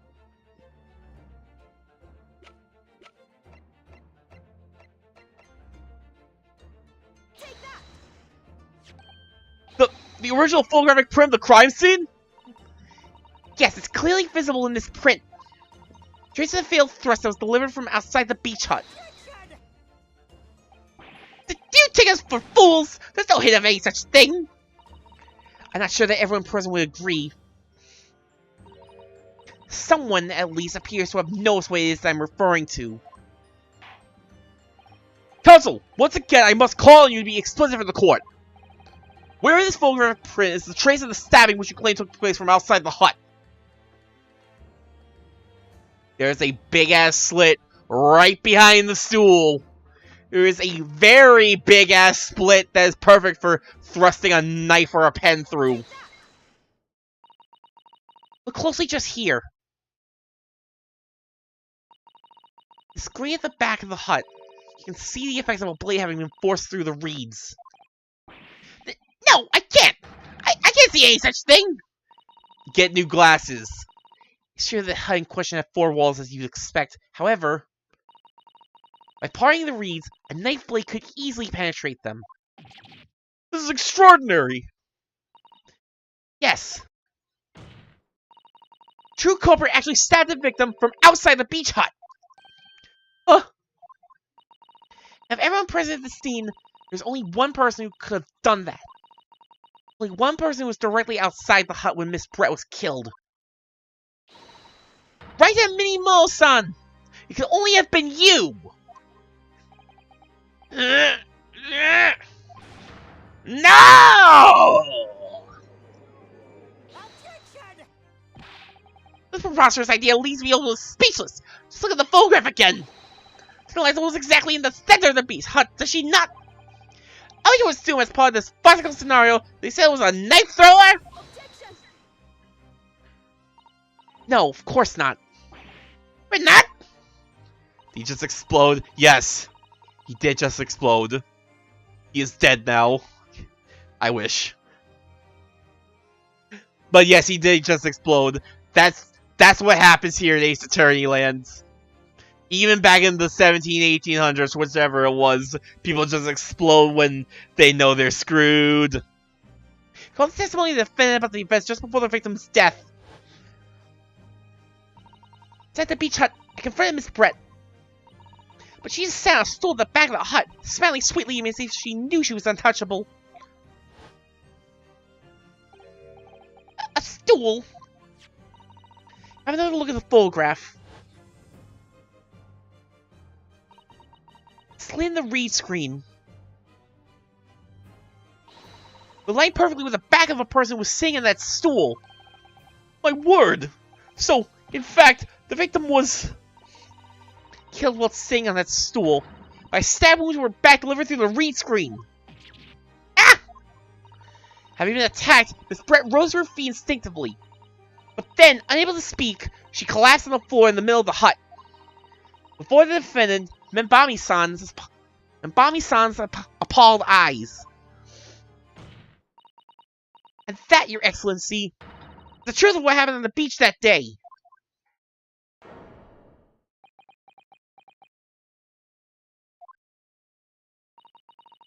By your silence, Minimo-san. I think you don't deny the charge.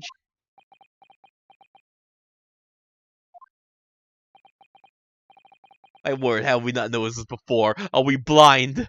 Unfortunately, blindness is very much a thing that also runs in Ace Attorney Land. So many dead obvious things that just need... The defense attorney is the only person who's capable of pointing these things out. Even Cosmo can't have a bad case of the, like, yeah, I just don't see it. I don't know, man. You're totally screwed. This is... absurd! That will do. It appears we have a tacit admission of guilt from the witness. Accordingly, this court successfully established the truth of this matter. It means the defendant, Bami-san, is innocent of the crime. Oh, thank goodness. Like, actually? I made him cave. Like, actually? Must say, I've never been more proud. No, this can't be. The Ouchie clan can't. What my growth of hope? I'm cutting your hair off. It was an old apparition. I can't accept this. I won't. I see no reason for the continuance of this trial. I will therefore move to conclude proceedings by delivering my final verdict. Yeah. Yeah, he's not done yet. Ha! Ha! Ha! Well, this is all very convenient. This is how the highest court of mighty empire delivers justice, is it? Suppressing well-meaning citizens' freedom to speak and branding them as criminals? But we've established that the victim was stabbed from outside the hut, through the reed screen wall. No one but you was in place at the time to have his hand on the hilt of a blade. The perfectly logical deduction. So, your argument hinges on the location of whoever stabbed the Englishwoman, does it? Well, seems a little irrelevant now. Irrelevant? Or you commit murder what you want, but he didn't have his big dramatic breakdown yet. He can't go away without having his big dramatic breakdown with all the extra flourishes and animations. He's unfortunately committed to the Grand Ace Attorney law of you gotta have a good ass breakdown that goes on YouTube before you get pulled away for a crime. Where she was stabbed, how she was stabbed, it doesn't matter. I mean, whether she was stabbed at all makes no difference if you think about it. After all, Charles already shown the whole thing hinges on something else! He like under oath again? I told you, man! They got rid of perjury in like the 9 months since this whole thing started!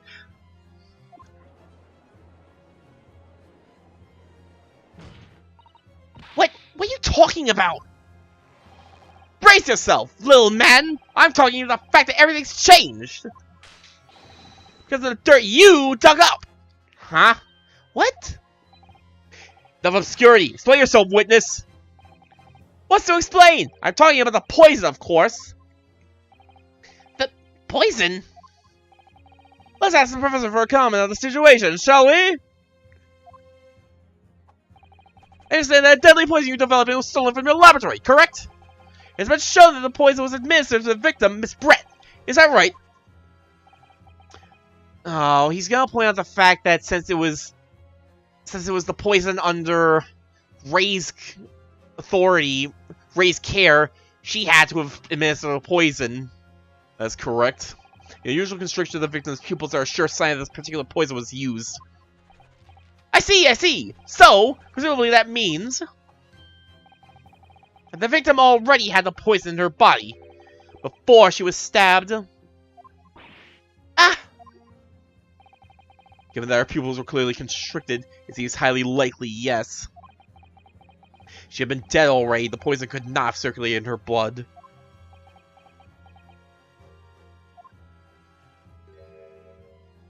You still stabbed a person. Attempted murder is one thing, full-on murder. Stabbed a woman, but murder doesn't count if murder doesn't count if you weren't the one that actually did it. If like 12 people shoot a man, only one person, actually hit or like hit in a fatal spot. Those other 11 guys, they were just free to go, right? How refreshing to hear the argument of a metropolitan mind. Precisely! There's not a jot who stabbed whom and who's back and who with whose blade! What do you mean it doesn't matter? Because, quite simply, the Englishwoman's leg was taken not by the knife, but by the poison! After all, the... It matters a lot! After all, the the knife wasn't poisoned, you're full of shit. Now it's like, no, it was poison! Fuck you, it was poison! But that can be explained by the poison being on the blade, as I already... Absolute best, this is basically I'm taking you down with me! Forgot already, have we, yokel? During these very proceedings, the laboratory of the professor your science assistant proving the blade of the weapon used to attack the victim had no trace of poison on it whatsoever. Ugh.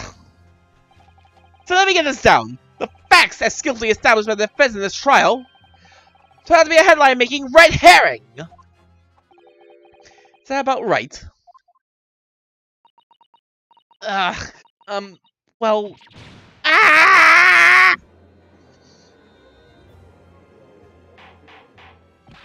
Order! Order! Order! But where does this leave us?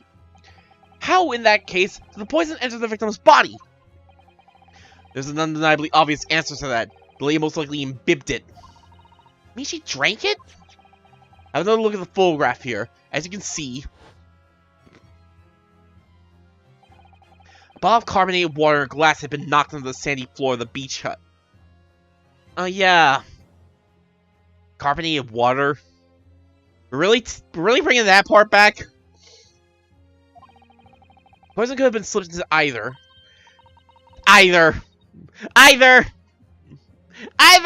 God, bringing back bad memories of that stupid trap from the first game. So somebody made Miss Brick drink it. Well, what do you know? Look at those dashing eyes. This will make a great front page shot. Hey, why a bewitching stare? After all, I'm the last person you should be looking at. It made no sense at all that I poisoned the woman, would it? I mean, that's been established already. Established? What are you talking about? Huh? Don't tell me you've forgotten. That's a little hard to believe, given that the person who established it was you. Me? What on earth does he mean? You still stabbed her. Again. He stabbed her. She poisoned him. If there's like, yeah, I stabbed her, but she didn't die from the stabbing. That means I'm totally home free. You were in the hut. Oh, let me capture those white eyes. This is prime press fodder, this is. Would seem that this trial is not destined to end yet after all. It is the first case of a Great Ace Attorney game. The first case has to be way too damn long. 4.5 hours. God, I don't know. I'm trying to remember because like the first case of like the layer games do get like pretty long, but still like it's just that it absolutely is a far cry from like the original trilogy. I hereby call upon the witness to give further testimony. That's great, that is. Let me get a shot at that magnificent beard, Your Excellency. Don't you butter up the judge's beard. You claim it to be impossible that you were the one responsible for administering the poison to the victim. Explain to the court in your testimony the basis upon which you make such a claim. I'm a journalist, I'm a man. I've never tried to run or hide from anything in my life. I'm not allowed to start now, because that's minimalism. Oh. For people I thought I illuminated the truth, but slipped right back into obscurity again. So where is this trial going to take us?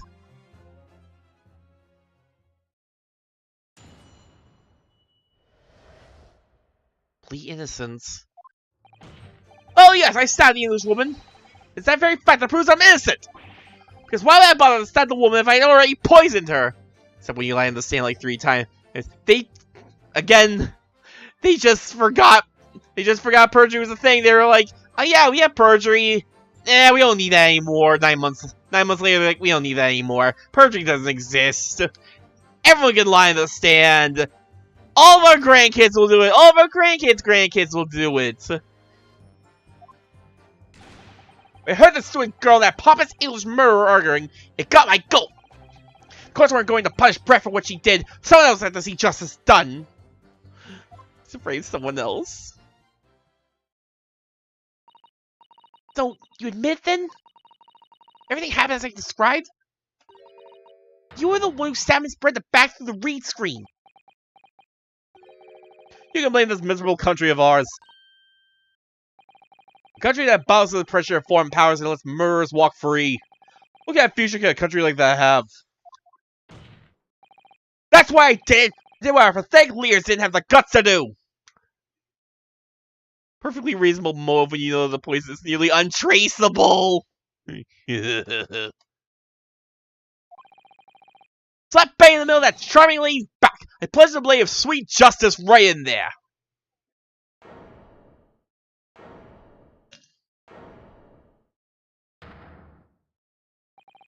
As someone who spends his life seeing that the truth is told, I feel really, really awful about giving false information in my testimony for bullshit! As it turns out, It was somebody else who had it in for the victim and got to her before me. That's right, you guessed it. Please, I just realized, please tell me we're gonna like splash the reagent on his hand. That pretty little student girl. Now there's a woman after my own heart. Implicating Ray again. She's the one who gave the poison to the English woman in her pitiful existence. You felt bad you wouldn't do it. And suddenly, snap! The show here is off the hook. The argument is sound, certainly. Who has administered the poison himself, he need only have waited for it to take effect. Subsequently, stabbing the victim in the back would have been entirely nonsensical.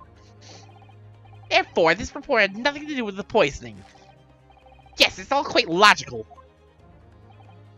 That's right, it is. Logical and true. I'm glad you've all seen the light.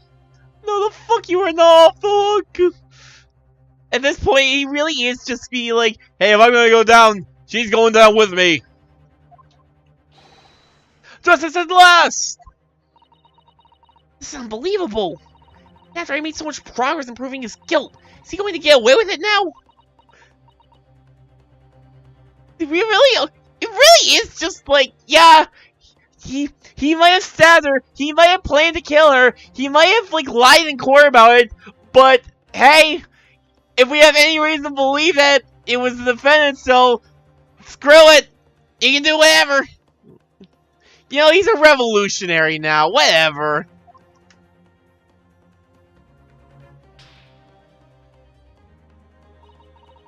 Kazuma-sama and Naruhodo-san.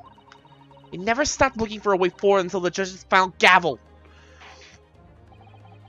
Very well then, counsel. Proceed with what I assume to be your final cross-examination in this trial.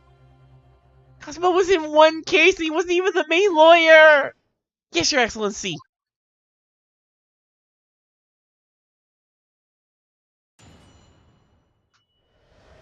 Why is Ryunosuke not here, by the way? Because he is still in London. We're actually currently in Japan. Susato was like, yeah, I need to go back to Japan for reasons. I don't remember the reason anymore. I thought the reason was that the father fell ill, but he's been here talking to us and looking perfectly fine and healthy, so I don't know if that was just like a cover story, because she was like doing some suspicious shit, like at the end of the first game.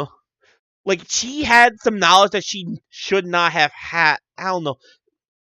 So, like, I'm wondering how much of that was a cover story. Part of the problem is that it's been so long since I played through the last case that I just don't remember all the finer points anymore. But yeah, reason Ryunosuke is not here is because he's literally not in the country. Yes, he is. Or rather, yes, he is not in the country. He is in hell. He's in the hell known as London.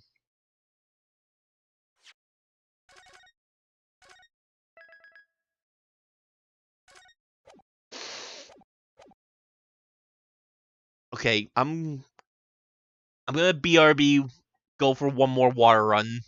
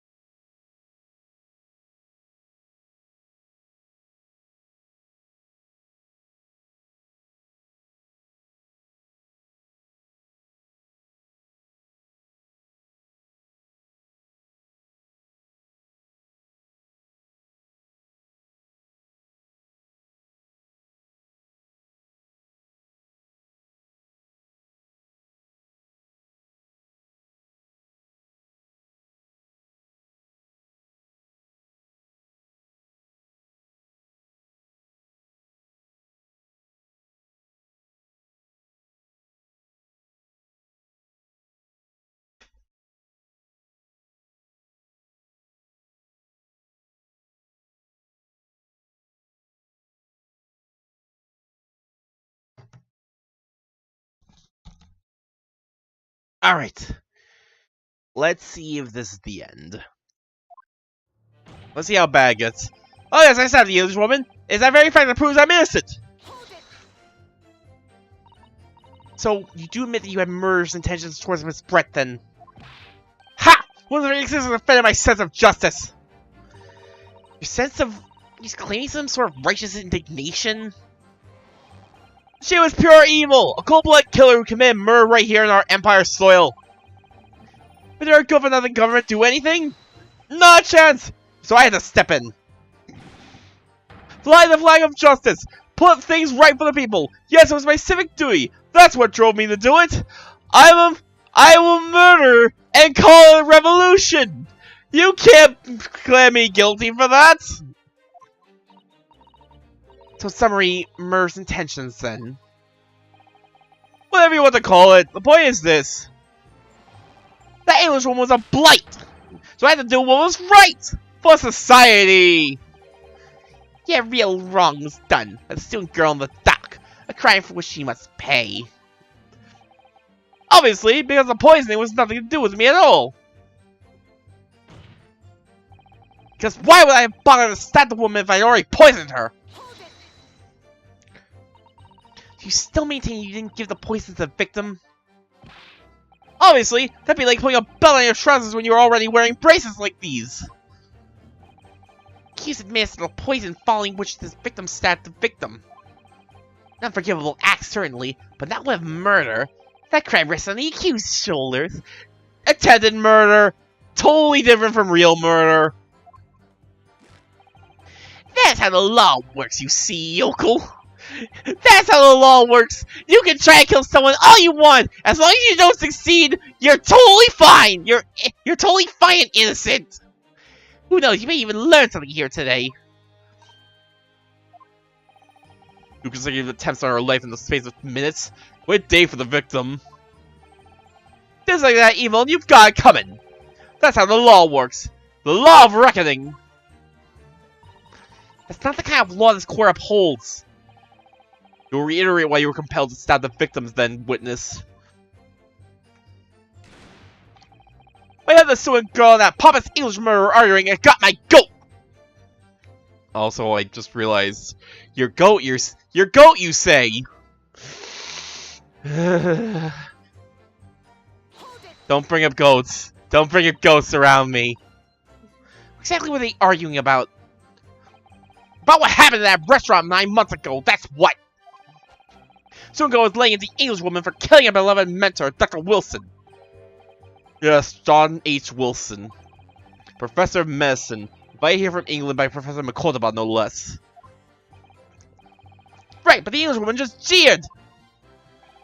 Her case was being heard by the British Consular Court in Shanghai. However, there is little doubt that she would simply have been acquitted and sent back to her homeland a free woman. Wait, what? What makes you say she'd be acquitted?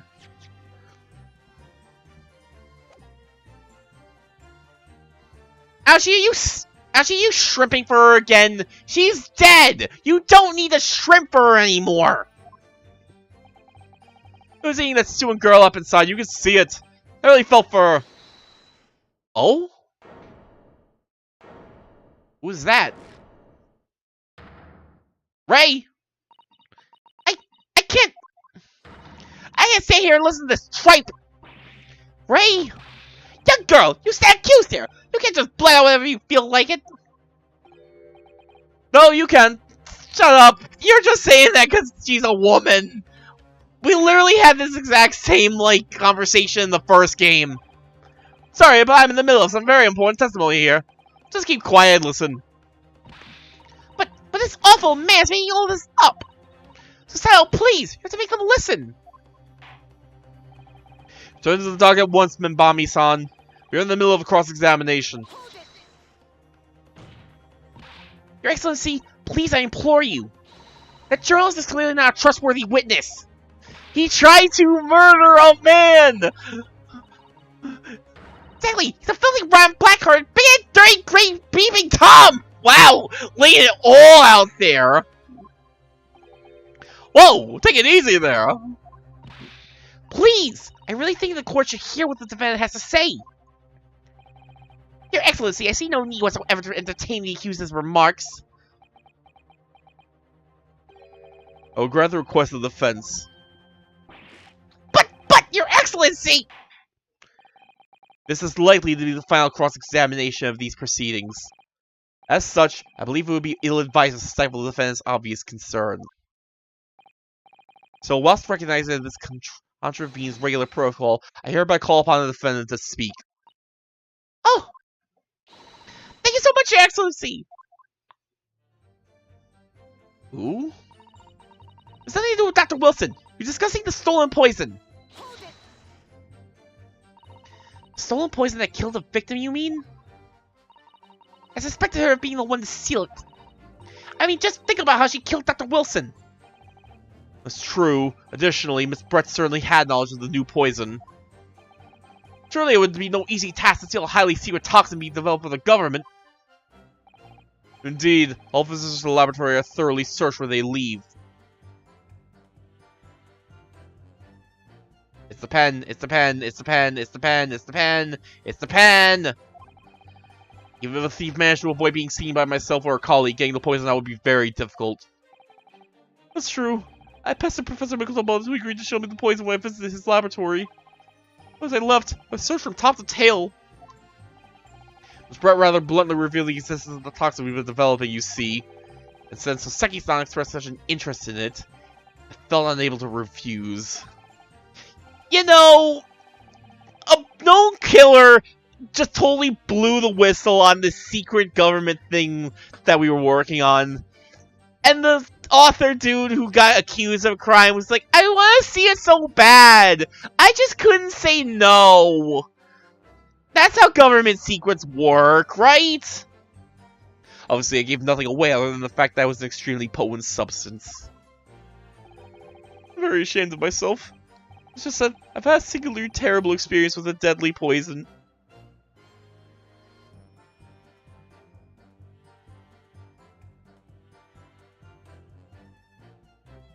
Wait.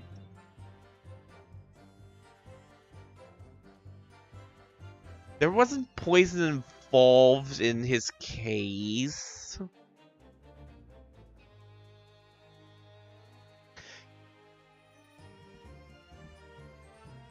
Yeah, no, I don't remember there being poison involved in Soseki Natsume's case. What the hell is he talking about? I guess it's some actual thing, because the thing to remember is that Soseki Natsume was an actual person. So I guess, is this some actual, like, Soseki Natsume literary reference? Or some reference to his actual life? I guess? Because, out of all the things, poison was not involved in Soseki Natsume's case. I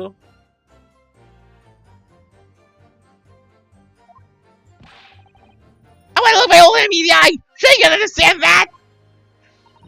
To find out if my suspicions were true, I confronted Miss Brett about the poison. I told her there were to be an incident involving it somehow. It wouldn't just be the university. Military would be dragged into it. The whole government, even. It would be a complete disaster. And how would Miss Brett respond to your concerns? She just curled those beautiful lips of hers and said she didn't know the first thing about it. In English, actually. Yes, Mini Memo-san, one small question if you don't mind. I do mind. Can you say I'm busy? So you were outside the beach hut listening in whilst the defendant and Miss Brett were conversing. Presumably then, it was you who wrote this article about what you'd heard.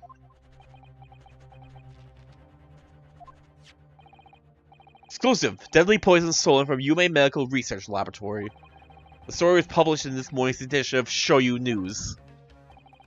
The details are too accurate for it to have been written by anyone else. There's a reference to the poisoning in London. Poisoning in London?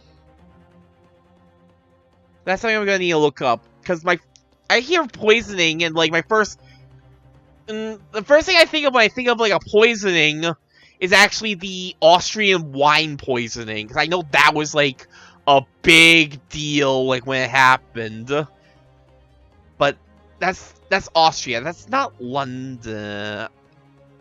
I feel like I remember hearing about a London poisoning, but that's something I'm gonna have to look up later. Sorry, I don't know what you're talking about. Yes, look at this! The entire article! In the second part of Chronicle... Second part of Chronicles...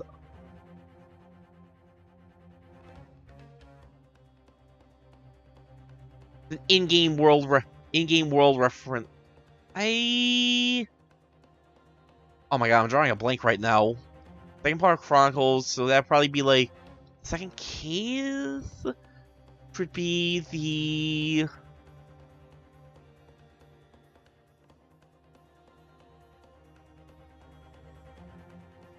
It'll come to me eventually. It'll come to me later. It's almost my sentiments, Brett, word for word! Ah! Well, Mini Memo-san? As a journal, and as a citizen of a free country, I ought to reveal my sources. That's a founding principle of mini-memoism. Father's clearly right about this. The reporter did write that article, and he based it on what he overheard from outside the hut. Or Mini Memo-san based on information he gleaned by eavesdropping. That's what this is all about. Trying to cover up the fact that you were listening in. That's why you came up with that stinking story about me arguing with her? Shut up! My stories never stink! Look, whatever you say, little girl, it doesn't alter the facts. Your Excellency, that's something I want to say, and I want it to go on record. Very well, you may amend your formal testimony. Right,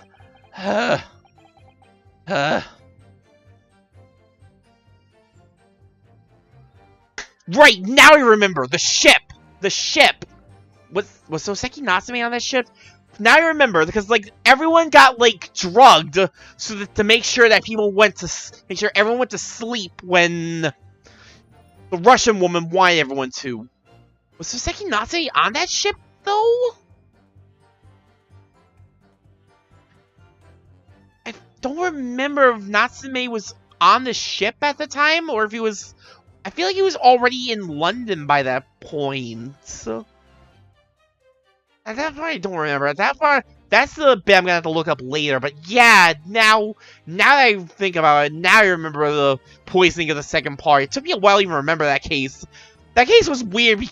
The thing was, I was trying to remember, like, how the case went. And I was, like, drawing a blank, because that's an investigation-only case. Very unusual for Ace Attorney. That was like an Ace Attorney Investigations case.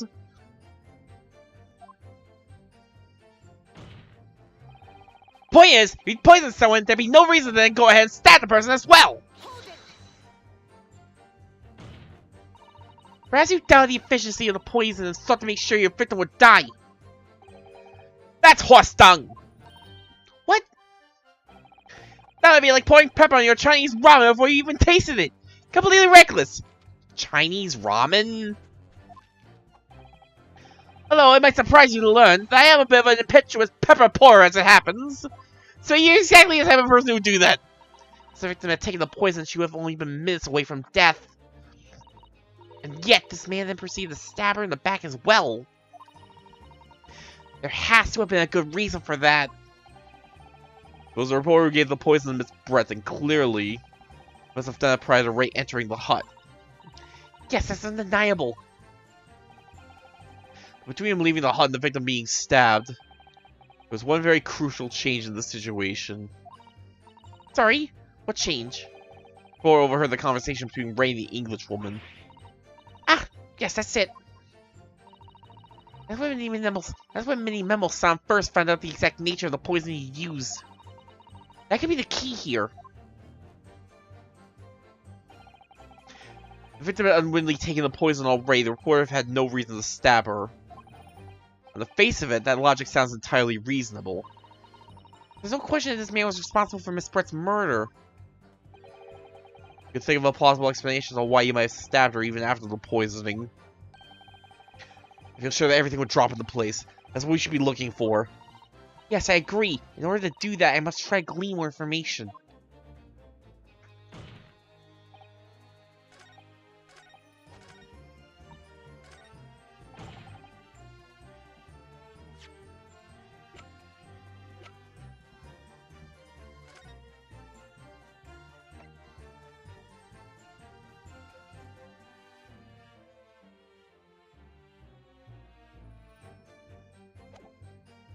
I need to re-review the evidence.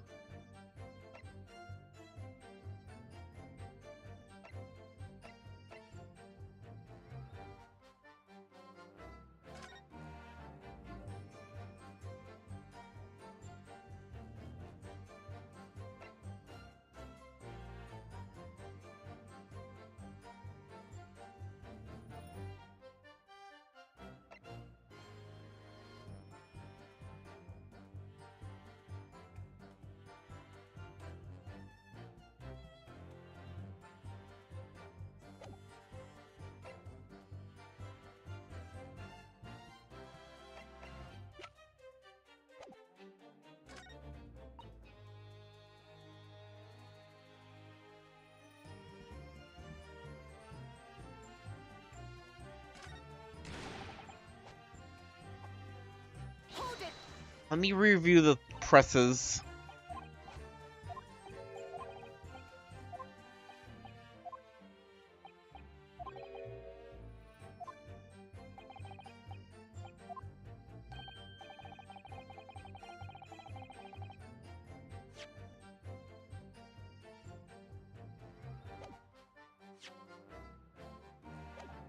Objection! Oh.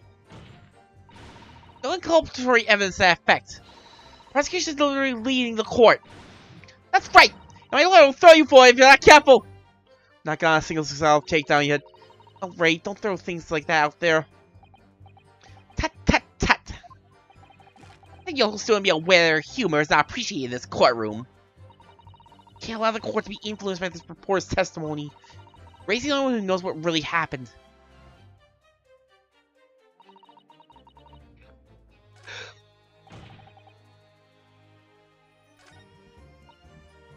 Hold it!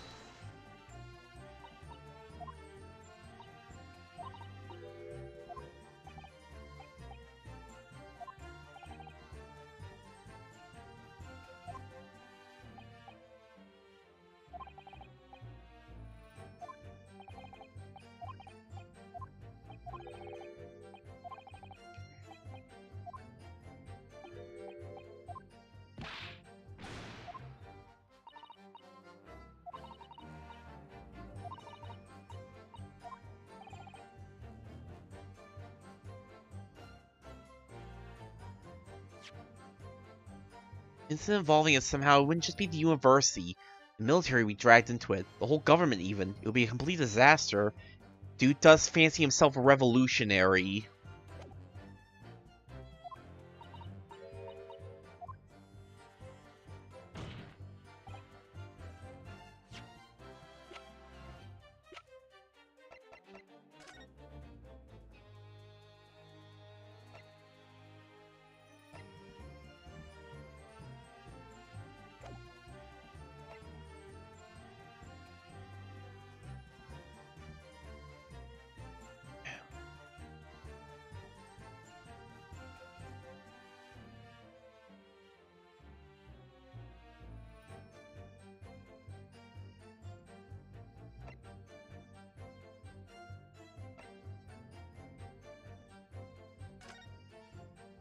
The next thought that I go to is that when he heard that, like, this poison was some big deal shit that even, like, the military would have to get involved in, maybe he got him scared. Maybe he got scared about holding on to the poison, because the poison never got found. The poison that was ever found out about, and he ever got caught with it, then it wouldn't just be the university, it'd be, like, the whole government. Maybe he got paranoid and decided to get rid of it the only way he knew how. Using it to incriminate. Use it to kill the woman he really wanted dead, and incriminate the girl.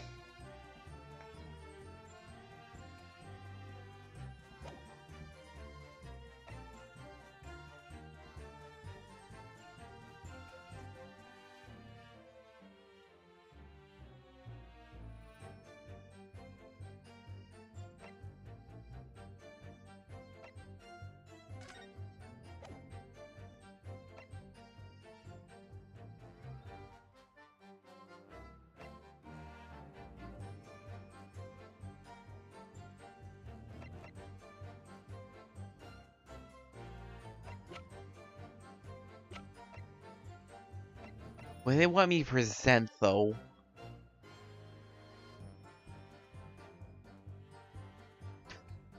Maybe the idea is that, based on information he gleaned by eavesdropping, so that's supposed to be a thing that shows that everything that he learned about the poison in this article, he only learned it all, like, during that conversation.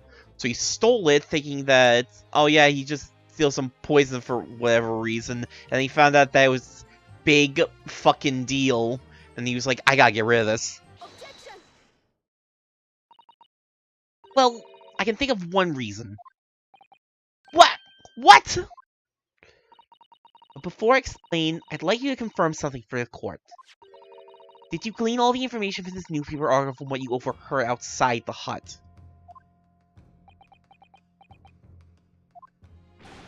Of course he did! There can be no question of that! After all, we were all in the laboratory together. All we were told was that was a terrible toxin! There's one more important fact to consider. According to the witness, Minbami-san's verbal attack against the victim began as soon as she entered the hut. In other words, it would have been impossible for her to have slipped the poison into Miss Brett's drink. Objection! Where are you going with this, counsel? Many memo-signs made it quite clear he observed every single thing that happened in the beach hut. If the defendant somehow found an opportunity, this man would have seen it. Ah! Jesus, Miss Brett couldn't have imbibed the poison whilst the defendant was present. In fact, it must have been administered to her before Minbami-san entered the hut. Yeah, it's very articulately put. When they walked into the hut, I immediately started to press Miss Brett about the poison. At which point, many Memo-san overheard some worrying information. Worrying information? What worrying information? Information which he subsequently included in his newspaper article, namely, the poison was being developed in strict secrecy and that couldn't be readily obtained. Ah, so that... Okay, that's the point that we're supposed to focus on. It's not a normal poison. You're not gonna find this poison anywhere.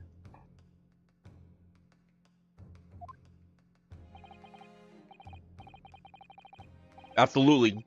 And that's quite an understatement. The only possible place it could come from is my lab. Furthermore, anyone afflicted by the poison will exhibit telltale signs in death. Extreme constriction of the pupils. Yes, it's quite stark when you see it. There are other poisons that show similar symptoms, but not among new substances that are undetectable. In other words, it would be clear that the victim's life had been ended by the use of this particular poison. To reduce the number of suspects to only a handful of people. Ah! Everyone in my laboratory is aware of the unique properties of the toxin we've been developing. None of them would be foolish enough to attempt to use it for some nefarious deed. And Bami-san being no exception.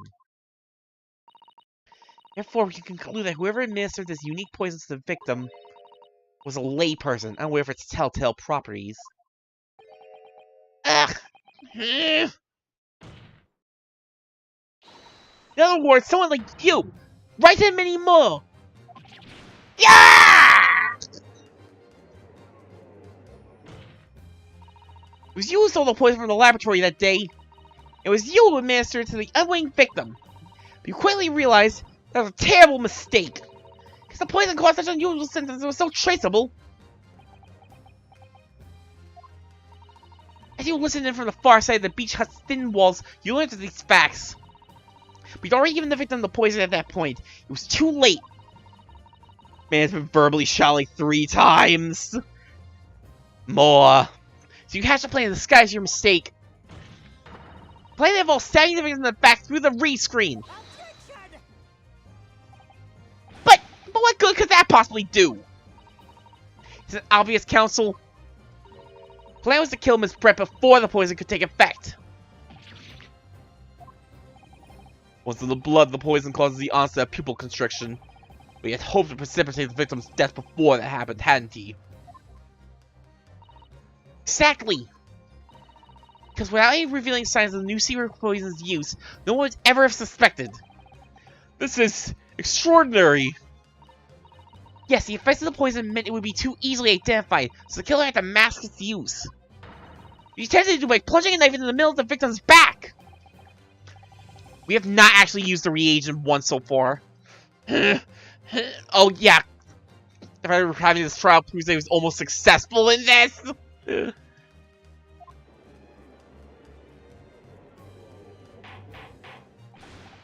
Order! Order! Order! I already know what we're using the reagent for. I said before. Honestly, that's kind of fucked up. Because that means that ink stain's been on his hand for days. The argument presented is sound. The court is satisfied with that warrant's consideration. The prosecution have a counter argument that wishes to put forward. Well, there are a number of... yes! I counter completely! Prosecution's evasive response clearly shows that in much the same way as he nurtures the remnants of his top knot, he's clinging to lost hope. Lost hope!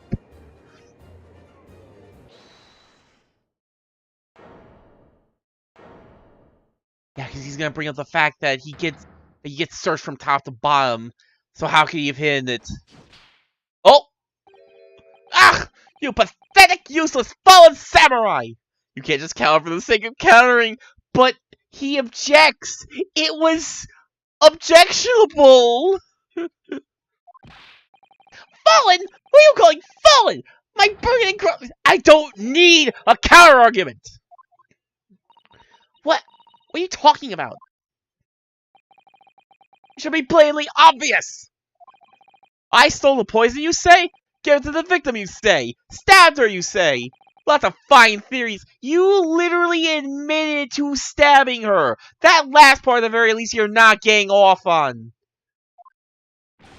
But I don't need a counter argument because you don't have an argument yourself. Where's your evidence?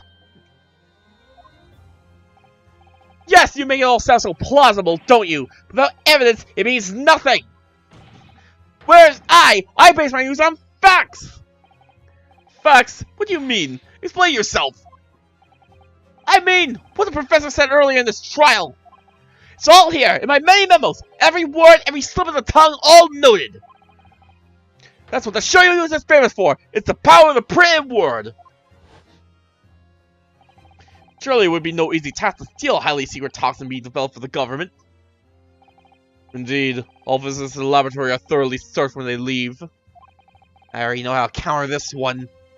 Even if the thief managed to avoid being seen by myself or a colleague getting the poison, that would be very difficult. How's that then? Blow the story wide open. See? I write in Mini Mono, a mere reporter for the Shoyu News. Couldn't possibly have stolen that poison from the professor's laboratory. Ah! Please. This is how we will get through this. There can't be any question of it. He must have stolen the poison that day. He stole it and used it to kill. If that's the case, as you've identified, the poison itself is the definitive evidence we need. It's whoever stole it from the laboratory that day is the true culprit here. What's your point, you annoyingly handsome country bumpkin?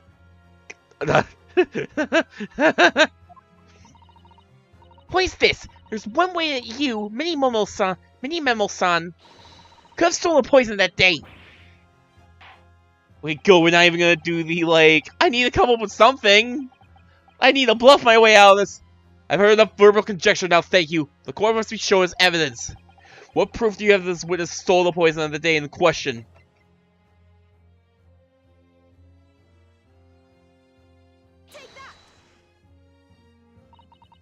Proof is, Your Excellency. It's this fountain pen. Ah!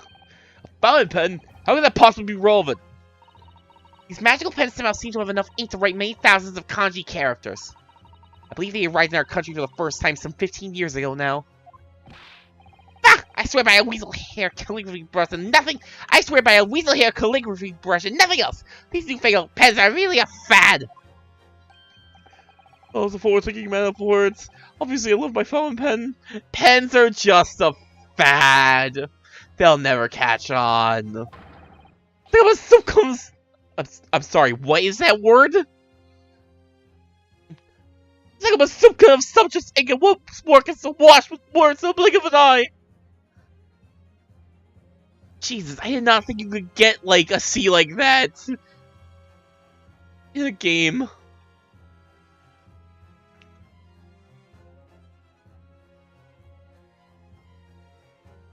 It's my phone.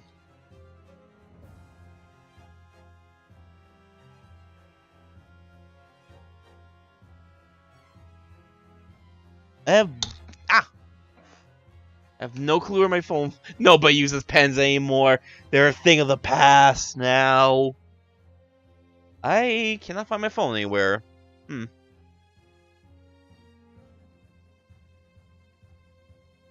I'll deal with that later. That's probably nothing concerning. That's right. Fountain pens have a small reservoir in the barrel, to which ink is sucked up through the nib of the pen in order to write with later. What all this talking of sucking up ink have... Just as it's possible to suck ink up into the reservoir, it's also possible to eject it through the nib again, of course. My word! Can this really be? Well, Mini Memo-san?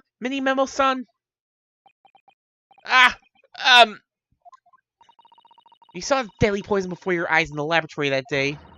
You used your fountain pen, your very lifeblood, to steal some of it, didn't you? By siphoning the poison up through the nib and into the pen's reservoir.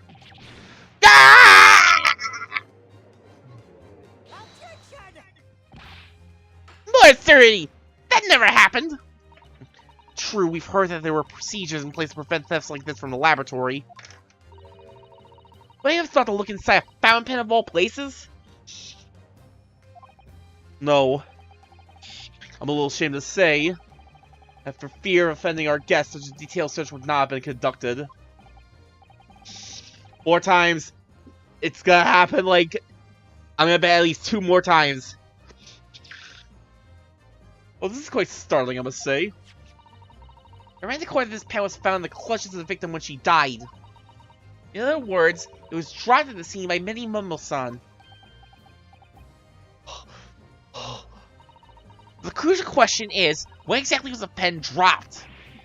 Are you suggesting? The natural conclusion is that in your haste to act whilst the victim was distracted for a moment, you dropped the pen after you emptied the poison from it into her glass. There could be any number of alternative explanations. For example, this could have been using his pen to write down details of his conversation with the victim, and dropped it. And when shocked by whatever outrageous answers, the pen fell from his quivering hand. No, that can't be. If it was, how do you explain why the pen was devoid of ink? What? As you can see for yourself if you examine the evidence, there appeared to be no ink present in the reservoir. What newspaper reporter goes to interview someone with nothing in his pen? No! The pen was dropped after the poison that filled his reservoir had been emptied into the victim's glass. Witness! What do you have to say for your defense?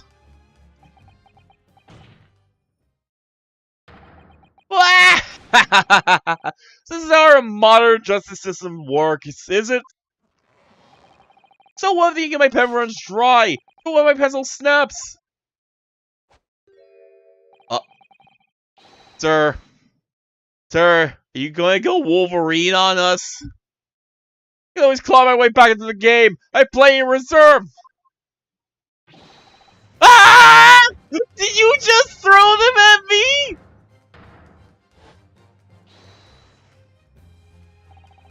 You clearly set the poison up into my pen? That's wild speculation, nothing more! He did! He totally did! You gonna throw us to the judge? He did! You thought you could bring down a fire up saying sensitive with a trick like that? Think again! Looks as though it's going to take one final decisive blow to finish this matter. As I see it, the situation is now very simple. Rests upon whether or not this witness did indeed seal the poison on the day in question. And therefore, it all depends on whether or not the defense can prove that he did with evidence. Ha! No such evidence could possibly exist! Mini Memo-san, this is how our modern justice system works. What? In the courtroom, evidence is everything. Something you would do well to remember. Reagent time. This will be a well past the point of speculation at this stage, I assure you. Very well then. I call upon the defense to present the aforementioned evidence. This is it then. This will be the final piece in the puzzle. The defense can prove by means of this item that it was the witness's pen that was used to steal the poison. Throw that fucking reagent up. Counsel, what is that bottle? This bottle contains a unique chemical reagent that can identify the poison in question. Ah! Yes, that poison is an entirely new synthesis of alkaloids developed by my colleagues and I. It would be impossible to detect traces of it by any other method. Or, from another perspective, simply with this chemical reagent, anybody at all could check for traces of the poison. A reagent? What? Like, even the game is like, yeah, we're almost done here, don't worry. This is the makeup for, like, the first game, where the first case just felt unreasonably long. They had to, like, be like... Because, like, I remember, like, by the time I was almost... Even by the time I was, like, almost done, I was like, dude, I don't know when this is gonna end. I might be here for, like, hours and hours, and then it, like, ended very soon afterwards. Now they're, like, making sure, like, yeah, you know where this is going. You know where this is... You know the finish line. You can see it in sight. We will make sure that is clear as day. We're not doing the Giselle Brett case again. It took Val 3 streams. Yeah, it did. I know it took me the better part of, like, I think 2 streams to get through the first case. It is so long. Even this one's long. This has been a 5-hour case. But this is still like, yeah, we are there.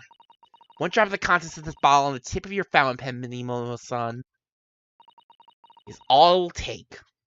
Solve this case beyond all reasonable doubt!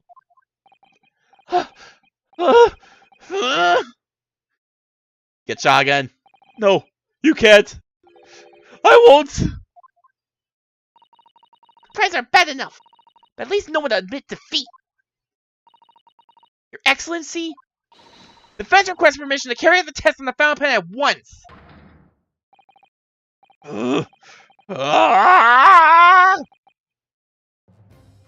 Here we go!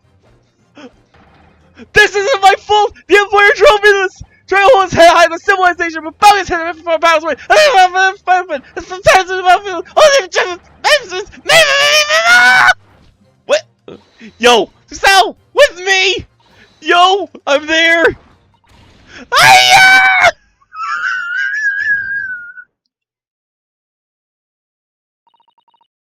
They do it right. That's a suicidal takedown, wasn't it? Not quite. That was a real Taro takedown. I love it. Instead of breaking down, we just take his ass down. That rules. This is the first drop of the reagent touched the nib of the fountain pen. It was clear to everyone present. They just hit him with the P5 combo move. They sure did.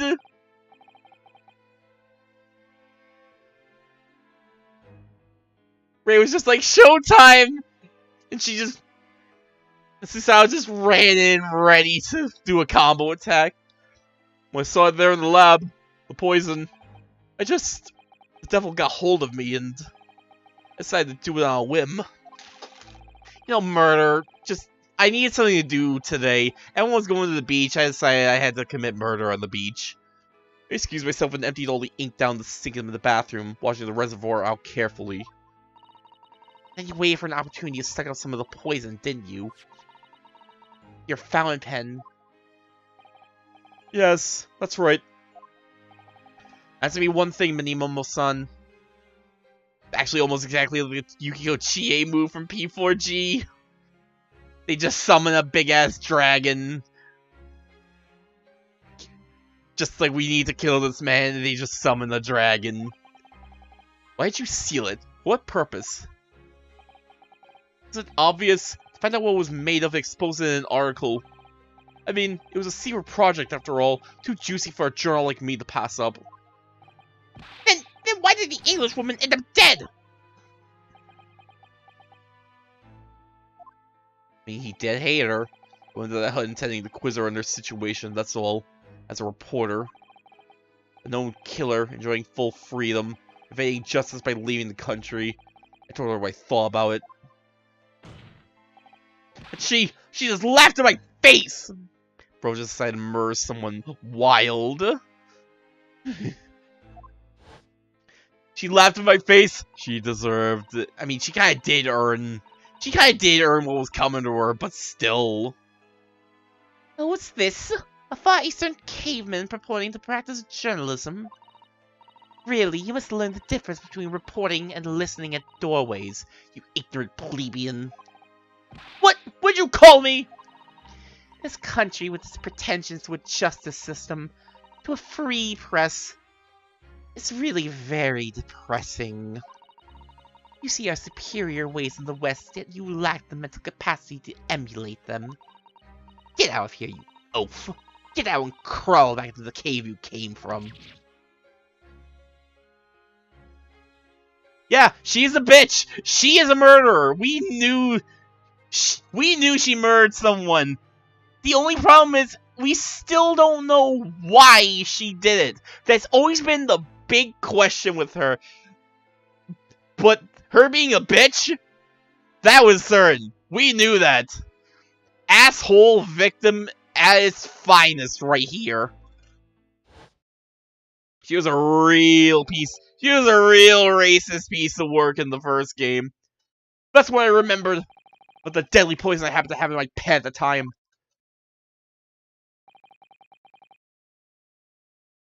What a terrible tale. In my head, I knew I should just get out of there as quickly as possible, but I couldn't.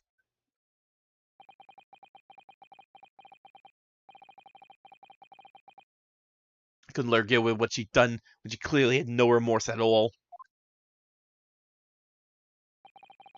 I suppose it was my journal spirit, getting all fired up.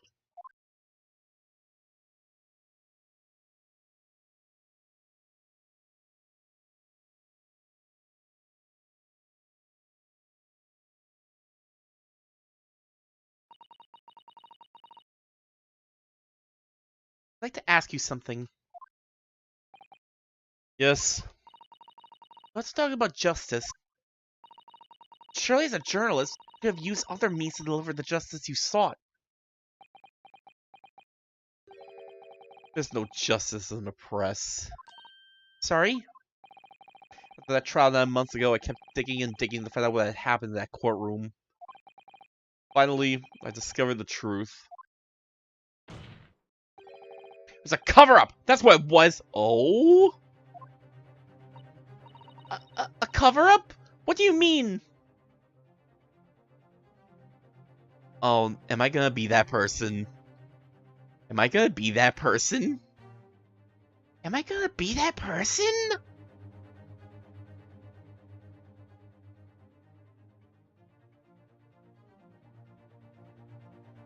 It's too tempting.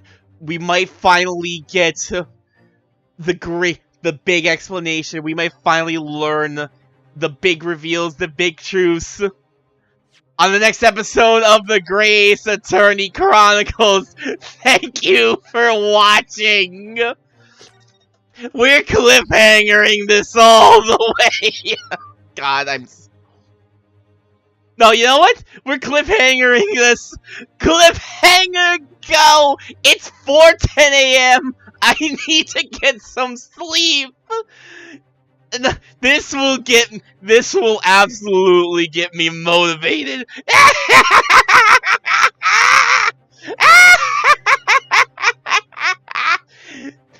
Thank you for stopping by, Hoshi. Super great to see ya. Good luck with your affairs, and I hope to see you for the great big reveal on the next episode. That goes for all the rest of you viewers watching the VOD later. Thank you for watching. I hope to see you for the next episode. See you then, everyone!